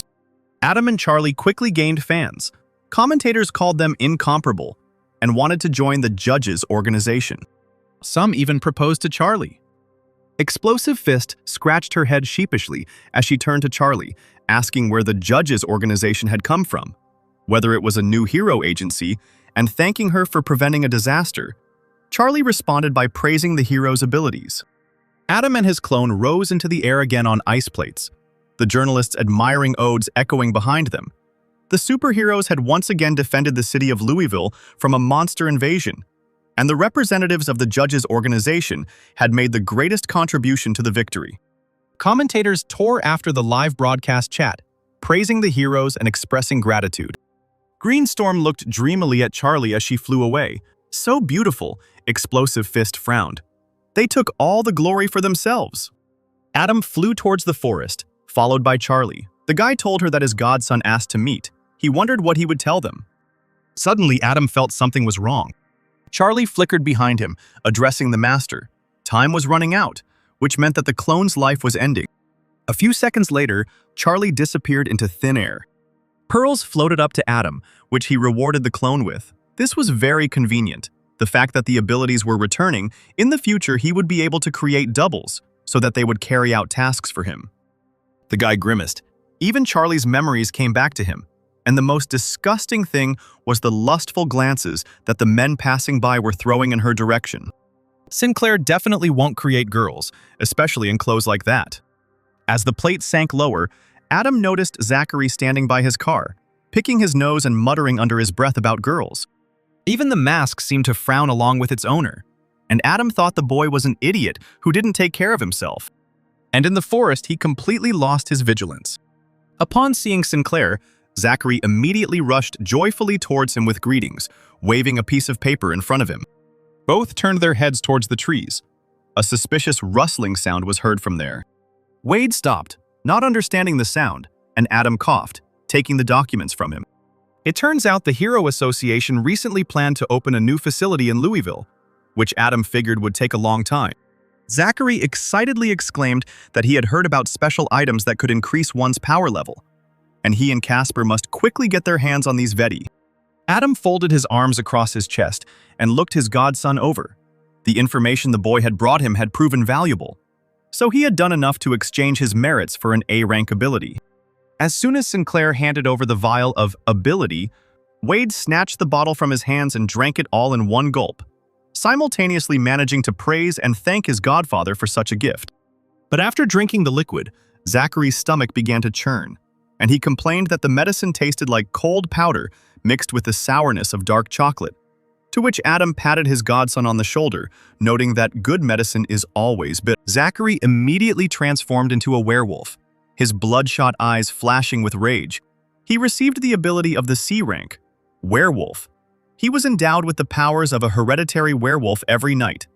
During the full moon, the transformation will occur abnormally, but at the same time it will give double the power. The boy in the body of a huge wolf laughed. He was already feeling stronger and stronger. At this rate, his becoming an experienced S-level user was just around the corner. After all, everyone strives for that. Adam turned towards the forest and mentioned the mechanical hero. Zachary let out a short howl, asking what his father had to do with it, since he was probably drinking and swimming with a large group of beauties right now, and, as always, he had no time for his son. At that moment, the mechanical hero emerged from the forest, cracking his knuckles, with no good intentions at all. Before talking, he promised to chop this bad boy into pieces. Wade Jr. got into trouble for his words. His father taught the boy a lesson. The wolf, like a little dog, lay on the ground and sobbed. Wouldn't the old man really take pity on him? The mechanical hero kept kicking his son vigorously with his boot, saying that the impudent child would immediately call his godfather, to whom he was leaking all the information. He wanted to beat the rascal to death. Adam scratched the back of his head, shifting uncomfortably from foot to foot, and asked the man not to scold his son, because Sinclair did not expect that he would pursue the boy personally, and Zachary really wanted to get the ability, so he made a deal with the rooster. The werewolf pleaded, rising to his feet and leaning against the stone. He had already suffered enough beatings. From now on, he would not divulge family secrets. Let his father not worry about his connection with his godfather. But the mechanical hero immediately interrupted him, ordering him to shut up and stand silently against the wall. He pointed his finger at Adam, who, for some unknown reason, had given Zachary superpowers. Adam remained silent, but he thought that his father didn't know his son well. Zachary was an A-rank user of the ability Rebirth, and he was an ace in Sinclair's sleeve. He broke the silence by saying that there was nothing difficult in giving the boy one, even 2 or 3 abilities, to which the wolf cub happily leaned forward. Could he really get even more abilities? The mechanical hero narrowed his eyes and asked if he, an A-rank hero, could also gain even more abilities. Adam chuckled. He's a sly one. He can't cope with what he already has, and he's asking for even more. But this is a normal reaction, because people who are hungry for power will try to get it at any cost. Sinclair spread his hands and nodded, but warned that the price for an A-rank ability would be high. The man looked seriously at the man in the mask and asked him to tell him more. Adam tossed him a blue pill, asking if the hero knew what it was. The man caught the pill and raised it to his eyes. He had never seen anything like it before. Sinker chuckled and told the mechanical hero that he didn't even know that someone in his company was already using these blue pills, because if he ate one of these pills, that person's power would increase threefold. The mechanical hero thought that Casper was from the manufacturer's organization, but he replied that he was from another company, but was cooperating with Zachary in order to obtain information about the manufacturer's organization. The werewolf jumped off the wall, and his father asked him to tell him everything he knew. The boy told the old man that he had seen with his own eyes how David Evans ate these drugs in order to indirectly get rid of many naive people. The man looked at the pill, wondering if such a small thing could have such powerful properties. Moreover, he was curious about how Evans provoked these accidents, and now finally the hero understood the reason. The man looked at Adam, asking him directly what was required of him. Did the masked man want him to find out everything about this organization? Adam nodded, but also asked for help in joining the White Area plan. As a reward, he would give the hero an A-rank pill that would double his power, to which the leader of the heroes warned him that the White Area was a dangerous place. People were dying there, and no one had ever returned alive. Adam showed his ring, saying that he didn't need to worry about it because, with the help of the jewelry, he would be able to collect the genes of abilities. When the hero asked what it was, Sinclair explained, "Ability genes are an important ingredient in the production of the ability elixir. Criminals take them from weapons obtained from the bodies of monsters, from materials, and the White Area is full of monsters that can be destroyed." The mechanical hero wanted to make sure that the ability elixir was truly effective. Adam immediately demonstrated his abilities by creating a fireball in one hand and an ice cube in the other. The guy's very existence serves as proof of his effectiveness. If the mechanical hero believes that the judges cannot be trusted and cooperate with them, then that is his right. Zachary transformed into human form and lashed out at his father, accusing him of interfering with his career advancement. The man hit his son on the top of the head, shouting that they were one family, which meant they could always help each other. However, the mechanical hero turned to Adam, saying that he agreed to cooperate and that he would deal with the hero David Evans. Adam, flying away on a metal plate, said in parting that it was a wise decision, and he hoped for a successful partnership, and also looked forward to their next meeting. The mechanical hero watched him go, and Zachary begged his father's forgiveness on his knees. That same night, within the walls of the city hospital, Lily Romero rubbed her eyes sleepily as she entered the ward. Her apartment had been destroyed by a monster, so she had to spend the night in the hospital. Adam was waiting for her in the room. The girl screamed in surprise when she saw him. He immediately ran up to Lily, grabbed her by the shoulders, and began asking worriedly about her well-being. He'd been looking for his girlfriend all day and heard that all the wounded from the shelter had been transferred to this hospital. Lily replied that she had suffered a minor injury and also told her that she had nowhere else to live. Without thinking twice, Sinclair invited her to move in with him. Romero immediately blushed deeply, taking a step back. Living together is too early. And although Adam immediately explained that he didn't mean it that way, Lily ran away from him to the other corner of the room, screaming that she wasn't going to live with the brunette. She leaned against the window and looked up at the sky, muttering that she was still thinking about the chicken. Adam hesitated, asking what she was saying. Despite the horror of what had happened, Romero broke into a happy smile. Today she almost died, and a mysterious stranger appeared and saved her. So handsome. While the girl was thinking about how to approach the man in the cloak with an interview to inform the public about his good deeds, a silent Adam loomed over her like a dark shadow. He abruptly picked Lily up in his arms, taking her by surprise. The girl screamed in surprise. The next moment, Sinclair gently but abruptly dropped his precious burden onto the soft bed of the hospital bed. Lily looked very touching now. Her shirt had slipped off her left shoulder from the fall. Her hair was disheveled. She rose up on her knees and looked questioningly at Adam. What was he going to do? She blushed, looking at the guy frozen near the bed, and called him. The same one, without taking his eyes off Romero, softly called her name. Adam extended his hand, his intentions open to interpretation. Lily's face flushed. You can't do that in a hospital. It seemed like there was no one in the room. The couple had hidden from the world under a white blanket that smelled of medicine and powder. Lily, still with a blush on her pale cheeks, looked at her boyfriend. He didn't look away, but he became more and more embarrassed with each passing second. He impulsively hugged Lily, pressing his lips to the top of her head, and asked her to go to sleep. Tomorrow Sinclair would help with the move. The girl would live with him. Romero was indignant to herself. Is there really no more action from Adam's side? The plane was ready for takeoff, and a long line formed at the steps.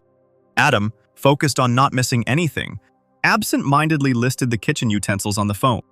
Lily, who was now living at her boyfriend's house, had examined the apartment and was now quite indignant at the young man's lack of basic necessities. Sinclair, putting his things on the shelf on the plane, meekly agreed with the charges brought against him and offered Lily to take the card he had given her yesterday so that the girl could buy everything she needed. Lily replied that she would be waiting for him after his business meeting, had a surprise in store, and meowed into the phone. Adam responded in kind, promising to answer when he got off the plane. The passenger sitting next to him chuckled at the animal's behavior, and Sinclair laughed awkwardly in response. Finally, the plane gained altitude. Adam turned his head and was surprised to notice Regina Craig in the seat opposite him. He was heading to Iowa to close a deal with the Grantsville Chamber of Commerce. But he didn't expect to be on the same flight as Regina. However, in his casual clothes, she probably wouldn't recognize him. The men sitting behind them immediately turned their attention to Craig and her companion, smiling obscenely. The girl sitting next to Regina asked the flight attendant to pass her a towel, and she nodded. Suddenly, Regina noticed Adam's gaze and shamelessly began to shame the guy for his close attention, calling him a pervert. He frowned. If this troublemaker had known who the man in front of her really was, she wouldn't have gotten angry and shouted at her beloved master, Caspar Bart, throughout the salon. A towel fell from the flight attendant's hands in front of Sinclair's seat. And then disaster happened. A gun was pointed at the flight attendant's back, and she, trembling, slowly raised her hands up, asking for help. The red-haired guy with a scar on his face hissed at everyone to put both hands behind their heads and not move. He still did not remove the barrel of the gun from the poor girl's back. A group of bandits dressed in black ran into the cabin, each holding a pistol. The men called on the passengers not to run away and to keep their hands behind their heads. One of the criminals put the barrel of his gun on Adam's shoulder. He looked to the side cautiously. Could the weapons they were holding really be made entirely from mutated animals? A bald, pierced man yelled at Sinclair not to look, but to put his hands behind his head. The guy didn't understand what kind of organization dared to hijack a plane in broad daylight, since a gang with pistols is at least B rank. He complied with the request, freezing in the chair with his hands behind his head and glancing at Regina, who was sitting in the same position. He couldn't transform himself in front of such a crowd. He had to come up with something. The redhead pointed a gun at the flight attendant, leading her deeper into the cabin. And when he ordered the cockpit to be opened, the girl sobbed. She would do anything in exchange for freedom. Several shots were heard. Adam turned his head in that direction. The pilots were killed with shots to the head, and now bandits were found behind the wheel, acting according to someone's plan. The flight attendant sat on the floor, shaking all over, and through her tears she asked where the men were taking the plane. The redhead approached her, looming over her, and mockingly replied that they were flying to the tallest building in Iowa, the Bautas Tower, and that everyone in the cabin would die along with their workers in the 2nd District. Another shot rang out. The stewardess was finished. Blood splashed across the cabin, hitting the face of the red-haired killer. The 2 remaining bandits remained in the cabin and carefully watched to ensure that the passengers did not get up from their seats. The man next to Sinclair kept his eyes on the charming Regina. He muttered that even if this was his last flight, it was still worth it to see such a beauty. Adam couldn't believe the old man was thinking about girls before he died. Adam, looking ahead, asked himself where the kidnappers came from on the plane. Regina turned her head towards him, replying that she had heard the bandits talking. They had taken control of the plane in order to shoot down the White Tower. They probably hated the 2nd District. If that was the case, then the kidnappers were probably from the 35th District themselves. When Adam asked why exactly from the 35th, the girl was surprised that he didn't know the whole story. When Asura Star was just founded, the peaceful 50th District was invaded by people from the 2nd. After defending the peaceful 50th District, the 35th District demanded that the Government Council force the 2nd District to publicly apologize for the invasion of that year and compensate for the losses along with the damages caused. But the arrogant chairman of the 2nd District Parliament rejected this decision and abandoned it. Adam thought, their actions are very arrogant and cruel. But times are changing, and such terrible terrorist methods will not solve the problem. Regina agreed because only civilians will suffer from this. A bald, pierced bandit heard the sounds and ran up to the couple, pounced on them with questions about the topic of conversation. The girl immediately replied that there was no conversation at all, and she would not do it again. But this did not convince the kidnapper. He grabbed Regina by the hand, shouting that he did not really believe her. Throwing the girl's figure over his powerful shoulder, he opened the plane's emergency hatch. These actions were followed by threats to the remaining passengers. They too would now be thrown down. Regina began to writhe in his arms, trying to break free and calling for help.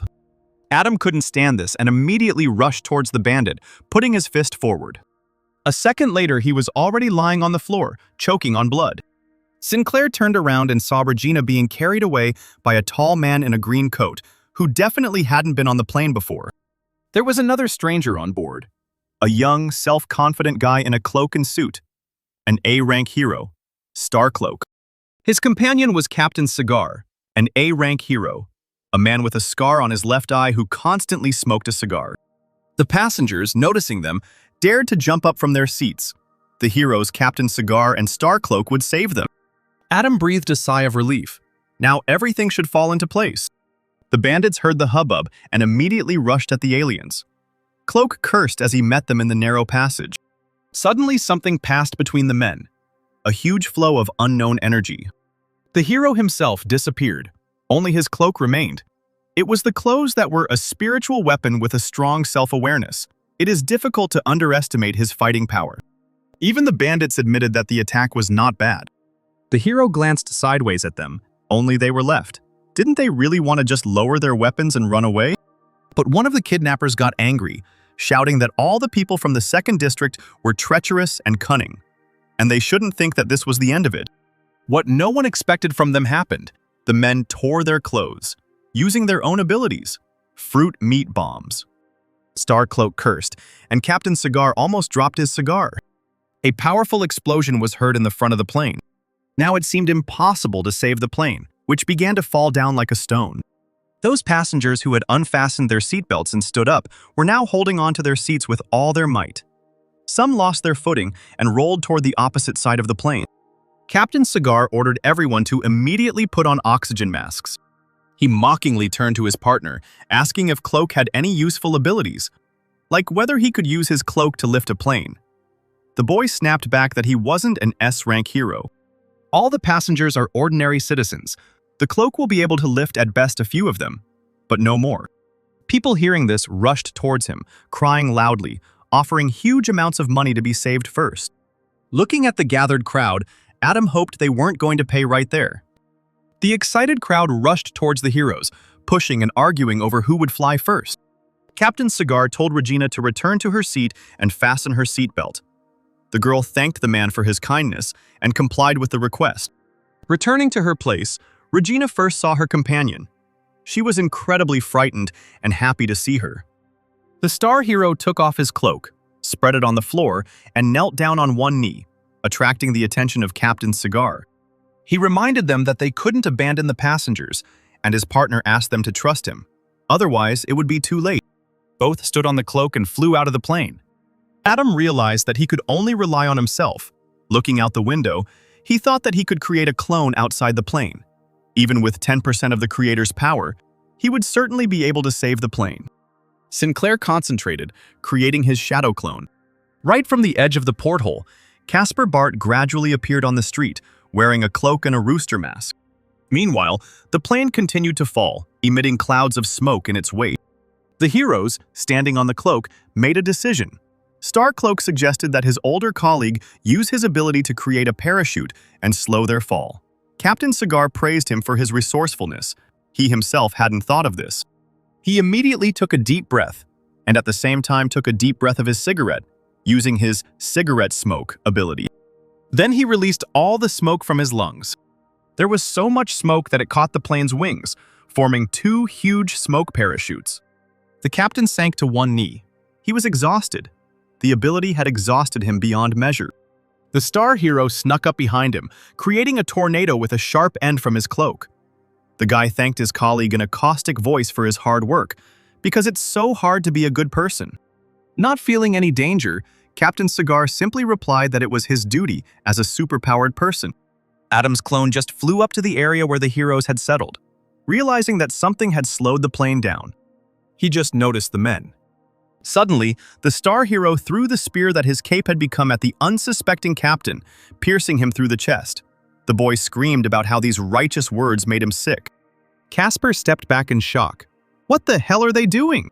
Starcloak, looking at the second hero's suffering, hissed that he was better than the captain, but every time on a mission, the latter took away his glory, took away his popularity, and because of this, sponsors did not want to cooperate with him.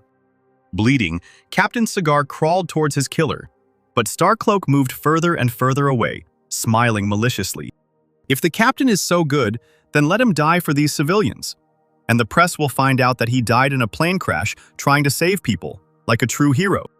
The guy walked to the edge of the plane and jumped down. Adam's clone flew towards the captain, activating his light beam ability.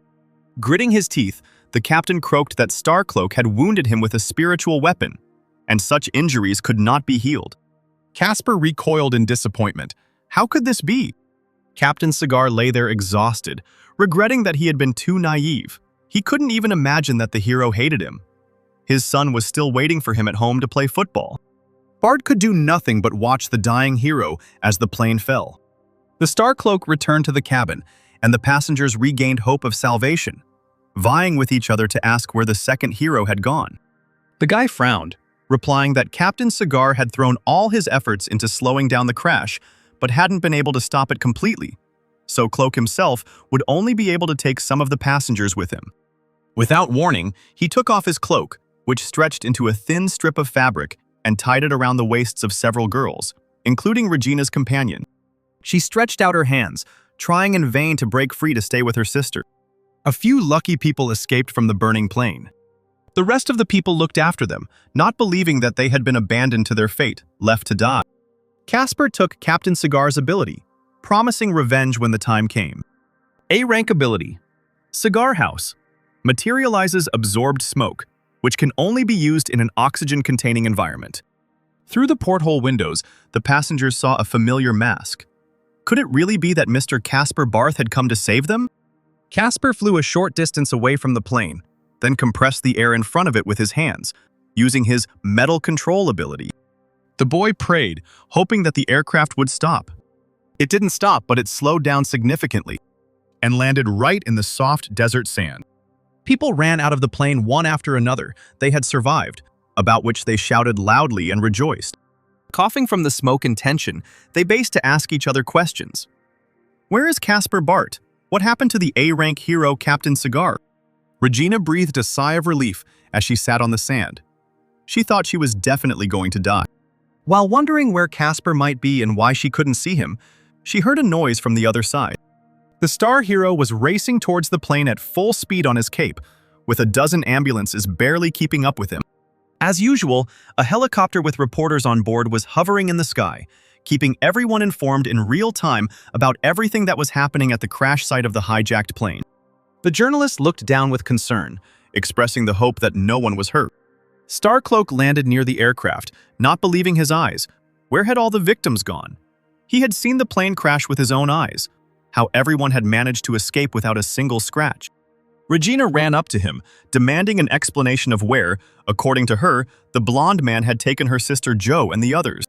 So far, journalists didn't know what happened here, but the plane landed safe and sound.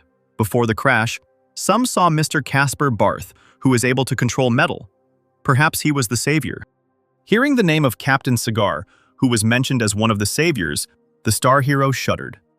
He himself approached the microphone, pressing his hand to his chest, saying that Captain Cigar was his partner, with whom he participated in the rescue operation. He also told reporters that when the moment of the crash was very close, Captain Cigar threw all his strength into slowing the fall and died from lack of strength.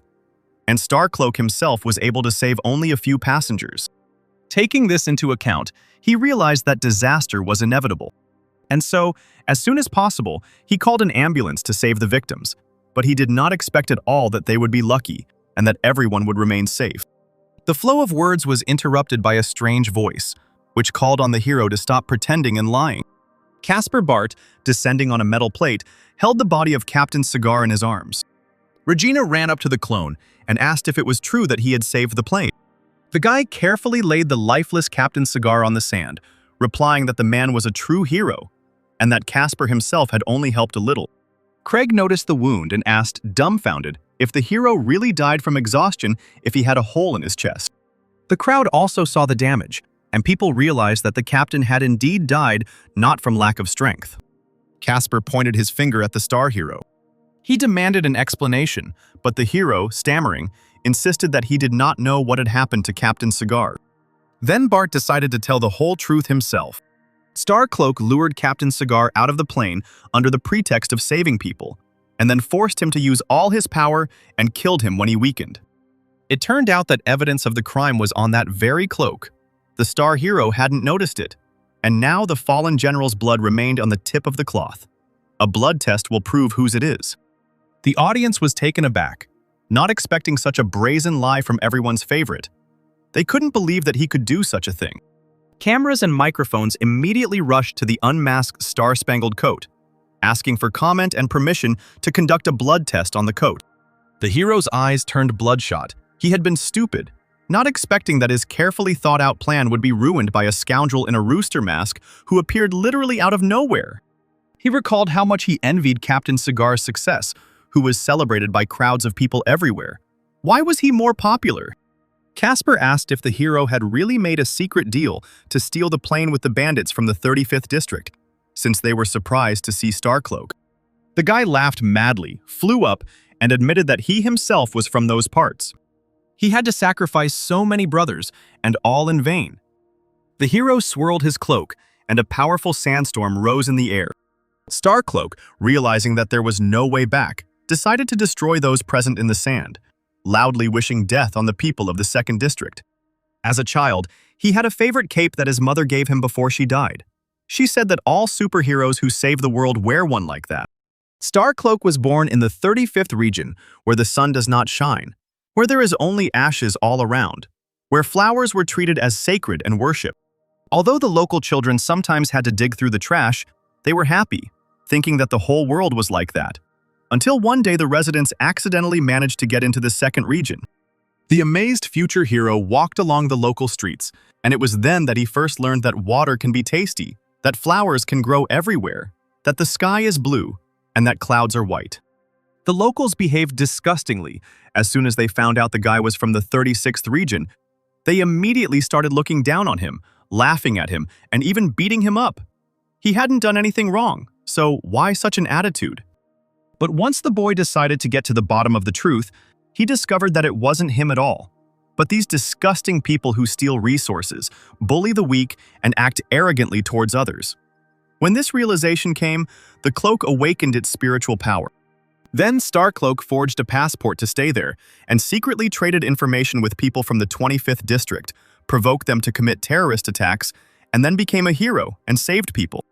Thus, he gradually transformed from an ordinary citizen into a respected A-rank hero, and the stupid residents began to treat him with respect and feel his strength. The guy was basking in the glory until Captain Cigar showed up and all the attention shifted to him. Starcloak couldn't stand this, so he tried his best to kill people, but the captain saved them again and again. While telling this, the hero kept laughing while the sand whirled around people and cars.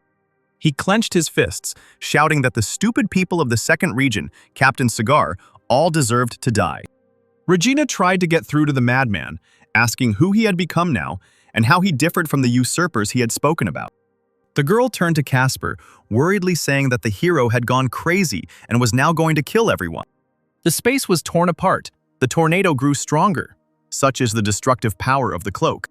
This spiritual equipment is completely dependent on the owner's emotions, and after so many kills, it has evolved to S rank. Regina, hearing this, began to rummage through her bag to find a weapon to counter the cloak. She wanted an ability of that rank. She put on a sweet face and asked if Caspar Bart could handle the hero. Looking at the masked man's hands, she discovered that they were trembling. What would happen to her if Caspar himself was afraid of the star cloak? But Caspar suddenly blurted out that he was not a coward. He was not afraid. He was in anticipation. His cape fluttered in the wind as Bart rose into the air on his plate. Looking at the star hero, who was enjoying watching others suffer, he asked if the boy had really been secretly killing civilians in District 2 to let off steam. The hero seemed to no longer notice anything around him due to his madness. He confirmed that he had killed many. One random person who was saved turned out to be a professor at his university. Since he saved these people, then their lives must belong to the Star Cloak. Casper shook his head in disappointment. The A-rank hero, with a million-strong audience, turned out to be a crazy scoundrel who kills the weak and constantly rushes from destroyer to savior. When a victim becomes an offender, all of her motives cannot be forgiven, and she deserves no pity. Starcloak burst out laughing. Casper was speaking in Captain Cigar's words, and therefore the hero would give him 100 seconds to escape and then die. The guy spread his arms out to the sides and, laughing, began counting down. Casper called for metal control. A metallic double dagger of unusual shape, shimmering with gold, slowly emerged from the sand. Gradually, several knives appeared behind Bart's back. Like some ancient deity, he was floating in the sky surrounded by weapons. Even a sandstorm could not stop him. Starcloak closed his eyes, reveling in his power as he counted down. But he wasn't so patient. He was eager to see where his opponent was headed. But Casper was nowhere to be found, and the star hero roared in anger, not understanding where he had run off to. It turned out that the masked man had risen higher, to where the destructive cloak was located. He directed his forces straight into the resulting rift, and an explosion occurred. Finally, little by little the sand began to disperse. But along with the ensuing peace in nature, another problem arose.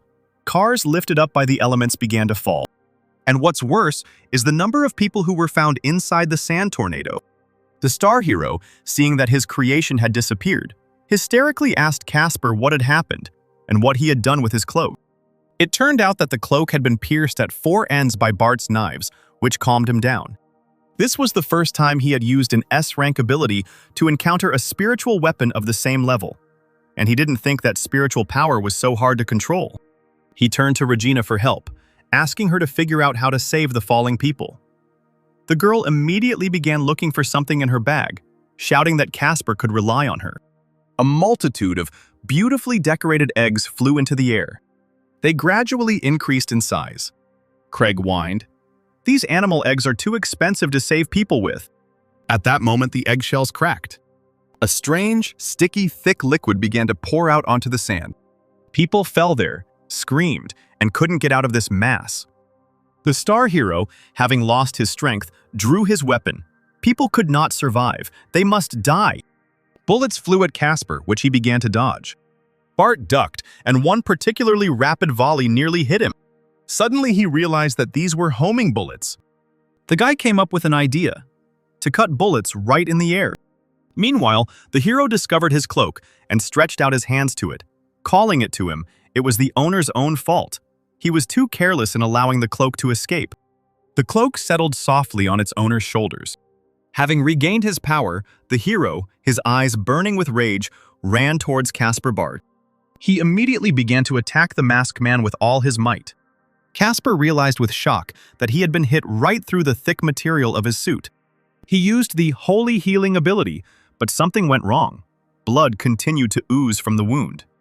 As expected, Captain Cigar was right when he said that the damage dealt by that scoundrel's spiritual weapon couldn't be healed by the healing ability. The star hero laughed when he saw Casper's attempts to heal himself. He kindly told the boy that the reason his wounds weren't healing was because his cloak was a spiritual weapon. It directly attacked the enemy's mental power, making healing impossible. Bart chuckled, deciding that since such a brat had excellent equipment in his hands, the hero wouldn't mind if he took the cloak for himself. Starcloak became incredibly ferocious at these words. The tip of the cloak reached into the inside pocket of the owner's jacket, looking for something there. The next second, those same blue pills appeared in the palm of the cloak. Adam realized that absolutely all the lost heroes use them. S-rank spiritual weapons, enhanced with the blue pill, become many times more dangerous, and it is very difficult to defeat them. But as it turned out, the hero ate the pills with difficulty, literally choking on them. It seems that as the power of the spiritual equipment increases, its owner also loses control over it, and it can now act consciously. The star hero's eyes lit up with a bright blue light. Now, because of Casper, he had to eat this nasty thing again.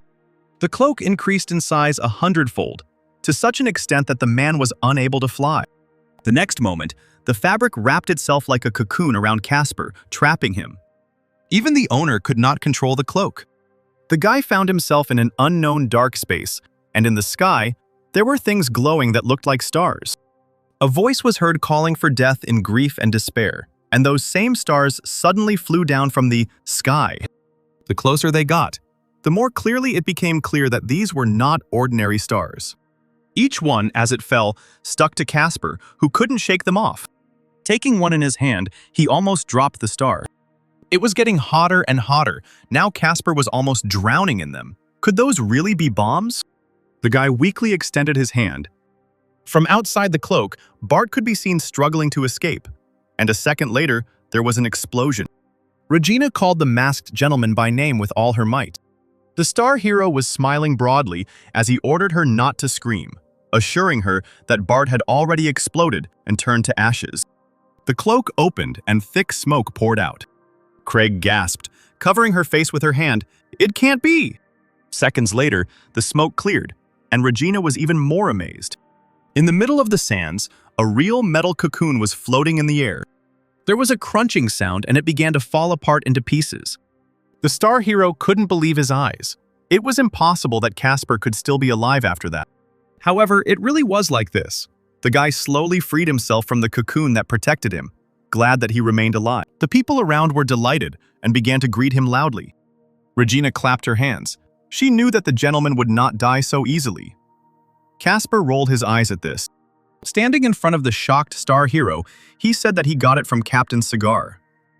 The answer to the surprised look was a cigar, which Bart immediately lit and took a drag. Hero. It seemed as if he saw a ghost before him. He screamed loudly and rushed at the ghostly captain with his fists. Casper extended his hand forward. He had promised that he would avenge the captain. The guy used the ability to absorb stars.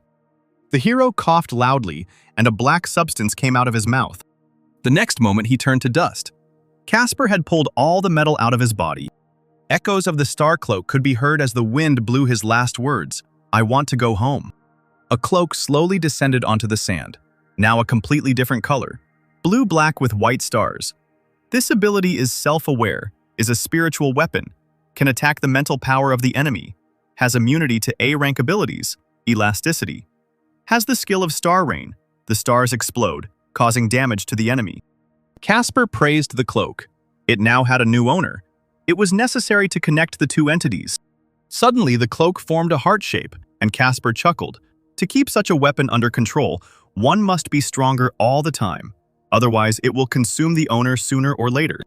The groans of people who had fallen into the egg liquid were heard. They asked Bart to save them. The guy looked around for the culprit of this incident. Regina chuckled awkwardly. The egg white was her doing, but she couldn't return everything to the way it was. Casper flew away on a metal plate, asking Regina to stay here until the resistance squad arrived. The girl fell to her knees, begging him not to leave. A little later, in the backyard of Captain Cigar's house, his little son was playing football. The ball rolled to Adam's feet. The boy ran up to the stranger laughing, offering to play together. Sinclair smiled. He hadn't come here for football, but when he saw the little boy, he immediately wanted to play.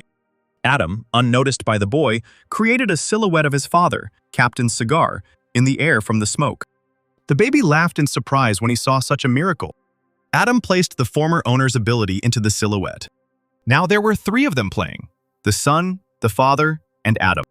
The leaves from the trees, as if bringing their condolences, gently fell onto a large box of cigars standing nearby.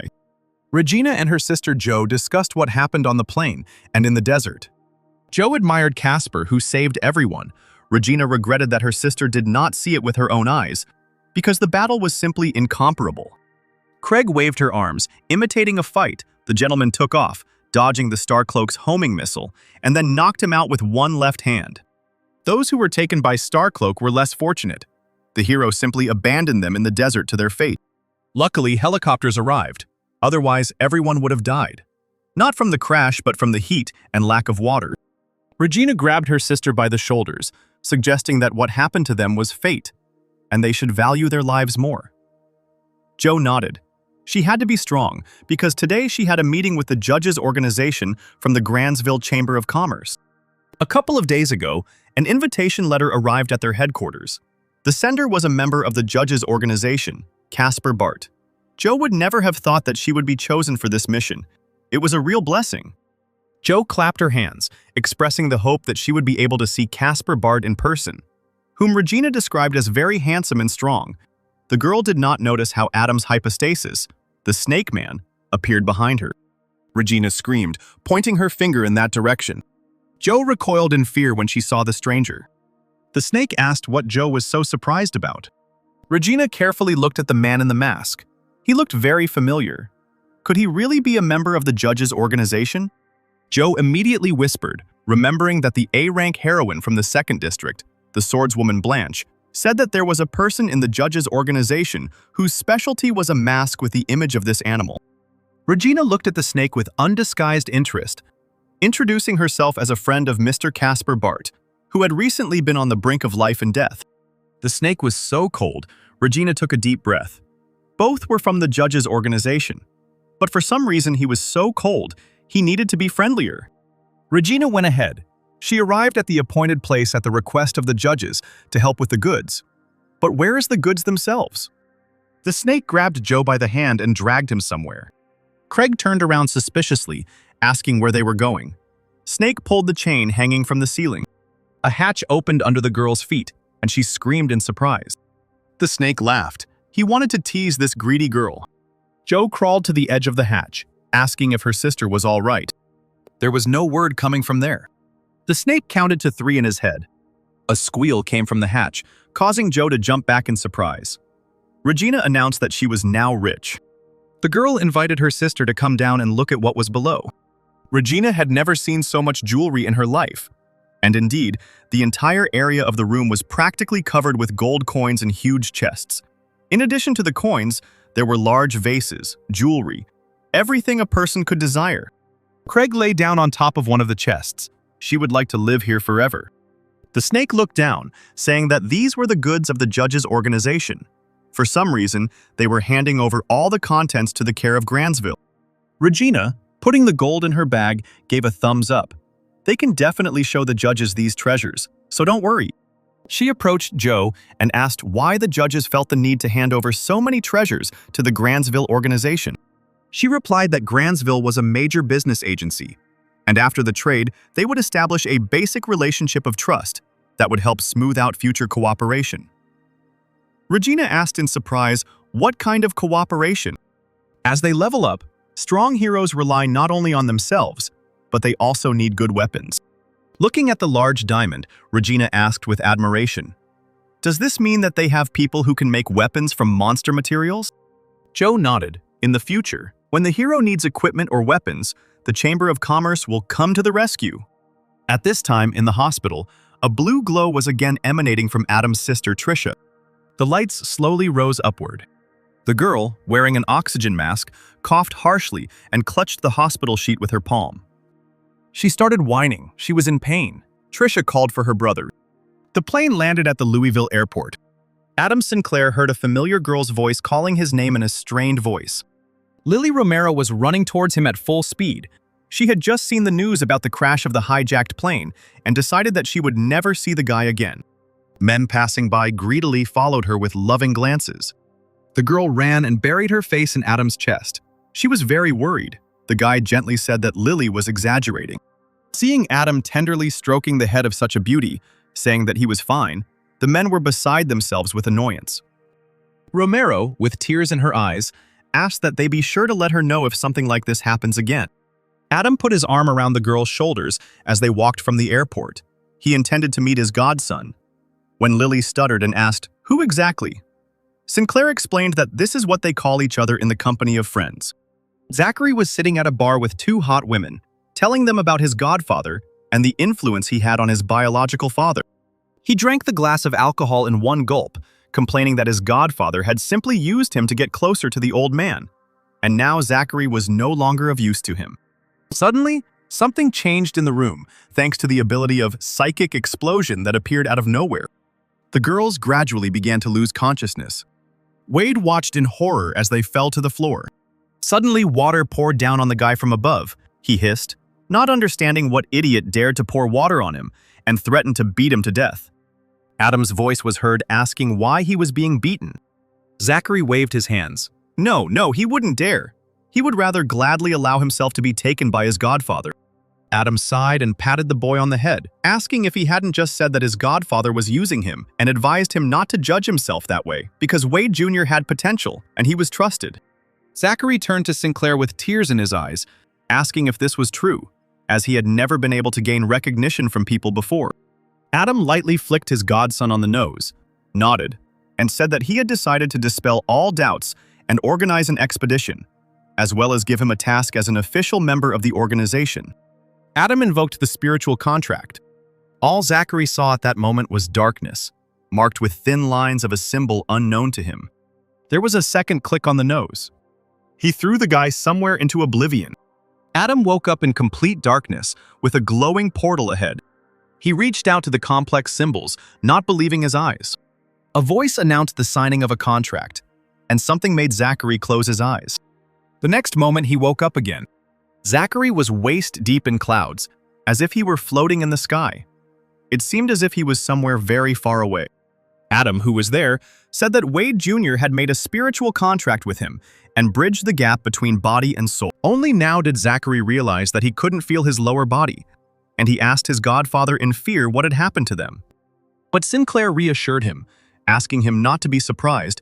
They were in a space controlled by thoughts. They can imagine and create anything they want with the power of their spirit.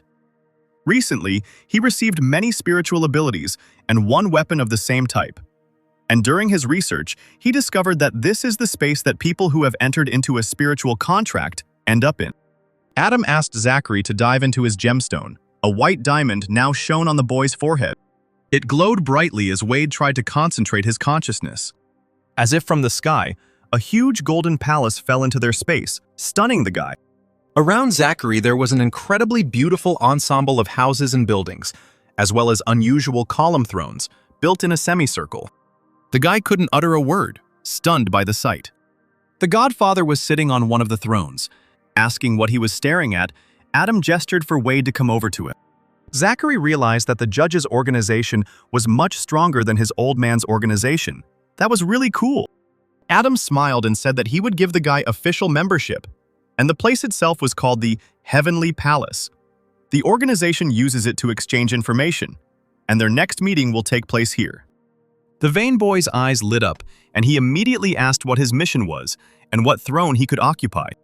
Adam coughed, not answering the question directly. As he said earlier, he will be given official membership in the organization, but for now the position of rat is available. Zachary raised his fist in victory, exclaiming that this meant he was now in the position of rat. But, jumping up, he painfully bumped into an invisible barrier. Zachary scratched his nose and sobbed, asking why he was doing this, just as Adam jumped down. Approaching the guy, he said that he was rushing things too much, and who even said that it was within his authority to appoint him to this position? Towering over his godson, Adam sternly asked if he really wanted to be on the same level as him in the organization. Wade Jr. immediately backed down. Adam coughed again, asking to be allowed to finish. He said that the rat position was vacant, which meant that Zachary could be a candidate for this position. The boy cautiously asked if there were any other candidates, and he was especially worried about the contenders in the person of his old man. Adam silently noted Zachary's cleverness and nodded. The mechanical hero is also one of the candidates. The leader of the judges will determine who will take this place. The guy exclaimed that it was too difficult to compete with his own father. Sinclair shrugged. There was nothing he could do about it. The judges were an organization that prioritized power, and if Wade Jr. wanted to hold a high position, he would have to be capable and powerful. Zachary bowed resignedly, agreeing with his godfather, and asked to be sent on the mission quickly. Adam said that Zachary's father would never give him David Evans, so Zachary needed to figure out how to lure him into a trap, and then Adam would deal with him himself. Wade smiled and promised he could handle it, but wanted to ask a question. The boy jumped up and asked if he became a rat, his godfather would introduce him to Charlie Rabbit. Zachary blushed deeply and explained that when he saw the girl on TV, she would remain in his heart forever, and if he succeeded in marrying her, his life would not have been lived in vain. Adam chuckled and thought with horror that his godson wanted to marry his clone. So the boy's response was a kick in the ass. That's how he was sent on a mission. That same evening, in Adam Sinclair's apartment, the boy sat at the table set for dinner and watched TV. It was reported that the financial company from the 2nd District, Knights of the Round Table, had imposed a fine on the A-rank heroine, the SEAL swordswoman Blanche. And those who provide useful information regarding her will receive 500,000, and those who manage to catch her will be given 5 million. His attention was drawn to Lily, who emerged from the kitchen in her underwear and apron, announcing that the barbecue chicken was ready. She, blushing, carried a plate of food to the table. She seemed very awkward, but she still wanted to please Adam. At the sight of this picture, the guy's nose started to steam. The girl bowed her head and innocently asked what had happened. Did she really look bad? Sinclair stuttered, answering that she looked great and that he wanted to ask something completely different. Lily explained that the promised surprise was not only delicious food, but also... Suddenly, she became so embarrassed that she screamed and ordered Adam to eat and keep quiet, shoving a chicken leg into his mouth. Romero asked the boy if he had heard the news about the swordswoman Blanche. He, barely chewing his food, nodded and asked what was the matter. Lily heard from other reporters that the A-rank heroine Blanche was in secret collusion with an organization, and then disappeared after the mass attack in the 2nd region. And why, Adam asked. She was a noble heroine with an excellent reputation, beautiful and strong. Lily gave him a strange look, noticing that the guy was somehow very worried about her. The guy thought to himself that they knew each other, and he knew that she was not the type to do anything bad, because the swordswoman always desperately saves people. But Lily said that a person with such a unique charisma may have some secrets. He will find out himself tomorrow. The girl seemed angry at the close attention paid to the stranger. Adam tried to smooth things over by saying that Romero was a really good cook and that every dish she made was simply delicious. Lily put her chopsticks down loudly. She rose from the table, agreeing that she was no match for Blanche, and perhaps if she helped others too, then perhaps Sinclair would pay more attention to her. Adam immediately stood up and ran to Lily. Calling her by name, he grabbed the girl by the shoulders. He kissed her passionately before explaining that there was no need to make things up more than they actually were, because he was simply investigating the case. After a few seconds, Adam gently pulled away. The girl blushed and looked away. Sinclair ran his hand through Lily's long hair, hugging her, and told her that she was perfect for him, and Blanche was no match. Romero, hiding her face in the man's shoulder, asked again what business he was talking about. Adam explained that he was a reporter, so it was important for him to know all the details. Lily looked up at her boyfriend with huge eyes. Sinclair also blushed furiously, but convinced Lily that it was his job and that he was not interested in Blanche at all, since he only liked Lily. Romero hugged Adam even tighter, telling him he was the best. The guy mentally apologized to Lily, sadly promising in his thoughts that sooner or later he would return her ability. Adam sat at the table and checked his email. He was surprised that the letter from Regina arrived so quickly. The girl wrote that she did not expect a letter from Casper Barth, and that she would immediately provide him with the necessary information from Grantsville on the darknet. Adam clicked his mouse impatiently. The letter contained information about the main characters. As expected from the darknet, everything is simple and straightforward. First, you need to check the information about the hero of Sweet and Sour Noodles.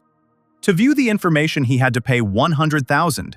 Sinclair obediently paid, deciding it was better not to argue. The letter detailed the most important facts from the hero's biography. His real name was John Barnes. His hero rank was B, the battles he fought in, and the darknet even recorded the time Adam in the hero's body taught a forest warrior a lesson. But how did they learn about this new ability? Adam also decided to find out about David Evans, but for some reason, there was no information about him. Sinclair then looked for information about the swordswoman Blanche. And nothing about her. Oh no, there was still information, but for 700,000, Adam paid. It turned out that Blanche's name was Domenica, and she betrayed the financial company Knights of the Round Table. The incident started due to the fault of the A-rank hero, the masked boxer, and also, together with the organization of judges, killed this hero. It was also indicated that Blanche and the snake are in a relationship. Adam sat up in his chair when he saw Boxer in a mask. Could he really be one of the heroes of the Knights of the Round Table? Doesn't their company know that he was a member of the Saints organization? Or do they have something to hide? And what kind of relationship is this? If Lily saw this, she would get angry again.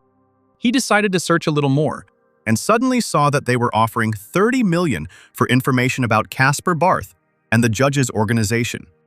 Adam stared at the screen in shock. Information about him was worth $30 million. He adjusted his glasses and chuckled nervously. Was Blanche really being persecuted because of him now?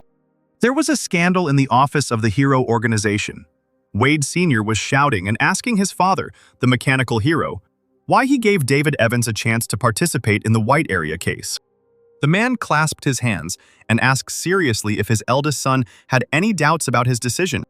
Ethan was outraged that his father had promised him this place, and also that he would work with Explosive Fist, and they would go to the White Area for training. The old man shouted that he had changed his mind. Ethan was no longer suitable for this role. In turn, the guy invitingly asked, was it really because of the loss to Caspar Barth? The mechanical hero slammed his fist on the table, demanding that Caspar, who had nothing to do with the matter, not be brought into the conversation.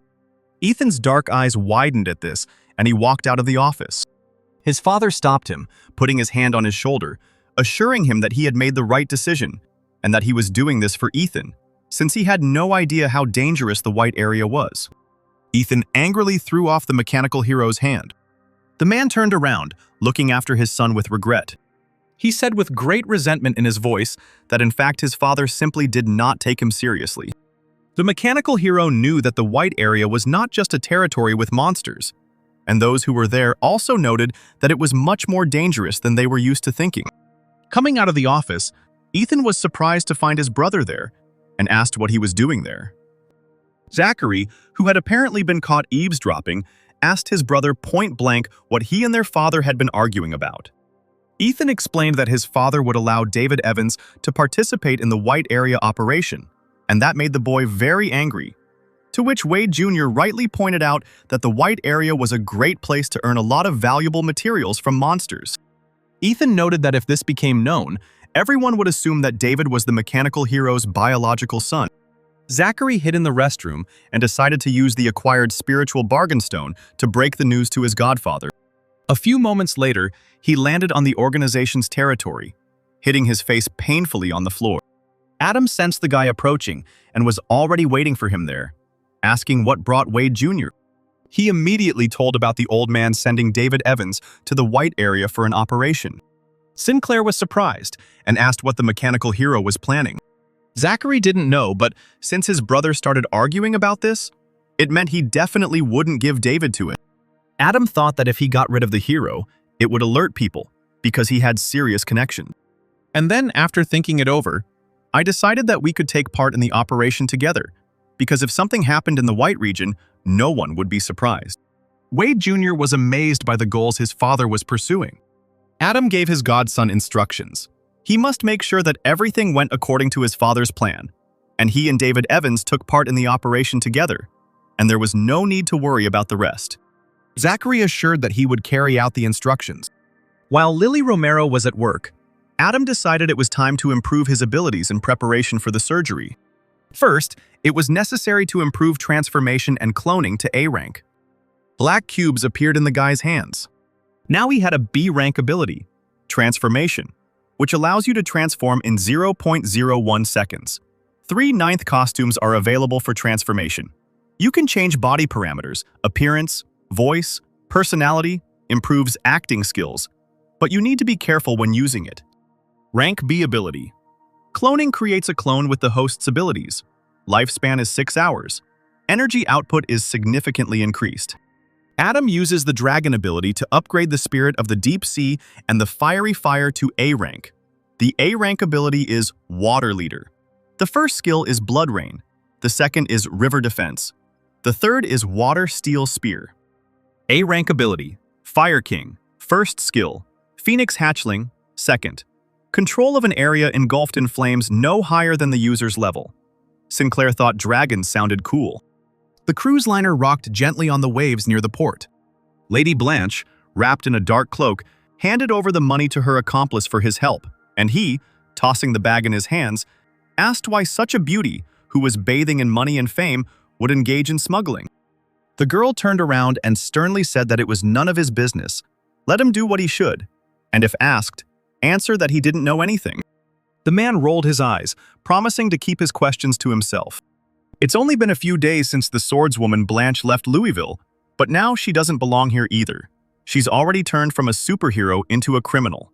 Those who are pursuing and want to catch the girl are A-rank heroes. Lady Blanche walked, hiding in the darkness of the night, and thought that the masked boxer may pretend to be a fighter for justice and a hero, but he is just a servant of the Saints organization and must die. And why doesn't the company care about her motives but simply pursues her? When Kamea used the identity of the masked boxer, he was never able to track this hero in Iowa. He can only be found in Louisville, where Caspar Bart constantly appears. Suddenly a voice was heard from behind, laughing, saying that the swordswoman would not be able to escape. The girl suddenly jumped up and jumped onto the roof of the building. She saw that the man to whom she had given the money earlier was dead. The swordswoman shouted to the strangers that there was no need to kill ordinary people since they had come for her. There was an invisible force hovering around Lady Blanche, telling her that her allies must die, and if she remembered what she had done, then it was time to answer for her actions. The swordswoman leaned forward, attacking. If anyone wants to fight her, let them show themselves. Don't hide in the shadows. The invisible man dodged deftly. He laughed again, glad that the girl was angry, but it didn't matter, since his task was to kill the target by any means necessary. Blanche was immediately shot in the chest and cried out in pain. She ran, pursued by a voice that wished her death. Finally, it even became painful to breathe. Blanche stopped, breathing heavily. Lily Romero, wearing a sports uniform, blocked her path and asked if everything was okay. She saw the wounds and immediately began to ask what had happened, but Blanche stubbornly drove her away. Suddenly, Lily froze, stepping back. The small swords that had wounded the swordswoman flew at her as well, and Romero turned around and loudly called for help. A bright flash, like lightning, flashed past them. Suddenly, the attack was repelled. The sharp and small swords, like needles, split in two. The snake covered the girls with its body, calling on them not to be afraid. The invisible man immediately turned his attention to the guy, hissing whether this was the man who had destroyed the organization of saints.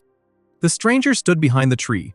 Adam asked why he was running away since they knew each other, but the rival only chuckled, saying that he didn't expect to see the snake here. First, he needed to see what he was capable of. The invisible man released a stream of fire at Adam, urging him to try the chrysanthemum blast. In response, Sinclair released a blue flash of energy, but the chrysanthemum explosion tore a hole in the blue energy. The snake's eyes widened, not believing what he saw. He was so surprised that he wouldn't be able to cope with the attack that the explosion flew straight at it. The shrapnel also hit the girls, causing injuries to them. Swordswoman Blanche immediately recognized the attack, loudly calling out the name of the attacker. Santiago Braun, a thin man in a long robe with a long smile, stepped out of the shadows, surprised that Blanche still remembered him. The girl screamed. 2 years ago, she caught a criminal and forced him to go to prison. They even wanted to give him a life sentence. And how did the man manage to escape? Santiago chuckled. He had been helped, and now he was an S-rank user. Lady Blanche drew her sword, promising that even if it cost her life, she must re-secure Braun. Snake carefully studied the villain, thinking that his abilities were clearly above A rank, but if they really started fighting, Lily might get hurt. He needed to be scared off. Then Adam went for a trick, saying that he was not alone either. Caspar Bart, an S-rank hero from the Judge organization, would arrive soon. Did Santiago really think he could defeat them? Braun was obviously enjoying this conversation. The man asked what would happen before Caspar showed up. Adam formed a clot of electrical energy in his palm, suggesting that they try to do it. Blan, noticeably weakened by her wounds, urged the others to flee, as the villain was unstoppable. But the warlike Lily promised that she would not abandon her, and immediately began calling for reinforcements from the Hero Association. Santiago jumped briskly to the very top of a street lamp, shouting that this time the company had the numerical advantage, but one day he would return for their lives. A second later, Braun disappeared into thin air. Lily breathed a sigh of relief. They had managed to intimidate Santiago. Snake asked if she had really called the association, but the girl shook her head. Blanche was currently wanted, so that would have caused even more trouble. The swordswoman wanted to ask the snake a question about the organization of the judges. But the boy put his hand forward. First let Blanche recover, and then he would come back for her when the time came. The snake disappeared from sight. Lily said that all powerful heroes just love to disappear without a trace. But Blanche objected, no one except the snake does that. Lily saw that the swordswoman was getting worse and offered to take her to the hospital, but the girl objected. It was too crowded there. She needed to find a secluded place to use her powers for regeneration. Romero, without hesitation, suggested going to her house to rest, which surprised the swordswoman. Adam ran out from around the corner of the house, pretending that he had just arrived there. He saw Blanche and was very naturally surprised by such a person, asking what the girl was doing there. The swordswoman glanced at Lily, asking who it was. Lily inhaled. After replying that it was her boyfriend, they went out for a jog, and she needed to pee. Lily explained that on the way, she saw the swordswoman being attacked, and now she was wounded. So she suggested that she rest at Adam's house, asking if he minded. Sinclair agreed, offering to carry Blanche on his back. On the way they got to talking, Adam asked the swordswoman if she had met the man who had followed her in Louisville. Blanche nodded and asked how the couple ended up at the port together. Lily replied that they had indeed gone out for a walk and had accidentally seen the heroine being attacked by this guy. The swordswoman sighed heavily, thanked the guys, and asked why they needed to save a wanted criminal. Lily simply replied that the Blanche she knew always sacrificed herself to save others, and she helped the children in Iowa, so neither Lily nor Adam considered her a bad person. Angry tears gathered in the corners of the heroine's eyes. She hadn't killed the masked boxer, and she hadn't yet worked with the mysterious organization of judges. Adam said he'd heard that the masked boxer had some connection to the saints in Iowa City, so even if the swordswoman had killed him, it would only have been for the best. Blanche said that no matter how he died, the main problem was that someone wanted to use his death to get rid of her. Sinclair continued, maybe someone else wants to drag the judges' organization into this, making them public enemy number one. And this thought occurred to the swordswoman as well. The guy agreed because the rumors and news were not so much against Lady Blanche as against her collaborating with them. Lily said that the judges have a good reputation because Caspar Bart saved the city many times, and now the snake helped them. Blanche noticed that recently heroes from all regions have become afraid of them, saying that a mysterious organization wants to take over 53 regions or even the entire world. Adam, hearing such nonsense, even stumbled. This made the swordswoman realize that people from all over the world were hunting her, and judging by the reward offered for her, there weren't many who would claim it. They were pursuing Blanche because of information about her collaboration with the judges. When Lily asked how this happened, Blanche replied, there are as many as 53 regions. The distribution of the number of superheroes and their abilities must be even to avoid the superiority of one region over another. These are the rules. That's why the Hero Association often sends its members to another area. They often call it a vacation.